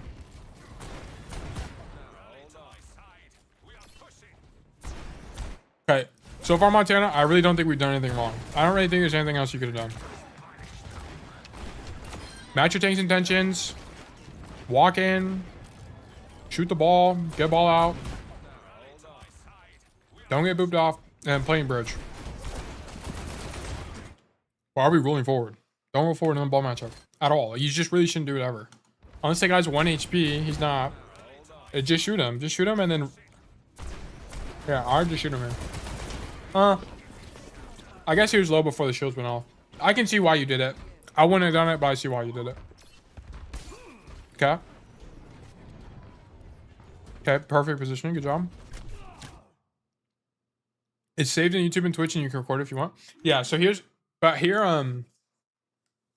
so the problem with taking the Twitch and YouTube thing is, number one, I lose some quality. But number two, one thing that's really nice about the way I record is I separate all the audio tracks. So I can... It's really easy to edit.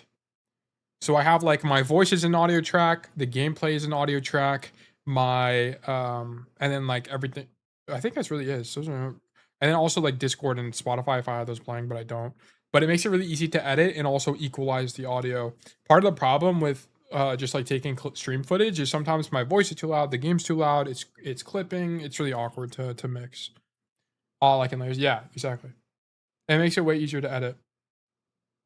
So because like one thing I do is if you watch the Rolltech video, the Rialto one, I actually equalized my voice and I also put a compressor on it, so it just sounds better.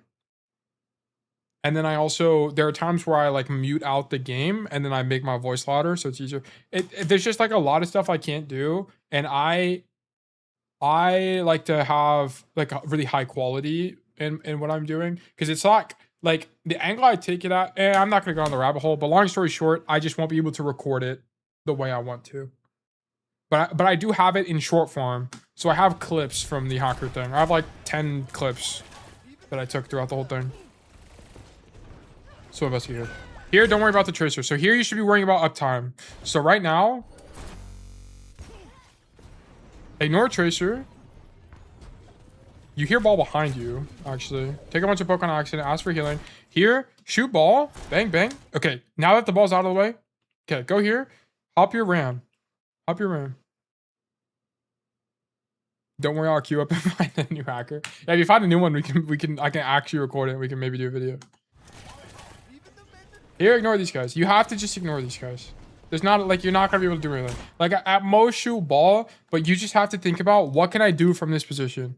Shoot ball, but more importantly, shoot backline. Like, even now, you should be shooting backline. Like, this is a shoot backline moment.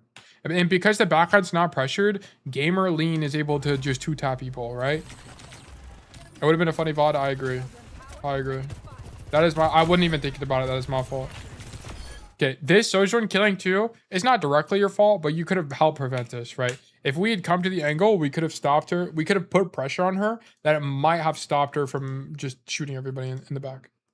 Okay, so just a little bit of a target focus issue here. Once you realize you can't see ball and Tracer from that position, you just have to go shoot backline. That's your best play.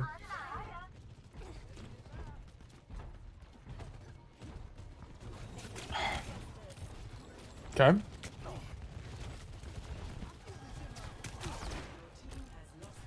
Here we play main. So here we're getting outranged. So now you want to be in a position where it's hard to get dove by ball, right? So your go-to position here is almost definitely this room.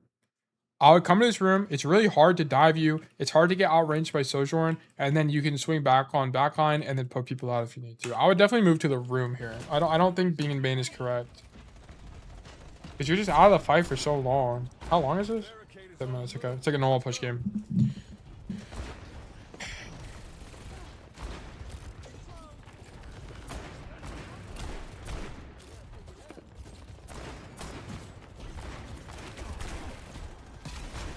I don't think it's too bad. Like, I think playing here is probably fine. Honestly, maybe deepen the angle a little bit, get aggressive. But I think you just need to be in this room. I think this is the only answer you have in coordinated play. It's just be in the room, shoot them from the room. This is like not super winning for you, but it's at least a little bit more winning for you into the Sojourn. And then you have flanks available to you and a rotation out if you need to this way. I would just play in the room, I'll be honest. I think it's going to be stronger. Because you're undiveable. You're actually undiveable to a ball. And this is matchup specific. But yeah, because the problem is here is like we just can't get enough value otherwise. We have to take some risk.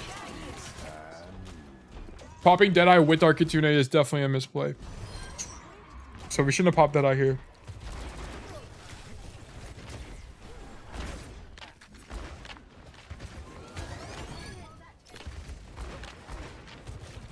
Okay.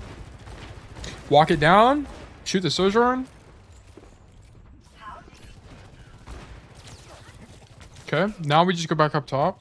I would definitely go back up top here. Yeah, I would go back top. If you knew the ball Tracer's on the left side of the map, you can definitely be a little bit greedier, but I would just go top. I would definitely swing them at this point, yeah. And I would roll. You have to greet it. Yeah, you had to greet it there. You just need the mechanics of. I wonder. Okay, I actually think because you know Tracer and ball are on the left side of the map, your team should be calling that. You can actually afford to be greedier here. So maybe we should be greedier. Yeah, I think you should. I think you should have probably been fighting the Lucio and the Tracer there, and then you needed to call your Kiri for help. Like the problem is with playing Cass as well. You should be getting pocket. You should be getting at least like speed pocket or Lucio. You should be getting some type of pocket. Someone should be playing with you. If you're ever playing alone, something is going wrong with your team comp. It's normally your supports. You need a support playing with you.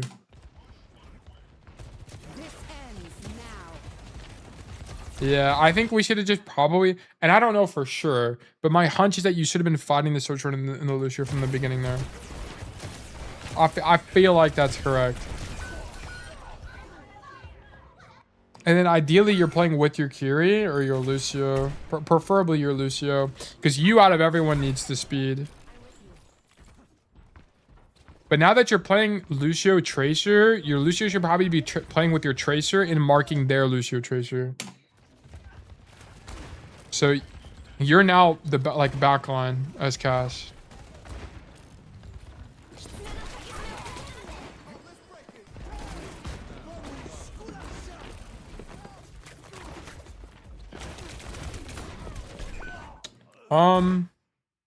This is coordinated play too. Yeah, this is a 3.9k Scrim.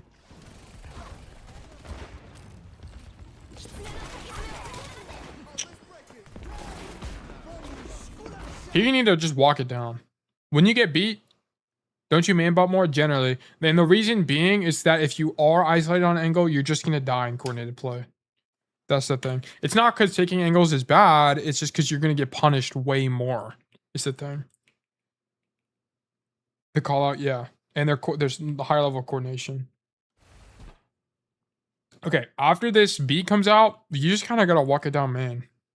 I think just walk it down like this. You need to be playing this angle and following up with your team on the dive. I think playing in the room here is wrong. Because here, if you guys, especially if you guys are calming B, like we're going to beat this fight, it should be, your idea should be to take space aggressively. That way when the beat comes out, it's really good. You have a gajillion health on an aggressive angle. So I think coming in the room in this situation is wrong. Yeah, like this beat comes out, we need to be helping Devo right now. Like shoot ball, they beat as well, then you can give some space like this, and then whatever. Because like the tracers on this angle, who cares? Like what does this space matter to us? We're all fighting over here anyway, so just walk this way. I don't really think the mini room space here matters in this situation. And we just die. I don't know. I think we should have played on that low plot.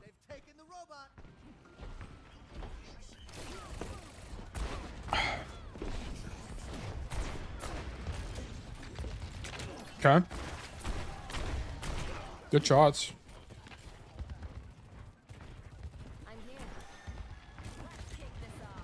I actually like this. This is good awareness from you. If you walk into this mega room and go up the stairs, you're just gonna die. So this is really good. Good awareness to leave the building and walk out this way. I don't really know how your Curie dies here. How does this happen?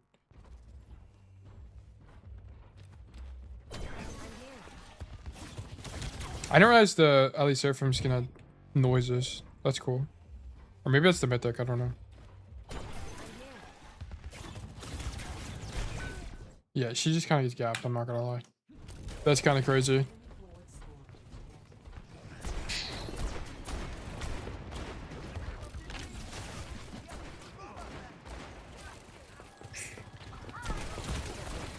I need to study more coordinated casts.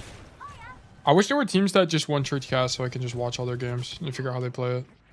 But there aren't very many. There used to be Dill Ducks that did, but with PDK, but PDK's on a different team now. PDK's not, wait, he's on a different team, right?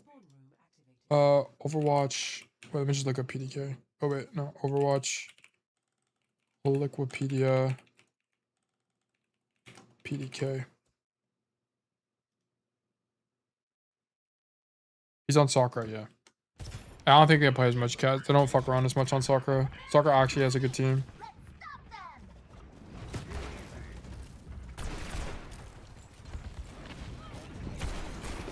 We haven't done prone assist in actually forever. It's been like months. This is a really good Deadeye, by the way. Really good. You need to not draw it though. So okay, so the idea with this Deadeye is not to kill people. The idea of the Deadeye is to make space for your team. So you shouldn't be looking to kill people. They should be pop Deadeye. This lets your diva take space for free. For free. Everyone panics. And then you can drop and take space too. So you would have dropped with this Deadeye. That would have been the play. Drop with the Deadeye.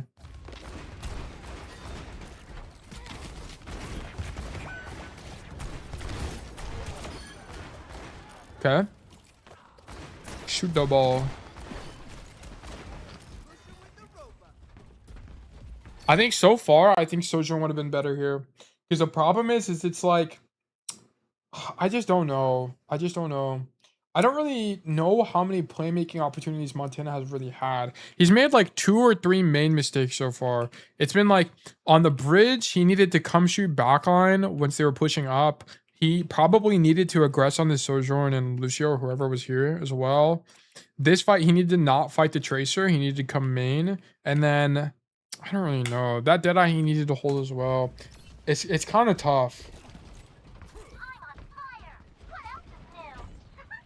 This is good. This is really good staging from you. Nice. You stopped the Trace from setting up here. This is a little bit scary, but your Kiri's here to help. Wow, this Sojourn is actually Thanos. Oh no, she's kind of okay. Never mind. Doesn't look as impressive when I look at it that way. Oh, we don't have double flash. If we had double flash, that hits. Why are we not taking double flash in the dive matchup? But no double flash here is actually really bad. You need to take double flash in the dive matchup. Very important. I don't think the Deadeye perk's better. I don't. You can't convince me. Yeah, that would have hit too. That would have for sure hit.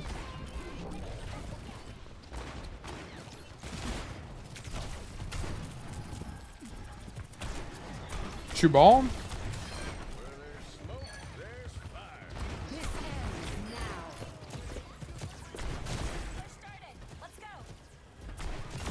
Nice. I'll be honest, I think the way you're playing is just like largely fine. It's just like small things like taking specific angles. I think that whole fight was generally good from you. I haven't really been looking at roll usage when I think about it. I would Deadeye here, yeah. Okay, here the Deadeye perk definitely helped a little bit, but we also draw early. Here you should Deadeye and walk with it. Yeah, drawing early is a mistake. Just use it to take space. You're not gonna kill. This isn't gonna kill anybody. Maybe we also pop both support ults at the same time. If you have noon perk, you should walk more. Yeah, exactly. Yeah, definitely. I 100% agree.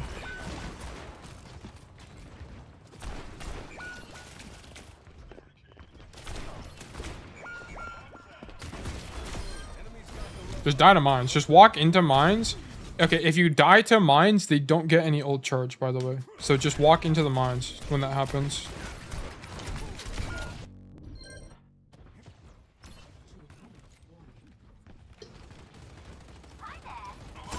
Okay, shoot ball.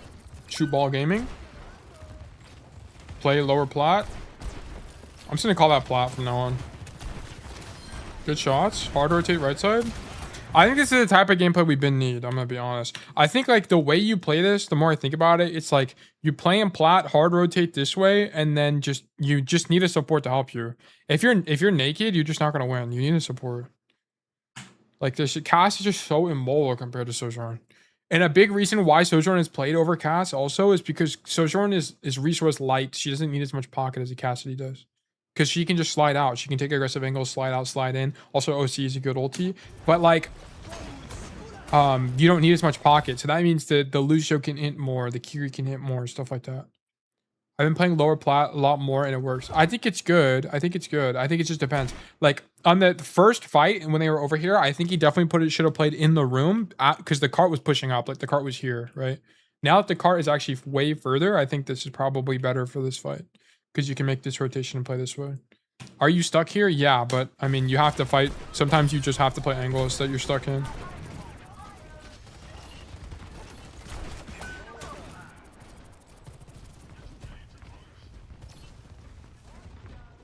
At the start, he needed to? Yeah. I agree. On that first fight, he should have played in the room. I don't really like the Deadeye. I don't really know why we did that here, to be honest. I mean, maybe if you don't get booped, the Deadeye is good.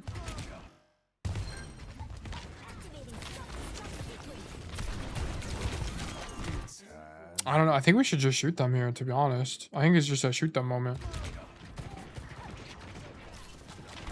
I don't know. It's bad, to be honest. I'm 50-50 on this. I would just shoot them. I would just shoot. This is just a shoot them moment, I'm gonna be honest.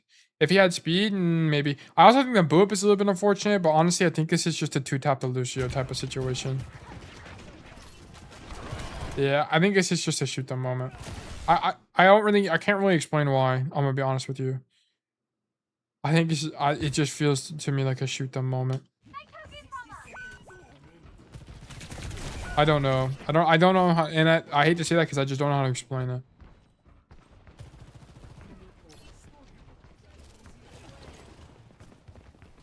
Okay. Okay, in this matchup, by the way, going into the room is actually it's like 50-50 because the thing is if the ball is up here, he can do a tech where you like walk off the ledge and then you can slam once you do that. So I don't even know if going in the room is good. I don't actually know. It might be worth trying. I actually don't know into the ball matchup specifically if it's good. Good flash. It would be good. Yeah, I think my hunch is it's good. I would actually play there. I normally don't play there. I normally don't. I normally just main bot. Because I think that angle is a catfish angle. Okay, we get domed.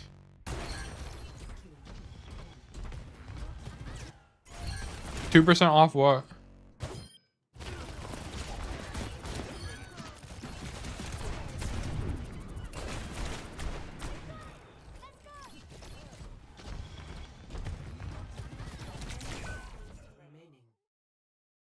I don't know what you're talking about, Timmy. Here's Sombra. I'm gonna be honest, I don't really think you troll on cast, but you just get outvalued by the Sojourn.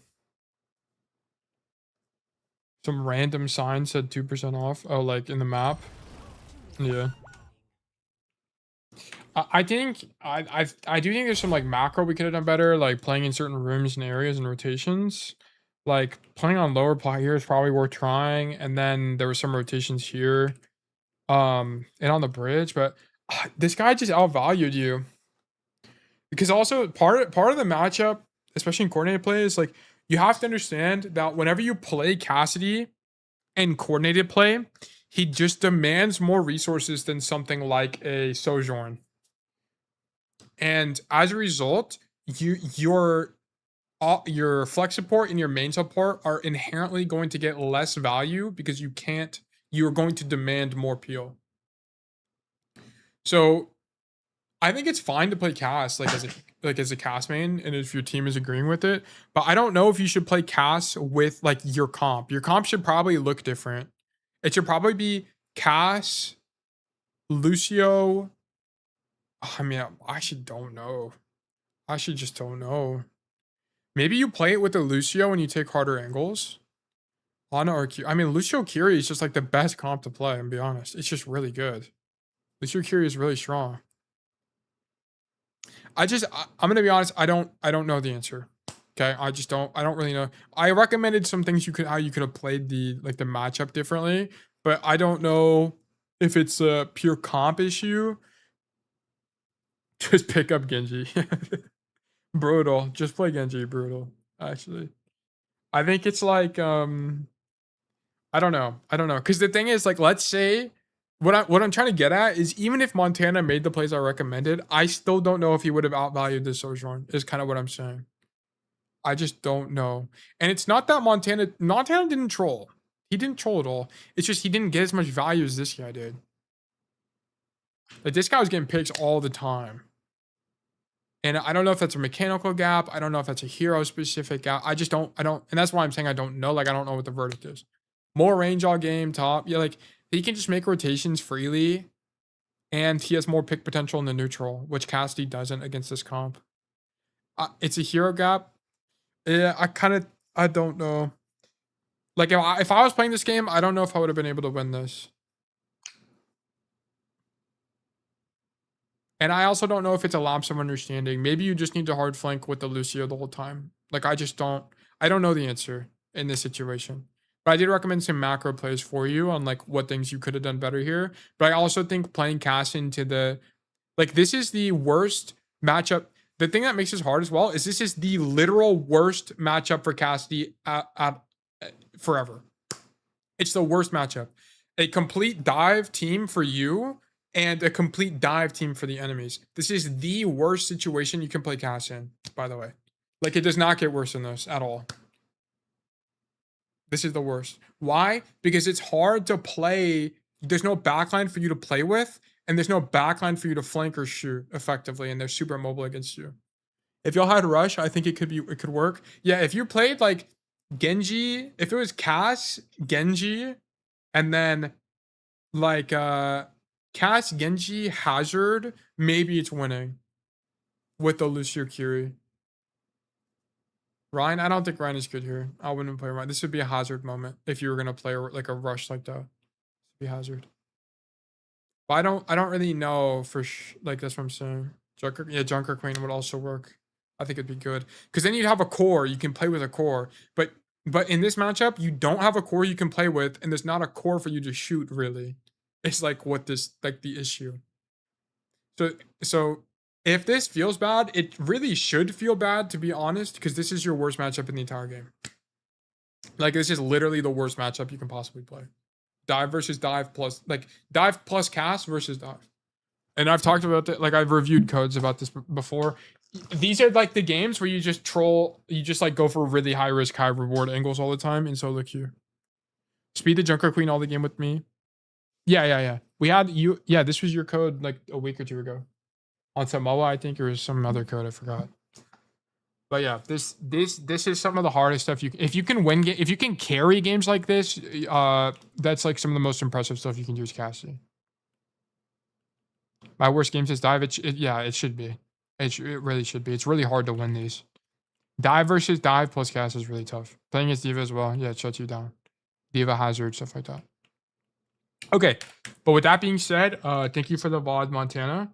All in all, we had a bunch of codes today. We went for really long. This is like the longest I've ever went. I think 4-hour stream is super long for me, but I didn't really feel tired today, so I kind of just went for longer than normal. Some updates. So no stream this Friday. I will not be in town. Okay, so there will not be a stream. We will stream again the following Monday. So the next Monday coaching stream will be there. There will also not be a gameplay stream this weekend. I will cancel the Discord events to line up for that. But other than that, that is just a quick update for me. I do have some TikToks in the pipeline that I'm also working on, which will be going up soon. But other than that, guys, that's going to be it. Thank you once again for everyone tuning in. Timmy, thank you for being here. Pillboy, everyone else that was tuning into the stream. Always appreciate you guys and your support. Once again, my name is Once Told Tale. If you guys are not already in the Discord, please go ahead and do that. You can type !Discord in the Twitch or go into the description of the YouTube stream and join the Discord. The link is there. We would love to see you guys in the community. I do Discord VOD, I do reviews for free. You can just submit a code in the Discord and we'd love to have you guys. But once again, everyone, Timmy, Pillboy included, thank you guys for tuning in and hope you have a fantastic rest of your day. This week TikTok, I think it might actually be. We'll see. But have a fantastic rest of your day, everyone.